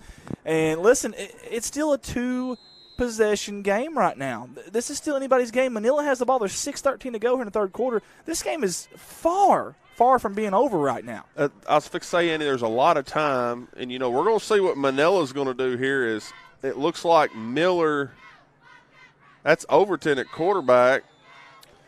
And false start. And here's a situation where either, the quarterback, the cadence was off, or, they called it on down, and maybe the center didn't understand that they called it on down and wasn't on the same page. And either way, it's a penalty, pre-snap penalty. Hey, Osceola just scored with 6:36 to go to make it 12-6 over Piggott right now. Piggott was that bend but don't break, but they finally broke there at the end. So, and we've got some baseball. Cardinals, they're trailing 1-0 in the top of the 7th. Andy, I was going to say a second ago, both quarterbacks were in for Manila, so didn't know if there's going to be some trickery. That's like a wildcat. That's going to be illegal hands to the face, but it will be caught. Touchdown, Lions! How about that, Scott? I wanted to let you call that because I knew you would be excited. That was almost a Tim Tebow jump pass, but a They're jump going to call it a holding. Oh, my goodness. Are you kidding me? I thought it was going to be illegal hands to the face as the quarterback got. Oh, my goodness. Hey, listen. I'm going to say Coach Hill's not going to be happy. No, he's not. And that was almost like a jump pass, but a deep jump pass. I don't know how he even got it off. But if you're Corning secondary there, you can't get caught with your head in the backfield. And Coach Trevor Poe's talking to one of the secondary right now about that. You just cannot get caught. You see, Coach Hill is very animated. He's doing everything he can to revitalize this Manila program. You see him there on the screen. He's wanting to know He's wanting to know who it is, I assume, Andy. I honestly never even saw the call. I was watching the celebration over here on the end, and I was watching Coach yell at somebody from our school. I still don't even know. Was it holding for sure? Was that the call? Well, Scott? that's what they called, Andy. So being a touchdown, it's a spot foul. Is that correct? Or if it's just 10 yards, that's what Coach is saying. If it's 10 yards, they had them back 10 yards from where their quarterback was, so it would have been like 1st and 30. Which is a really, really long way away. And it's still a long way away, don't get me wrong. I mean, you still got 1st down and 20 here, it looks like. Or 1st down as we did the Sandlot reference, forever. They got to get to Poplar Bluff, Missouri for a 1st down here, but we'll see if they can do it. All kinds of changing. Look at this. I mean, Manila is pulling out all the stops tonight. Like a wildcat formation almost, Andy. There's that big number 67. Woo, Dakota Wilkins. Holy hay bells. What about big old number 67 right there coming at you? Love it. Like it, love it, want some more of it. And I believe there's also we got a lot of sports on tonight. Man, number 67, how about Dakota Wilkins? Listen, he's not 100% healthy. You don't just miss him on offense, but you miss him on defense too the last few weeks, and there he is. Hey, I think we also got a pretty big NBA game tonight too. Obviously, NBA Finals on tonight. So we got a lot going on. Out there right now, and sporting-wise, we'll try to keep you updated on. Overton running to the left. Nice juke, and then hit. That's going to be number 44, Gary Comstock. Oh, Comstock, man, he's everywhere now. He's everywhere. Listen, you got 3rd down and a really long way to go here. If you're the Bobcat defense here and you're the secondary and the safeties, man, I think I'm getting about 20 yards deep right here. Well, you got 2 downs if you're Manila to get. Yeah. What do we got? Don't try to get it all at once. 3rd down about 19, 20. So you want to try to get half of it. And if that's your cornering, if you're cornering here, don't everybody get in the box, because if you get beat deep, we're going to have a timeout, Manila. Timeout, Manila. Awesome. Hey, I love we just started a trend, guys, these in-game breaks. Tubetown at Marcus Carlton and the boys at Tubetown asked if they could do that with us. And anytime anybody wants to do that with our games, we're more than happy, because that's getting our kids more exposure. I'm all for that. I think we started a trend in live streaming, gentlemen, the in-game breaks, if you will. So we'll be bringing those to you every week if we can, as Coach is having it out here with a white hat, trying to get a little bit of understanding there from the official. And great job there by our cameraman. You see the 2 cameras there. And what's really odd, I think those are the same cameras, and they have different colors and stuff. We got to work on something there, but we'll figure that out. Not a big deal. But you see Coach Treadway, he's out there leading the way. He's very vocal tonight. I like Coach Treadway is in this game for a man who is aged. I ain't going to say his age. I ain't going to say it. I'm not going to say it. I was almost going to say it, but I'm not going to say it. He's not a spring chicken, but, boy, he sure looks like it out there, doesn't he? Andy, I like the way Coach Treadway is. He's vocal. Trying to energize the kids. Yeah. Well, I'll say this about Coach Hill. You want to talk about energy now. He's been bouncing around out there like the Easter Bunny all over the place. 4:37 to go here. 3rd down and a long way to go, and Manila needs another player there. They finally got him. There he is. He's getting a drink, I think. Fake the toss. Looking to pass. Going deep. Good defense by Swint. He got burned earlier, and he totally redeemed himself. Andy, that's great defense there. Yeah, and I want to tell you something. Give the quarterback some credit for putting enough air on it to give his receiver an opportunity. Now, at some point, you just got to go up and make a play, but better play there by number 10 in black. Again, he'll admit that earlier it didn't look too good whenever that jump pass happened, but he stood his ground there, and good play by number 10. Love it. Andy, you're 4th and 19. Well, here's the thing. If you go for it here, you give up. You give up some field position. You do. Not the worst, but you give up some, and I think they're going to punt. Not a good opportunity to fake the punt, so you'd imagine they're absolutely going to punt this. I would assume, anyways. Yes. And there they go with the punt. End over end. High, arcing punt. It's going to take not much of a bounce at all. If you're there from cornering, just get out of the way. Don't. Yeah. If you're not returning it, don't let any mistakes, small mistakes, can happen. Absolutely. And I tell you something else, guys. We appreciate everybody for tuning in with us on these Friday nights. We know you could be spending your Friday nights anywhere else but here. And, man, it means so much to us. It really, really does. It's awesome. We've had several of you guys tuned in with us tonight. Aaron Lowe says Jonesboro's leading Sheridan 31-21 in the third. Cynthia Boland enjoying watching these Bobcats. So are we. And Manila, this is a lot of fun. The guys from Manila coming up here helping us with this. This has been a fun night. It's not over. Listen, 4:22 to go here in the third quarter. Got a lot of football left. Yeah, Andy, you know it. I see Gutierrez is back in the ball game for the Bobcats at quarterback. I tell you what, your eyes have been on it tonight, Scott. That's a good pickup. You know, again, Scott mentioned he alluded earlier that Gutierrez was holding his maybe his hand, his left hand there. He came out for a little while after a pass, and now he's back in there. Very good observation there by Scott. Yeah, Andy, it's that's when Amaker come in and ran the ball 45 yards or so with 3 or 4 broken tackles, and he's going to be in the game somewhere. Oh, I promise you, he wants to be in it. 2nd down and 3, 3:44 to go in third quarter, right up the middle, and it's going nowhere. But he somehow got a little bit of yards, maybe a yard, maybe 2. He was stuffed at the line of scrimmage there by several Manila Lions. Yeah, I see McQueen in there, Josh Ball, Josh Evers. Yeah, I'm going to tell you something. This offensive line for the Bobcats, we're going to need them right here if you're a Bobcat fan, because it's 3rd down and 2, and this is that old smash mouth style of football that's been brought back to Corning this year by Coach Treadway and company, and they're going to need those Corning Crushers up front to plow the road right here if they're going to get this first down. Yeah, Andy, and this is one of those positions where the ball is at, he gets hit in the backfield. Man. That's going to bring up 4th down now. We was talking about field position. Yes, sir. If you're Corning here and you don't get it, you give up tremendous position. I trust my defense here. But, again, what did I say earlier in the game? I want some dogs on that offensive line. I want them yelling at Coach right now saying, let's go for it. No hesitation, no flinch, because they believe. They truly believe. That's what I want. And let's see what happens here. It'll be an interesting call from Coach Trevor Poe and Coach Treadway. They're going to go for it on 4th down. Watch the hard count here if you're Manila. You don't want to be drawn off sides and give it to them. Andy. Quarterback sneak up the middle. I don't know if he got it or not. It's going to be so close. We'll see where they're going to spot the football. That was a silent count is what it was. And I don't know. I can't tell. I really can't. I think you have to get the chains out. I really do. This is a big play, Scott. Yeah, Andy, that's what the official on the near side has got a totally different spot than the official on the far side. Well, listen, the official on the near side's got Coach Treadway in his ear. The official on the far side's got Coach Hill in his ear, and it shows. and the middle man's like, look here, now they're all going to come to the center of the field. But, Andy, here's on one of them counts like that. Offensive line have to be set. Yes, sir.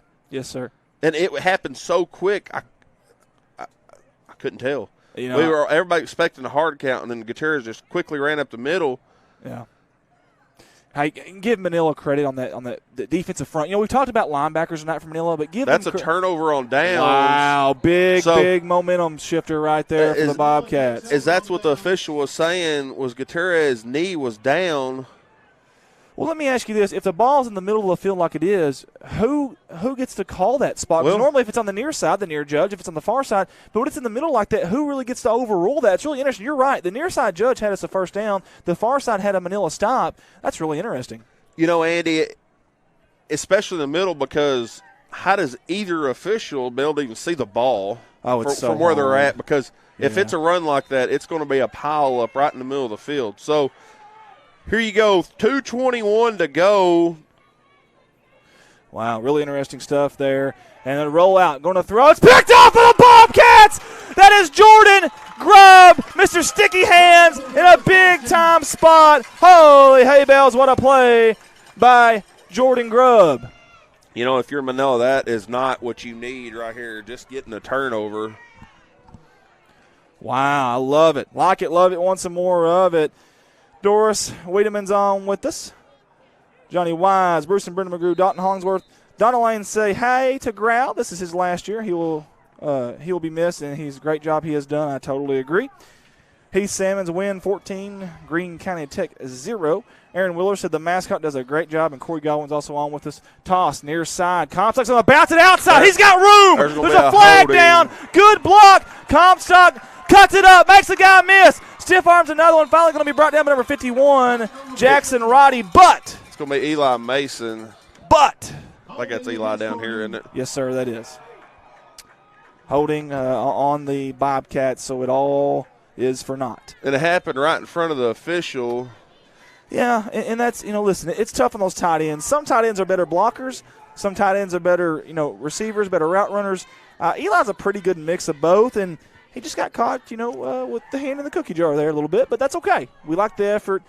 Great run by Comstock. Again, you think of Comstock, you think of north and south. You don't think of him bouncing it outside for a big play like that. Andy, how many times tonight has both teams, and that's the first big play of Corning's that's got called back like that, but it's happened to Manila a lot where. The last series from Manila. I mean, that it hurts. It's huge, and here we are at first down and 20 to go. And, man, it's tough. I mean, you're behind the chains is one thing, but when you're behind the chains 10, 11 yards, that is really hard. 2:02 to go here in the third quarter, 25 on the play clock. Here, if you're Corning, you got to protect the football. There we go. Yeah, you're absolutely right. That's a really good point there, Scott, because you're way back in that territory. Very good point there, under center. That's Gutierrez. Man in motion, handoff up the middle. That's Comstock breaking. Tackles left and right, and he's pushing about 3 or 4 guys. He falls forward still. The ball's on the ground. They're going to say he's down. They're going to say he's down. The near side judge says he is down. But, boy, that was dangerous. Man. And I tell you what, you got a 12-6 game in Osceola with Osceola leading with 1:15 to go. And Osceola has the ball there. And it looks like a third down for them, though, so – obviously, they got to convert here, or they're going to be punting, and they're going to throw it deep, and it's caught on the near sideline for a first down. I think Osceola is going to escape with the victory there, barring some crazy miracle. But how about Piggott's defense and hanging in there?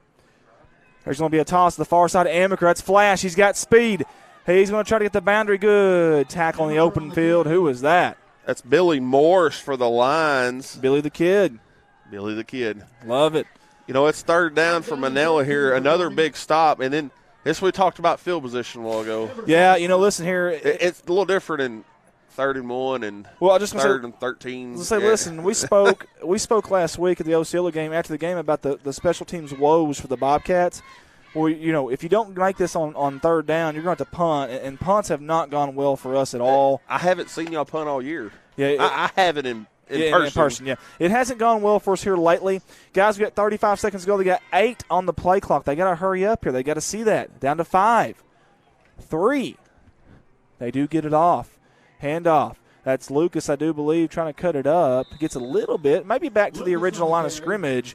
But that's going to bring up 4th down, and that's also going to bring the end of the third quarter here at Bobcat Stadium. Folks, we've played 3 here in God's country. It's Corning 28, Manila 12. What a game so far. Love it. I wasn't quite sure if somebody was going to run a play there, Andy. So the Lions will get the ball off the punt to start their fourth quarter, and the game's a lot closer than what the score is showing. Yeah, it sure feels like it, and again, think about this too. 2-point conversions. You remember we talked about that earlier and how many that we had on, the 2-point conversion plays, how much time they spend on them. Well, they spend a lot of time on them because they feel like it's going to be a close game. It's very, very important. And, Coach Treadway right there you see on your screen, heck, he called 2 timeouts on 2 2-point conversions. So they've been very, very important. And if Manila can come back in this game, we'll see just how important they were.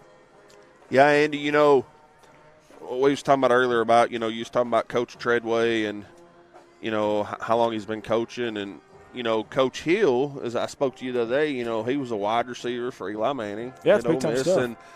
And, he knows the game. And coaching and knowing the game and your players doing it are 2 totally different things. You try to teach them the right way and try to teach them the basics of it. And then if you're a player, you got to learn it.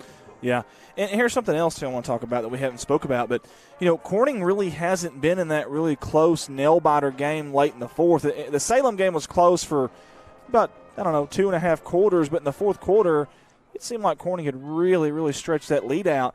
Manila has already played a very close game against Mark Tree. Now, that experience, I think, does play a factor in games like this. I see some blue lights over there. I think we do have some blue lights back there. Someone got pulled click over. It or ticket. Yeah, click it or ticket. There you go. That was almost a high. Yep. There you go. There's the punt, end over end high, and it's not going to go nearly as far as the Bobcats would like it to go. They're going to mark it down at the 39-yard line. As a good job by our cameraman. You see the police officer there, and it's like cops. Bad boys, what you gonna do? They just wanted a front row seat at the ball game. That's all they wanted. That's all they wanted, Mr. Police Officer. So you could. Was you watching it on your phone before you got there? Yeah, exactly. Yeah, did he say that was a UFO or was that really Mars? Yeah, we really need to know. All right, it's still up there beside it, Andy. If you look, it hasn't moved a bit, or maybe it's following it. Maybe the moon's moving and it's moving with it. We're not sure. There's a good picture of it right there. Good job by our cameraman there, and that's a Landon Thomas on the camera there. First down and 10 for Manila. I'll let you take over, Scott. Tip pass, and thought he still caught it. Smart play there by the Bobcat defenders. Listen, once that ball is tipped, there's no pass interference in it, and they were hanging on once they seen it tipped to keep him from catching it. Hey, great effort by the receiver, but even better effort there by the defense of the Bobcats. Yeah, Andy, I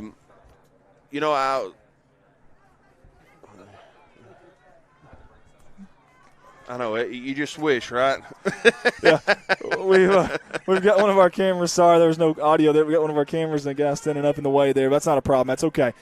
Toss over far with side. A sweep, hitting the backfield. How about that Bobcat defense swarming to the football? You got several of them over there. Good sportsmanship too. Crosby, Comstock, Eddington, Grubb, Lucas. Give it to the whole right side of the defense, I guess. Yeah, Andy. Nowhere to go. I mean, the defense broke around the offensive line. Here, if you're Manila, you've got to get the ball down the field. 11:15 to go in the ball game. It's, if you score here, it's just a one-possession game. I totally agree, and that's huge if they can get a score here. We shall see. Well, if you get a score in a 2-point conversion, it's a one-possession game. Right. Now, they've got to get there, though. Third down and about 14, maybe 15 we're going to call it. Amaker in the backfield, a lot of pressure. They get the pass off. It's caught far side. Oh, hard hit down there. And that was Parker Davis and Gary Comstock on the hit. It's going to be Overton receiving for the Lions. That was a huge gain. Now it brings up a fourth down and manageable for Manila. It was a play action. He had to roll backwards and just found his halfback that was blocking sitting back there, and everybody from Corning kind of broke away from him. Okay, quarterback made that play happen. Big play right here, fourth down. 10:27 to go here in God's country, and I like the call by Coach Hill here. I do. Try to get them to jump. Yeah, try to get them to jump. If you don't, you're going to take the timeout anyways. I like that play call there by Coach Hill. Very, very clever stuff there by obviously a guy who knows his football. Yeah, Andy, and there we go. You see Coach Hill on your screen. He's – I don't know if he's telling the guy in the white hat, I'm sorry, or wouldn't you love to just hear some active conversation? I would love it. First of all, we'd have to have a filter, I'm sure. Oh, yeah. These coaches get heated, I promise you. I guarantee you they do. He's probably saying, listen, does your wife really show you 2 items and then she picks the one you don't pick? And they're like, of course she does. Yeah. We love all the wives at home. It's just Tasha Dotton says, live PD. Our ratings just went up. Well, that was a quick stop. We should take our streaming company and go with the police department. Now, the football players are ready to play, but Coach Hill is not quite there yet. He's not got the answer he's wanting from Mr. Official there, and he still doesn't. These officials have earned their money tonight, Scott. They've had both coaches at them really hard. Well, most of the games seem like they're about over. We still got a whole quarter to go. I know. Homecoming night here. Bobcats in big fourth down. Oh, barely got the handoff off. Trying to get the first down. Does he get enough? It's going to be so close. Looks like he's going to be about a yard short. That play was blowed up from the beginning, and not even sure how Manila was able to gain anything out of it. It's a miracle they got what they got. I mean, it really was. I don't know how. I'm with you. I don't know how they got the handoff off. The Bobcats pinned their ears back. I tell you what, that would have been a good time to play action pass because, we brought the kitchen sink and kind of got lucky that y'all didn't pass. Yeah, Andy, I'm kind of waiting to see how Coach Hill reacts out of this. You should be able to see him there at the top of your screen in just a second over there. Yeah, right there at the top of the screen right there. Yeah, and you're right. It'll be really interesting because, man, it was awful close. And here comes Amaker. Yeah, near sideline. He's going to cut it up, boy, and he does. He puts his head down every time. And I hope the Manila player down there is okay. He's finally getting up. That's Matthew Gibson. Bob Smith asked what happened to the instant replay. Well, our memory card is full. We actually save all this action from every single camera for the entire game and even homecoming. And all those cameras, all that memory from every single camera we've got right now is actually taking up the storage card enough to where we don't have instant replay. You got to have the storage card free in order to do that. So, Bob, that's why we don't have instant replay here in the second half.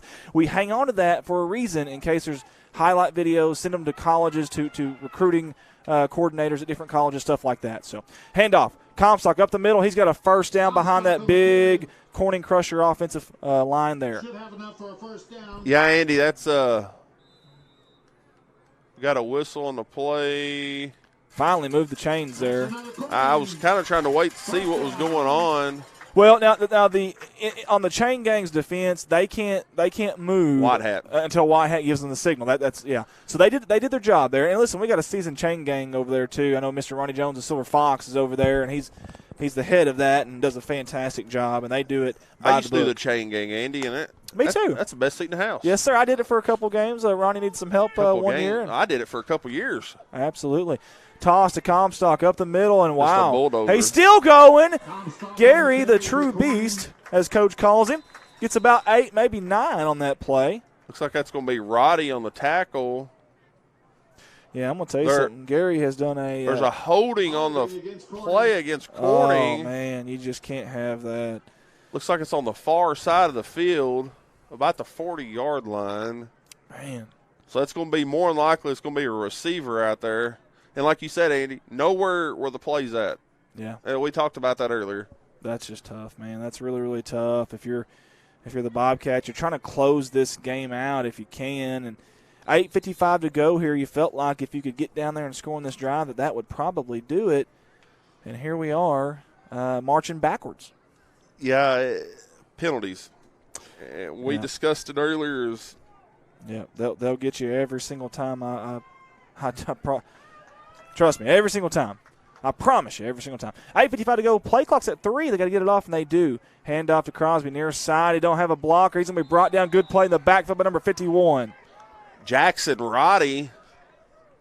On the stop. Hot Rod Roddy, and he got his motor revving there and got out there in a hurry. You know, a cameraman over here, Roddy Piper over here. Yeah, we've got a see, look at that. We've got a cameraman that's a big wrestling fan, and that's Mr. Ricky Betts, and he loves that stuff. I promise you he does. He loves that stuff. Pamela Reed says, way to go, number 44, Comstock. He is the beast. And we got Luke McDonald, Mark Woods. Judy Pritchett says, go Cats. And Heath Simmons says, Hoxie 49, Palestine Wheatley 14. Will it offensive Hoxie? My goodness. That's what we talked about earlier, you know. Second down and 23 here for the Bobcats. Fake the handoff, play action, looking to pass. Good idea by Eric Gutierrez. He pulls it up, passes no good. Incomplete. Intended receiver was Eli Mason. I seen who he was looking for originally, and that was Landon Lucas, and he was not open, and I'm glad Gutierrez didn't throw that ball. Good chance it was going to be picked. You know, Andy, the Lions, defense stepped up there in coverage. Talked about earlier, what if we do a play action? Yep. Your defense still's got to be ready. They do. So now it brings up third and – oh, good Lord. It's going to be third and 23, 24. Is that F word, that four? Third down and forever. Third down in the state line of Missouri to go for the Bobcats. We'll see what they do here. Have not seen a pass to number 22 out there in the flats this year. Maybe this is a good time for it. Haven't shown it on tape. I formation. Gutierrez. Toss. Amaker. Near side. Got a lot of blocking out there. Going to be rode out of bounds. And positive yardage, but it's going to bring up a fourth down and obviously a punting situation. And Andy, I wanted to say it a while ago. It seemed like it was Comstock that punted. And, normally punters are a good 10 yards back. Yeah. And he looked like he was about 5 or 6 yards back. And that's the case. You literally just kick and hope. Yeah. Well, there's two ways to look at that. If you're 4 or 5 yards up. That's 4 or 5 yards Extra further yard. it's going to go. So, there's a couple ways to look at that, but it looks like he's a little bit deeper this time. I'd say probably around 10 yards deep this time. There's a snap. Good snap. There's good punt this time. A knuckleball. It's going to bounce at about the 33. Going to be picked up. No, it's a fumble. I think Manila got it. I'm not 100% sure, and they did. You know, Andy, that's a dangerous play by Courtney. Man. You don't touch him. Dangerous play by Wimberly, By both too. teams. Yeah, if Wimberly doesn't touch it, there's no issue there because it's not really bouncing that way for Corning, but he went to go grab it and, a little eager and trying to make a play, and we understand that. But, boy, that's So what is dangerous. that when the ball is like that on the ground? And I've been there. I mean, I have. I was a punt returner. I promise you I've been there. It's nerve-wracking because you're fixing to get waylaid. Well, your coach, first of all, is yelling at you for not getting to the ball in the first place. They don't want that ball to bounce like that. They don't. They don't teach you to allow that ball to bounce like that unless it's under your 10. So I promise you, you're wanting to get to it. Then you're in between, and then when you get in between, you start thinking. As Coach Campbell says, that's when you're in trouble. When you start thinking, that's when you're in trouble. First down and 10, I'll let you take over, Scott. Play action. Wimberly burning there. Kind of a double move out there. That was a beautiful pass there by That's Manila. actually Trevor Brooks on the return. Man, or that the was receiving. It was kind of a – I mean, if you're Manila, there's no reason to hold anything back here. You're gunning. That was a beautiful pass, a beautiful catch, a beautiful play by the Manila Lions right there. And they have burned the Bobcats a few times now on these passes. Kind of a pump fake. Wow. Look at that play there by the Manila quarterback, keeping it alive, but the Bobcats are still there to swarm, and I mean several of them. Dakota Wilkins, Gary They were able to Comstock, gain a yard out of it. Elam Mason. Yeah, it didn't look pretty, did it? But somehow, and that's considered a pass. I think it was in front of him, so the passing yards will be there. Rivercrest beat Cave City 48-7. We're being told Heath Simmons win 21, Green County Tech 0. Dalton Thompson is also on board with us. Guys, we've got 7 minutes. We're at the 7-minute mark. If you're Manila, you feel like you got to score on this drive right here. 2nd down and 9 for the Manila Lions. Yeah, Andy, if you're Manila, you've got to score. Time's not in your favor right now. Down 16. Yeah, absolutely good sportsmanship there by Clayton Crosby. And I feel like they've been airing it out with a lot of success. Right now, if I'm Coach Hill, I'm slinging this football with 6:30 to go. 5 wide shotgun formation. Whatever you got to do here. And if they would throw something like that at Corning, what's Corning's defense do here? I tell you what. Have they seen? You know, we thought Salem was going to pass the ball out, but they didn't really go spread it. Yeah, and of course the defense, give them credit. They definitely shaded the number 18 kid for Salem. Play action going deep here, overthrown, and I think the quarterback thought that was a flag route. The receiver thought it was an out route. Yeah, and just some miscommunication. You know, you're speaking of Rivercrest a while ago. I don't know if you've kind of kept up with Rivercrest this year, but they're the real deal. Yeah, Rivercrest is, and so is Pocahontas now. Pocahontas is pretty darn good, too, in that classification. But, yeah, Rivercrest is pretty tough. They got Cam Turner out there, the former OCL of Seminole. Judy Pritchard says, push them back, Cats. Cooper Hawkins says, pleasure of saying I was an original Corning crusher. Love to hear that. You're talking about Cam Turner. I think he is signed with the Razorbacks, if I'm not mistaken. I did not hear that. He's, That's interesting. 4th down and 9 here, and we're going to have a timeout. Big-time possession here. Big-time possession. You see our goal line cam there. And if you're a Bobcat fan, you hope you don't get to see that camera because that means Manila's scoring. Yeah.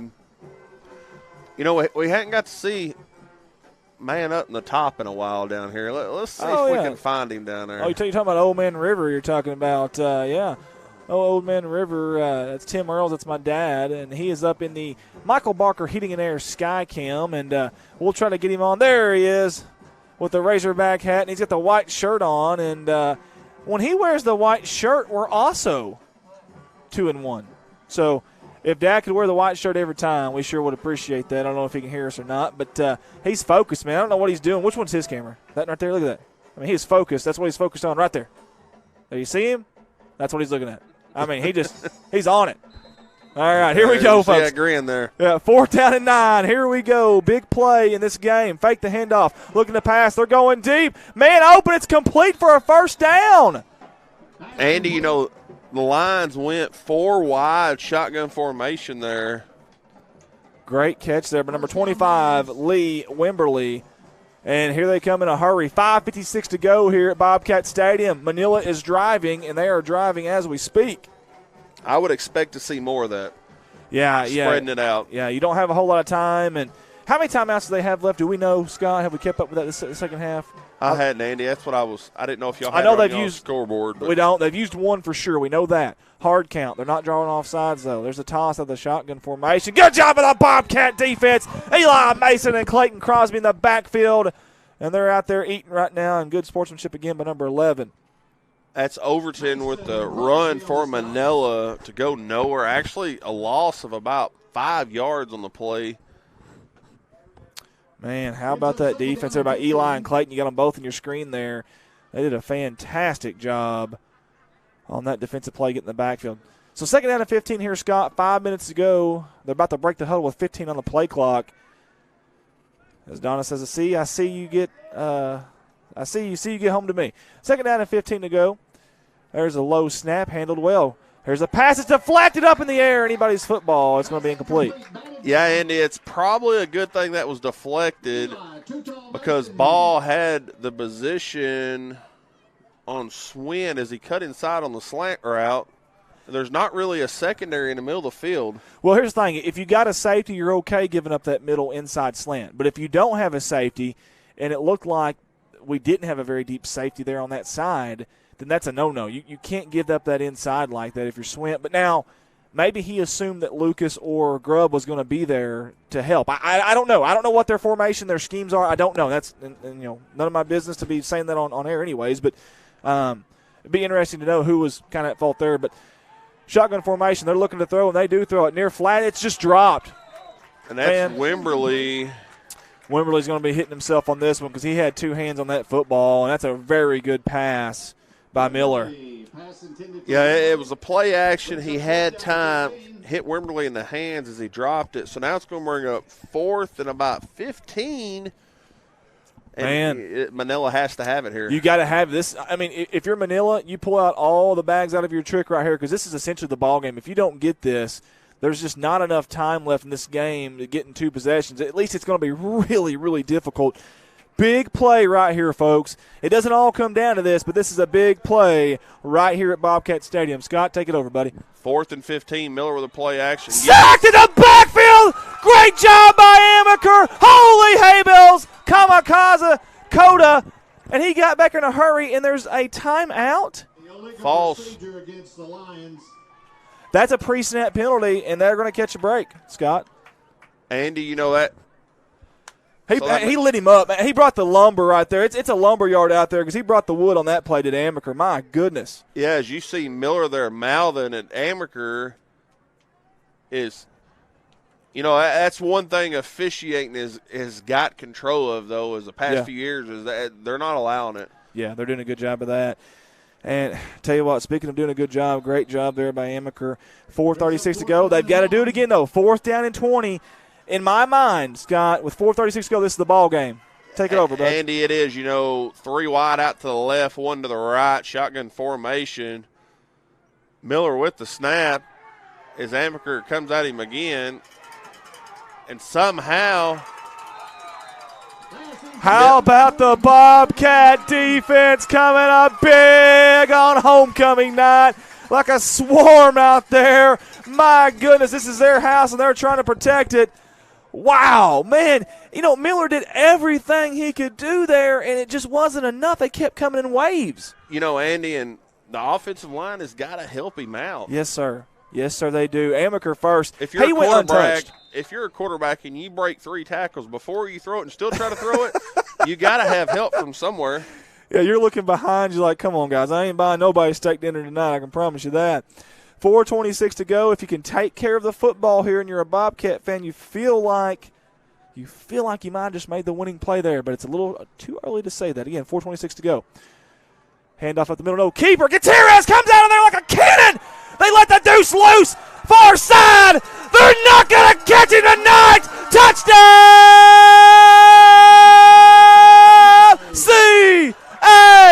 CHS.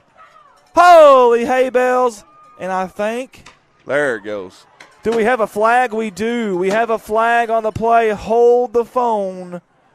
We've got a flag on the play, and it's way back in the backfield. It's either going to be I see a helmet off here on number 64. Unsportsmanlike? That's what Ethan we've got. Jordan. On Manila. And the touchdown is good. How about them Bobcats on homecoming night? Katie by the door. And Coach Jake Hill Gutierrez is here, loose. you see out here. Confetti, fireworks, homecoming. Love it. Absolutely love it. And you're right, Coach is out there with the referee. I don't know if he seen something differently or what it was, or maybe he just wanted to answer to whatever that call was. I don't know, but either way, it's a touchdown for the Bobcats. And listen, we've got 4:14 to go, and if you're the Bobcats, you see the field goal post cam. Good job by our director, Colton Lettyman. If you see, if you're a Bobcat fan, you feel pretty good right now.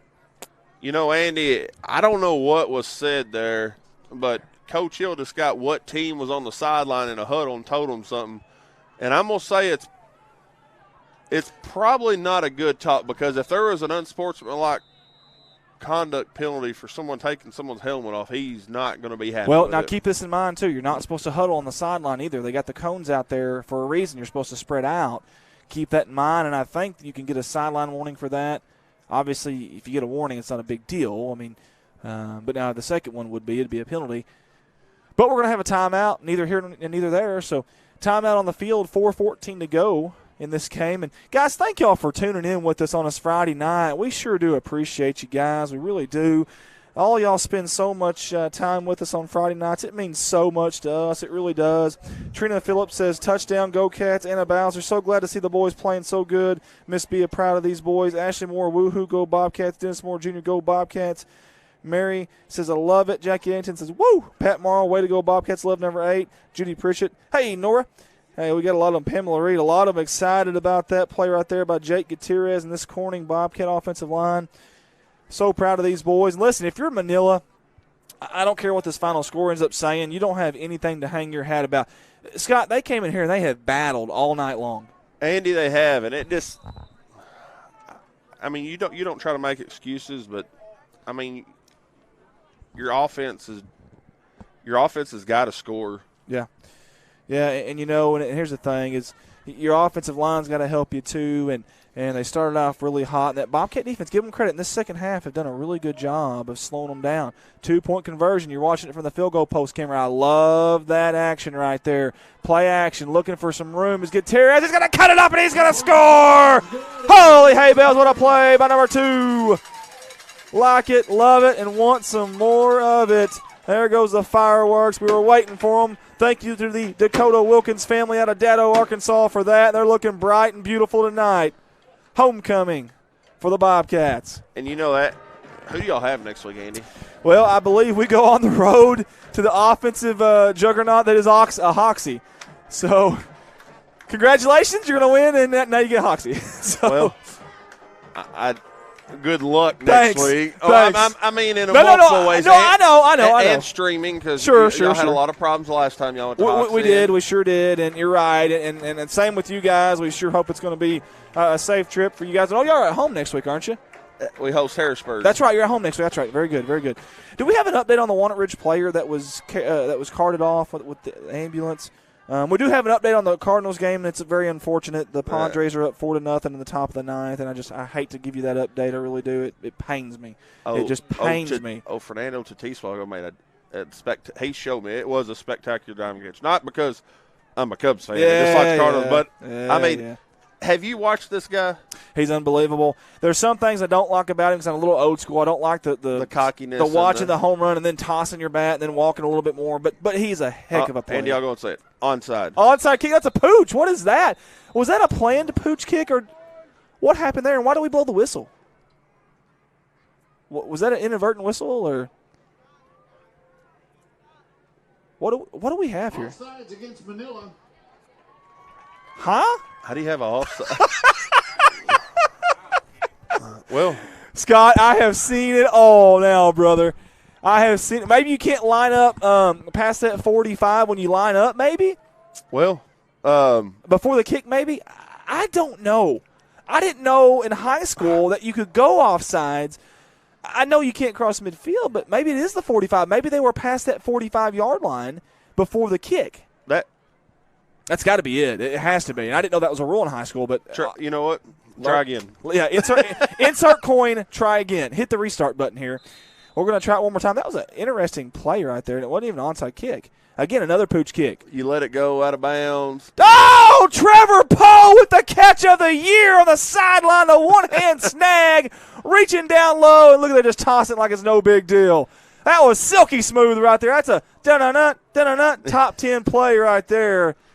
My goodness. So, back a while ago, Andy, we were talking about Tatis. I know you said you're Yes. old school, and, earlier in the year, the Padres, they've been Grand Slam machines all year. And they hit like six in a row in 6 games, broke the Major League record, and then they played a team, and they were up 9 or 10 runs in the 7th inning. And they threw him a 3-0 fastball, and he hit a grand slam, and the other coach got mad. Well, now, I'm okay with that. First of all, don't throw a 3-0 fastball if you know he's going to hit it. Yeah, well, here's the deal. I'm okay with that part. But like I said, the part where you're watching the home run and then you finally toss the bat and then you're still walking. Yeah. Pamela Leeds says, thanks so much, Andy, and your team for making it so I can watch the Bobcats and my grandson, Gary Comstock, the Beast, play his favorite game. I have nothing better to do than watch you guys. Aaron Lowe, I could get used to Friday night lights like this. My Bobcats and Hurricanes both winning. The program is starting to turn around, and as a former Bobcat, it makes me proud to see some success. Yeah, and people at home, we do this. There's fixing to be a flag or kind of a late man coming on the field. That's happened a lot tonight for Manila. I don't know if it's a communication error, what's going on.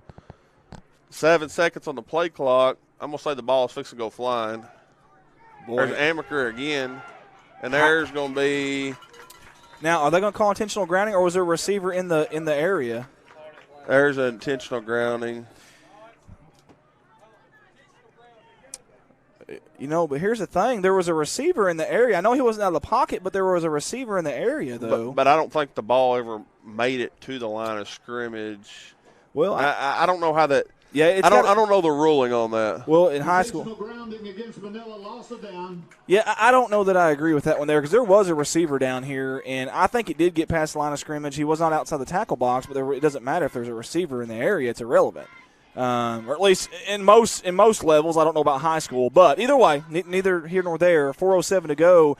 Hey, Coach Hill's pleading his case out there. I think that's what he's saying. And there was a receiver pretty close to the line of scrimmage. Yeah, 23, Billy the Kid Morris was down there. Or it might have been Wimberley. It might have been 25. I couldn't really tell these white shirts. All I know is if I'm Manila, somebody's got to block Amaker. You can see him on your screen right here. He's not been touched any time. At all. As you can see, Coach there, He's upset, I promise you. He was trying to plead his case. And here comes Amaker again. You just called it. That might be a fumble. Ball's on the ground. Did his arm come forward? They're going to say it did. Incomplete pass. Pocahontas has beaten Gosnell 39-30 in the fourth quarter. Oh man, to Pocahontas, they got a high-powered offense. They can hurl the ball around the lot now, the yard, if you will. Yeah, that's interesting. 27-8, Harrisburg over Walnut Ridge, and.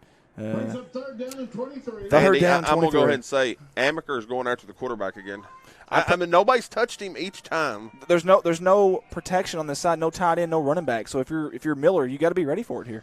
It's coming. I was fixing to say, he's coming. Wow. Got it off in time. Picked off by the Bobcats. Grubb! He's going to take it to the barn. Touchdown! C-H-S! Sticky hands Grubb strikes again. Holy hay bales, what a play. Miller threw it right to him. Yes, sir, he did. But he had to throw it quick, though, because he's got the pressure from the weak side.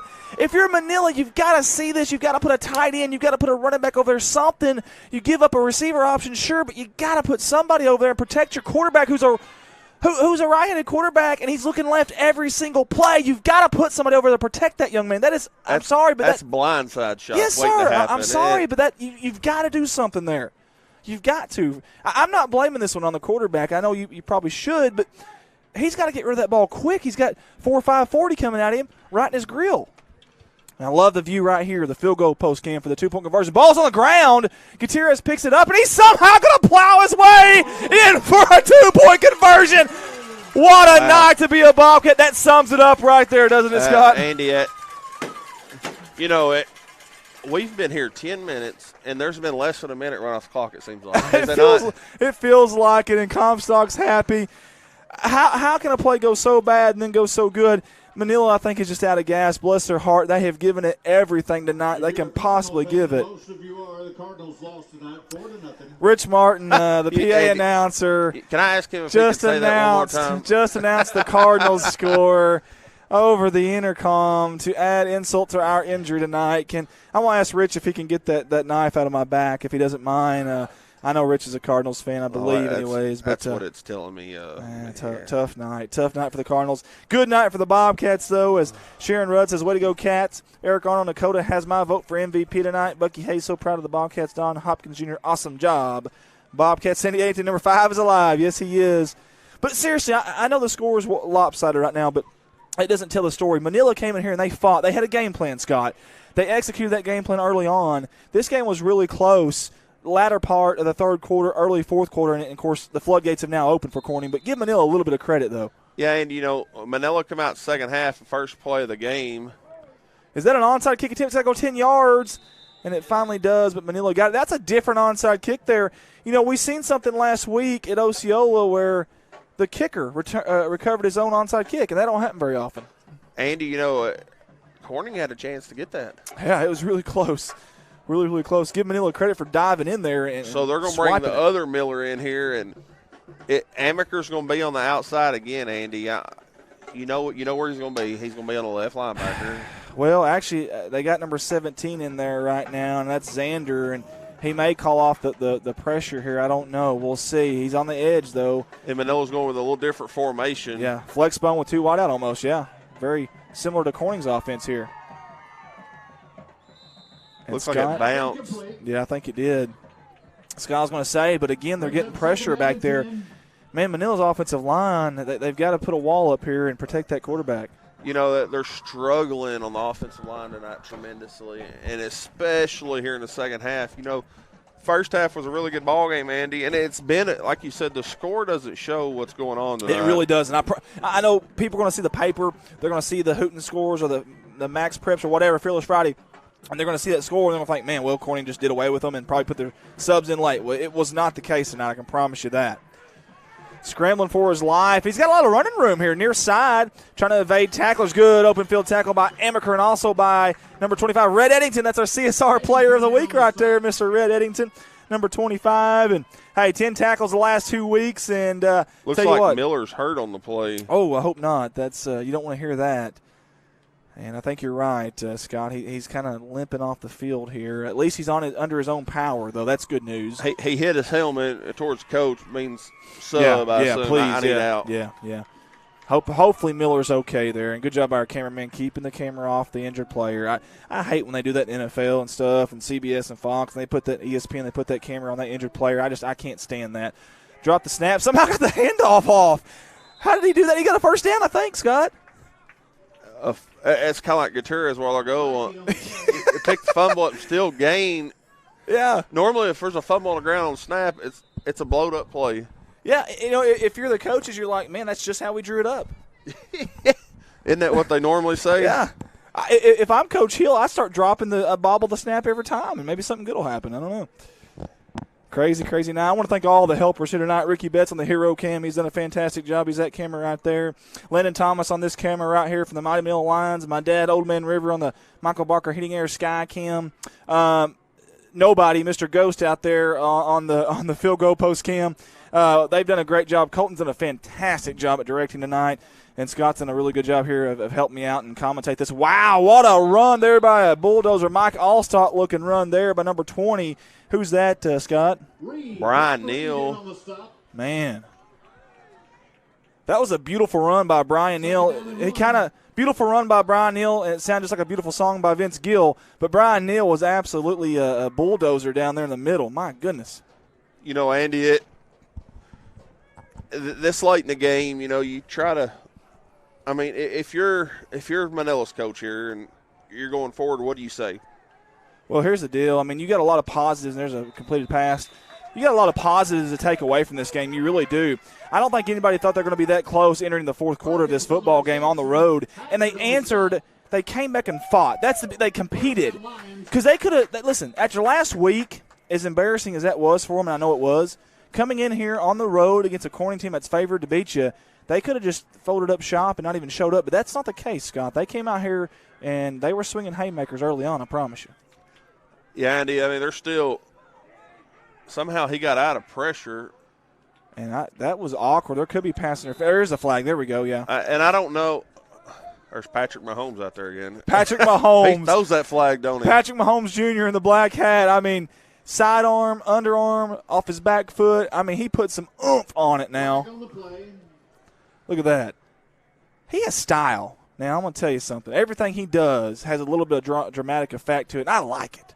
You know, that's what Amaker and Brady Miller there, you know, they were shaking hands. You know, they just their respect for each other. Yeah. He's talking to him right here. So I bet I can throw a football over that rice dryer over there. That's what he's telling him.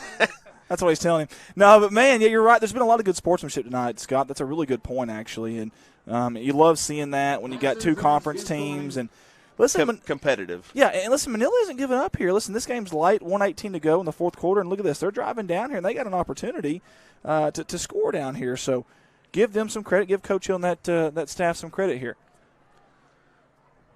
That's a toss to the far side, and I think it's Wimberly. Oh, he's going to did he score? I think he did. They're going to give him a touchdown. Touchdown, Manila. What a run. Wow. Who was – I couldn't tell if that was Wimberly or if that was Brian Neal or if that was Billy Morris. I don't know. It's hard to see these jersey numbers. And I tried to warn you.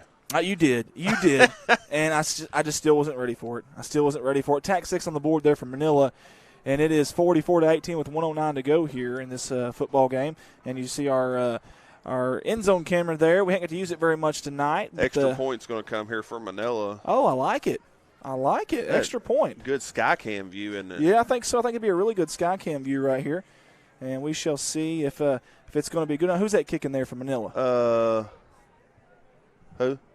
No. Is that Hunter Miles? I can't tell. That's what it looked like, Hunter Miles. No good. Well, either way, it's no good for the Manila Lions. And, guys, we've got 1 minute and 9 seconds to go here in this football game. And give that staff right there credit. Hey, they had their team ready here tonight, did the Manila Lions. And but, hey, the Corning Bobcats, they fought tonight. And a good bounce back for Corning, too. Because, listen, Corning, they got kind of beat up last week against Osceola. That speed of Osceola really surprised them, I think. Well, I wouldn't say surprised them, but really did a number on them. And, you know, it got down pretty quick, got down early, and before you knew it, it was a 3-possession game.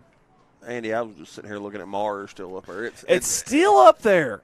I don't understand it. It's still up there, and we're going to get you what we're talking about here. Earlier, someone told us that that little dot above the moon there is Mars, and I don't really know. Who knows? But yeah.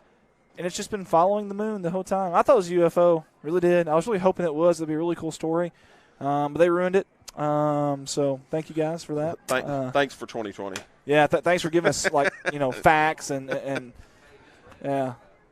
statistical data and scientific data, things that make sense. And I just wanted to kind of go with my little assumption there, but no. All right, Veronica Castro, black and gold, black and gold. Veronica says, way to go, number 2, all the way from South Texas. Wow, long way away to be watching this game. We appreciate you for tuning in with us, really do. Spend your Friday night with us. Amaker up the middle. He's got some blockers, and it's going to close pretty quick. He breaks a tackle, still going. Finally wrapped up by 2 Manila Lions. That's going to be number 66. I don't have a name for that one. And then number 16, Caden Perkins. Yeah, guys, we apologize. Our roster's a little short for Manila, and we're starting to get these kids that usually don't play that are in the game right now. So, and you see the clock is going to be coming up here pretty soon. Minute 02 to go. I think Ricky Betts is out of here. Is that correct? Ricky, thank you, brother. You did a heck of a job tonight on that hero cam. Thank you, brother. I mean, seriously, good job tonight. And we're going to put his camera up there on the top right-hand corner for you. The victory formation for the Bobcats here on homecoming night. How about that? Number 70 comes on. Grady Pennington as well. Get in there, young man. He's a sophomore. Victory formation, and that's a wonderful feeling if you're a Bobcat fan. Good sportsmanship down there. You see the clock up there, and I'm going to tell you something. This was a really, really fun game especially if you're a Bobcat fan. It was a heck of a night for the Bobcats and a lot of fight from Manila. But, man, what a game, what a night. This is going to move the Bobcats to 3-2. They're going to have a winning record. This is awesome. I mean, this is fantastic. You're going into another conference game next week at Hoxie, and obviously we're going to be bringing that live stream to you as well. And there's another knee. Taking a knee there are the Bobcats. As you see the clock up here to the top right-hand screen. 18 seconds, and I believe the fireworks will be going off here pretty soon. Next week, the Bobcats travel to And we're down to 10 seconds. We'd like to see as many there as we can. Homecoming was home sweet homecoming for the Bobcats. The Corning Bobcats are going to win 44-18 here on homecoming night. How about them Bobcats? And how about that fireworks show right there? My goodness. Fireworks on the field and off the field tonight by both teams. We're going to leave it here for just a second and get the rest of this fireworks show. And you know, Coach Hill and Coach Tradeway's out there talking. They're finally figuring out where they're going to meet up. Yeah. Listen, I'm telling you, there's a spot right downtown. You go check it out. I promise you it's good stuff. And love the firework display. Thank you to Dakota Wilkins family of Dado, Arkansas. Man, they are getting our money's worth tonight. The fans are. They're still booming. Love the lights. The Friday night lights. It brings a whole new meaning to that, doesn't it? Love it. Guys, listen, we'll be right back. But first, we got to go to our sponsor video. Hang here with us, guys. We'll be on the other side of this sponsor video. A special thanks to Woolard Flying Service out of Corning, Arkansas for supporting Bobcat Athletics. Matt Wooler would like to wish the Corning Bobcats the best of luck this season and also remind them that the sky is the limit. Woolard Flying Service, 870-857-3839. Wiedemann Farms, 561 County Road 131 in Corning, Arkansas. Wiedemann Farms has been serving the Corning community since 1978. Larry and Mary Wiedemann are proud supporters of not only the city of Corning, but of Corning Bobcat Athletics. Wiedemann Farms, go Cats. Corning Sports Report would like to give a shout out to Watson Oil Company for their continued support of Corning Bobcat Athletics. Locally owned, locally operated. Kelly and Chad Watson would like to wish the Corning Bobcats the best of luck on the upcoming season. Watson Oil Company, 406 Southeast 1st Street, Corning, Arkansas, 870-857-0006. A special thanks to Solace Grain Bins and S&L Irrigation on their sponsorship. Whether it's grain bins, wells, pumps, underground pipe, or any service of that nature, Solace Grain Bins and S&L Irrigation will take care of you. Rhonda and Jerry Solace would like to wish the Bobcats the best of luck on the upcoming season. A special thanks to Richardson Family Dentistry out of Corning, Arkansas. Locally owned, locally operated, a fine dental office with a great staff that are all proud sponsors of the Corning Bobcat Athletics program. Richardson Family Dentistry. Red Taylor Ford, locally owned and operated by the Taylor family since 1977. Their company has been an integral part of the Corning community since their beginning, participating and or donating to basically every major community project to come before them. They have a top-notch service department with master certified technicians. Contact them for all of your automotive needs at 870-857-3516 or at www.redtaylorford.com. CSR would like to thank Parkview Restaurant of Corning, Arkansas for their sponsorship. Parkview offers breakfast, lunch, and supper, including daily plate lunches, and they have a daily with a variety of lunch meats and nightly specials. Amy and Danny and Jordan are big supporters of Corning Bobcat Athletics. Thank you to Parkview Restaurant. This is Mike Vinson, Certified Public Accountant. I've been a Bobcat fan for as long as I can remember, having worn the black and gold as a student years ago. Join me in supporting our students as they proudly represent our school and community. And come see me on 2nd Street in downtown Corning for all your tax and accounting needs. Go Bobcats. Keith and Rhonda Turner of K-Ron Farms would like to encourage the community to support the students of the Corning School District. Whether it is a sporting event or an academic accomplishment, these students are representing our school. We need to let them know how proud we are of them. Let's show our Bobcat pride. It's great to be a Bobcat. K-Ron Farms. The Corning Sports Report would like to give a special shout out to State Representative Joe Jett for sponsoring our endeavor. Mr. Joe Jett has always been active in the community, whether it's supporting the town of Corning or it's supporting Bobcat Athletics. This is a political ad paid for by State Representative Mr. Joe Jett. Corning Sports Report would like to say thank you to Jerry and Linda Turner of J-Lynn Farms. Jerry and Linda are sponsoring us with a black and gold package this year, and they are proud supporters of Corning Bobcat Athletics. J-Lynn Farms. Corning Sports Report would like to give a special shout out to Jeremy and Amanda Wiedemann out of Corning, Arkansas. Extremely kind-hearted people who not only support the community, but they also support the Corning Bobcat Athletics. Jeremy and Amanda Wiedemann. CSR would like to give a special shout out to Heritage Ag out of Hoxie, Arkansas. Serving Arkansas farmers since 1966, leading the farm equipment industry into the 21st century. Call Brody Morrow, salesman at 870-886-6663 or 870-809-1822, Heritage Agriculture of Arkansas. Sports Report would like to give a special thank you to Harold Implement out of Corning, Arkansas. The Moore family has always been active in the community of Corning and also Bobcat Athletics. It's not just an Ace Hardware store, it's also a licensed dealer of Yamaha, Polaris, and Bad Boy mowers. A special thank you again to Harold Implement out of Corning, Arkansas. A big thanks to Goodman Drug Company out of Corning, Arkansas. Kathy Goodman and staff would like to invite you to drop by for any of your pharmaceutical needs and or Razorback and Bobcat apparel. Drop by and see them Monday through Friday, 8:30 to 5:30, and Saturday, 9 to 1. Or use the convenient drive-thru. Goodman Drug Company out of Corning, Arkansas. First National Bank takes the banking experience and customizes it to fit you. Whether it's supporting your Corning Bobcats or saving you time by eliminating trips to the bank, First National Bank puts you first. Always. Member FDIC and equal housing lender, First National Bank. Your local Farm Bureau insurance company introducing Ag Promise, an exceptional policy that protects everything farmers rely on. Ag Promise is a competitively priced, easy to understand, and tailored to meet your specific needs. That's Farm Bureau's commitment to you, and they have a team of local agents and adjusters ready to back it up. Give them a call today to protect your agri-business. It's not complicated, it's a promise. Ag Promise, 870-857-6788.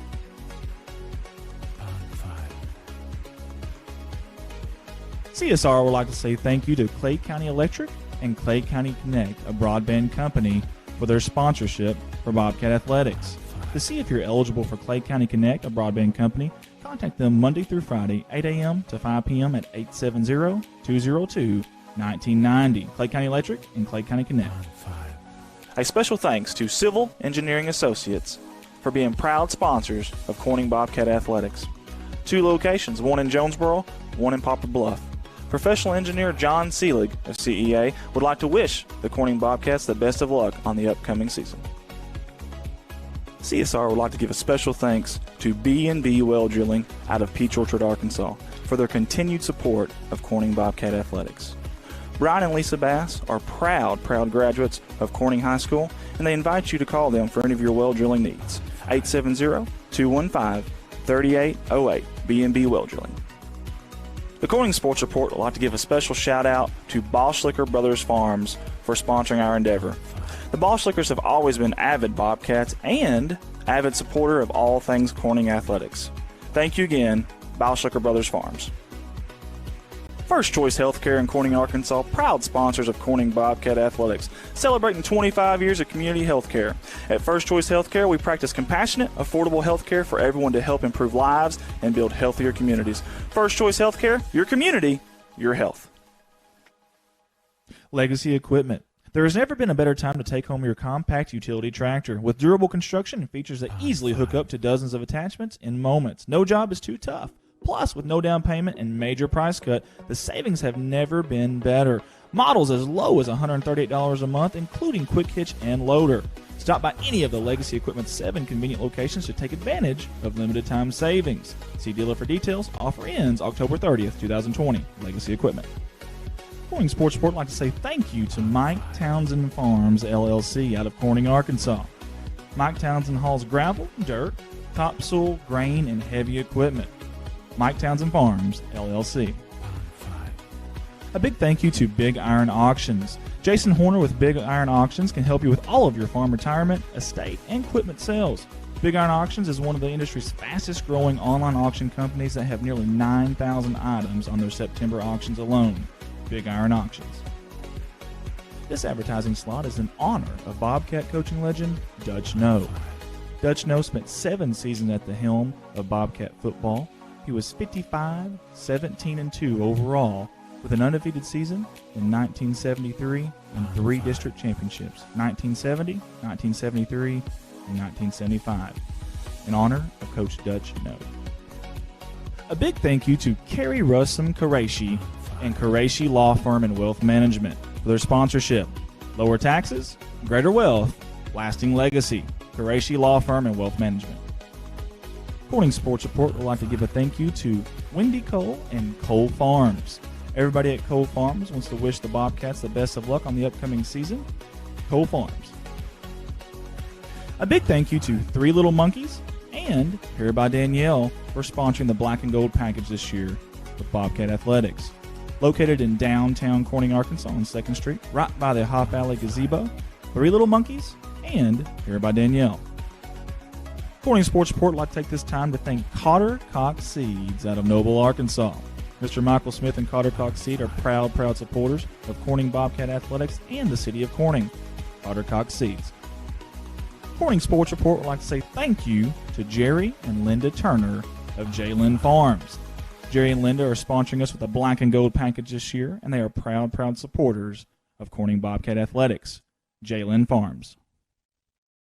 Corning Sports Report would like to take this moment to say thank you to the fine folks at Nutrient Ag Solutions. Mr. James Varvel and everyone at Nutrient Ag are proud supporters of the Bobcats and want to wish the Bobcats the best of luck on all the sporting events this year. Nutrient Ag Solutions. I'd like to take this time to say thank you to Debbie and Bud Hill of Corning, Arkansas. Debbie Rose Hill Massage and CBD Products have been a proud sponsor of Corning Athletics and the city of Corning for a very long time. Thank you, Debbie Rose Hill Massage and CBD Products. Corning Sports Report would like to give a special shout out to Zach Brown Farms for their sponsorship. Zach Brown Farms has always been active in the community of Corning and also Bobcat Athletics. Zach Brown, being a former Bobcat himself, wants to wish the Bobcats nothing but the best of luck on this season. Zach Brown Farms, on the road to success.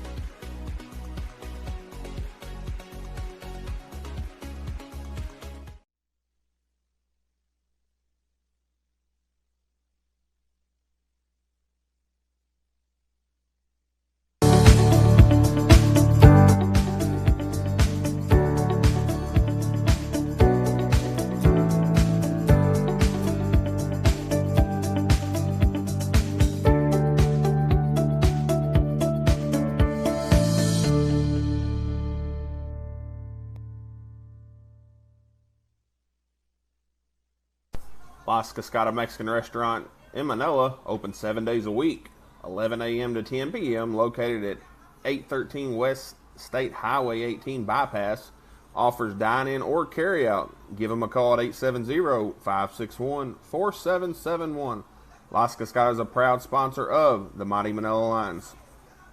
Meacham's Heat and Air, located in Manila, install, service, and repairs, all models. Give them a call at 870-278-7216. Accepts calls 7 days a week. Meacham's Heat and Air is a proud sponsor of the Mighty Manila Lions. General contractor B&C Construction of Manila, owned and operated by Woody Nunley. B&C Construction is a proud sponsor of the Mighty Manila Lions. Salomon Automotive, located at 2695 West State Highway 18 in Manila, is your one-stop auto shop. Tires, oil, auto repair, all makes and models. Salomon Automotive has you covered. Give them a call at 870-561-1503. Salomon Automotive is a proud sponsor of the Mighty Manila Lions. Delta Drug, located at 257 South Highway 18 Bypass in Manila, has been your hometown family pharmacy since 1971. They are not only a full-service pharmacy offering prescription and immunization services, they offer free delivery, have a unique boutique in the store for your gift needs, and are a hub for Amazon deliveries. Visit DeltaDrugInc.com to download their app for prescription refills, or to get more information about the store, call 870-561-3113. Delta Drug is a proud sponsor of the Mighty Manila Lions. Wells Family Eye Care has been serving the eye care needs of the Manila area and beyond. The goal of our facility is to enhance each patient's quality of life with better vision. A visit with us is like a visit with family. Contact us at 870-570-0400. Wells Family Eye Care is a proud sponsor of the Mighty Manila Lions. Harold's Discount Furniture, located at 1026 West Lake Street in Manila, 870-561-4105, or 613 West Kaiser Street in Osceola, 870-563-5202. Harold's Discount Furniture is a proud sponsor of the Mighty Manila Lions. Thank you for your hard work and support from CNC Farms. CNC Farms is a proud sponsor of the Mighty Manila Lions. Thomas Spate Noble is a proud sponsor of the Mighty Manila Lions.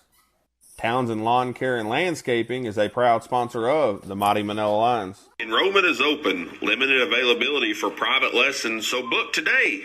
Natural State Fitness Gymnastics is a proud supporter of the Mighty Manila Lions. Booty Siding has been family owned and operated since 1979. They are accredited by the BBB, Better Business Bureau, and also licensed by the Arkansas Contractors Board. Rudy Siding specializes in metal roofs, seamless gutter, vinyl windows, and vinyl siding. Rudy Siding is a proud sponsor of the Mighty Manila Lions. Talon Sudden Services NEA for 30 plus years, same family, same location. They offer financing for everyone to fit all budgets. Visit their website or find them on Facebook. They also offer service after the sale. Talon Sons is a proud sponsor of the Mighty Manila Lions. Learn and Grow Academy, located at 21169 Highway 18 in Monette, owned by Blair Davis, accepts ages 6 weeks and up, and also offers after-school care. Learn and Grow Academy also won Best Daycare of NEA for 2020. Learn and Grow Academy is a proud sponsor of the Mighty Manila Lions. Wilson Dental has a new state-of-the-art facility located at 3455 State Highway 18 Bypass in Manila. They have been providing quality family dental services for over 24 years. Call Wilson Dental for all your family dental needs. Wilson Dental is a proud supporter of the Mighty Manila Lions.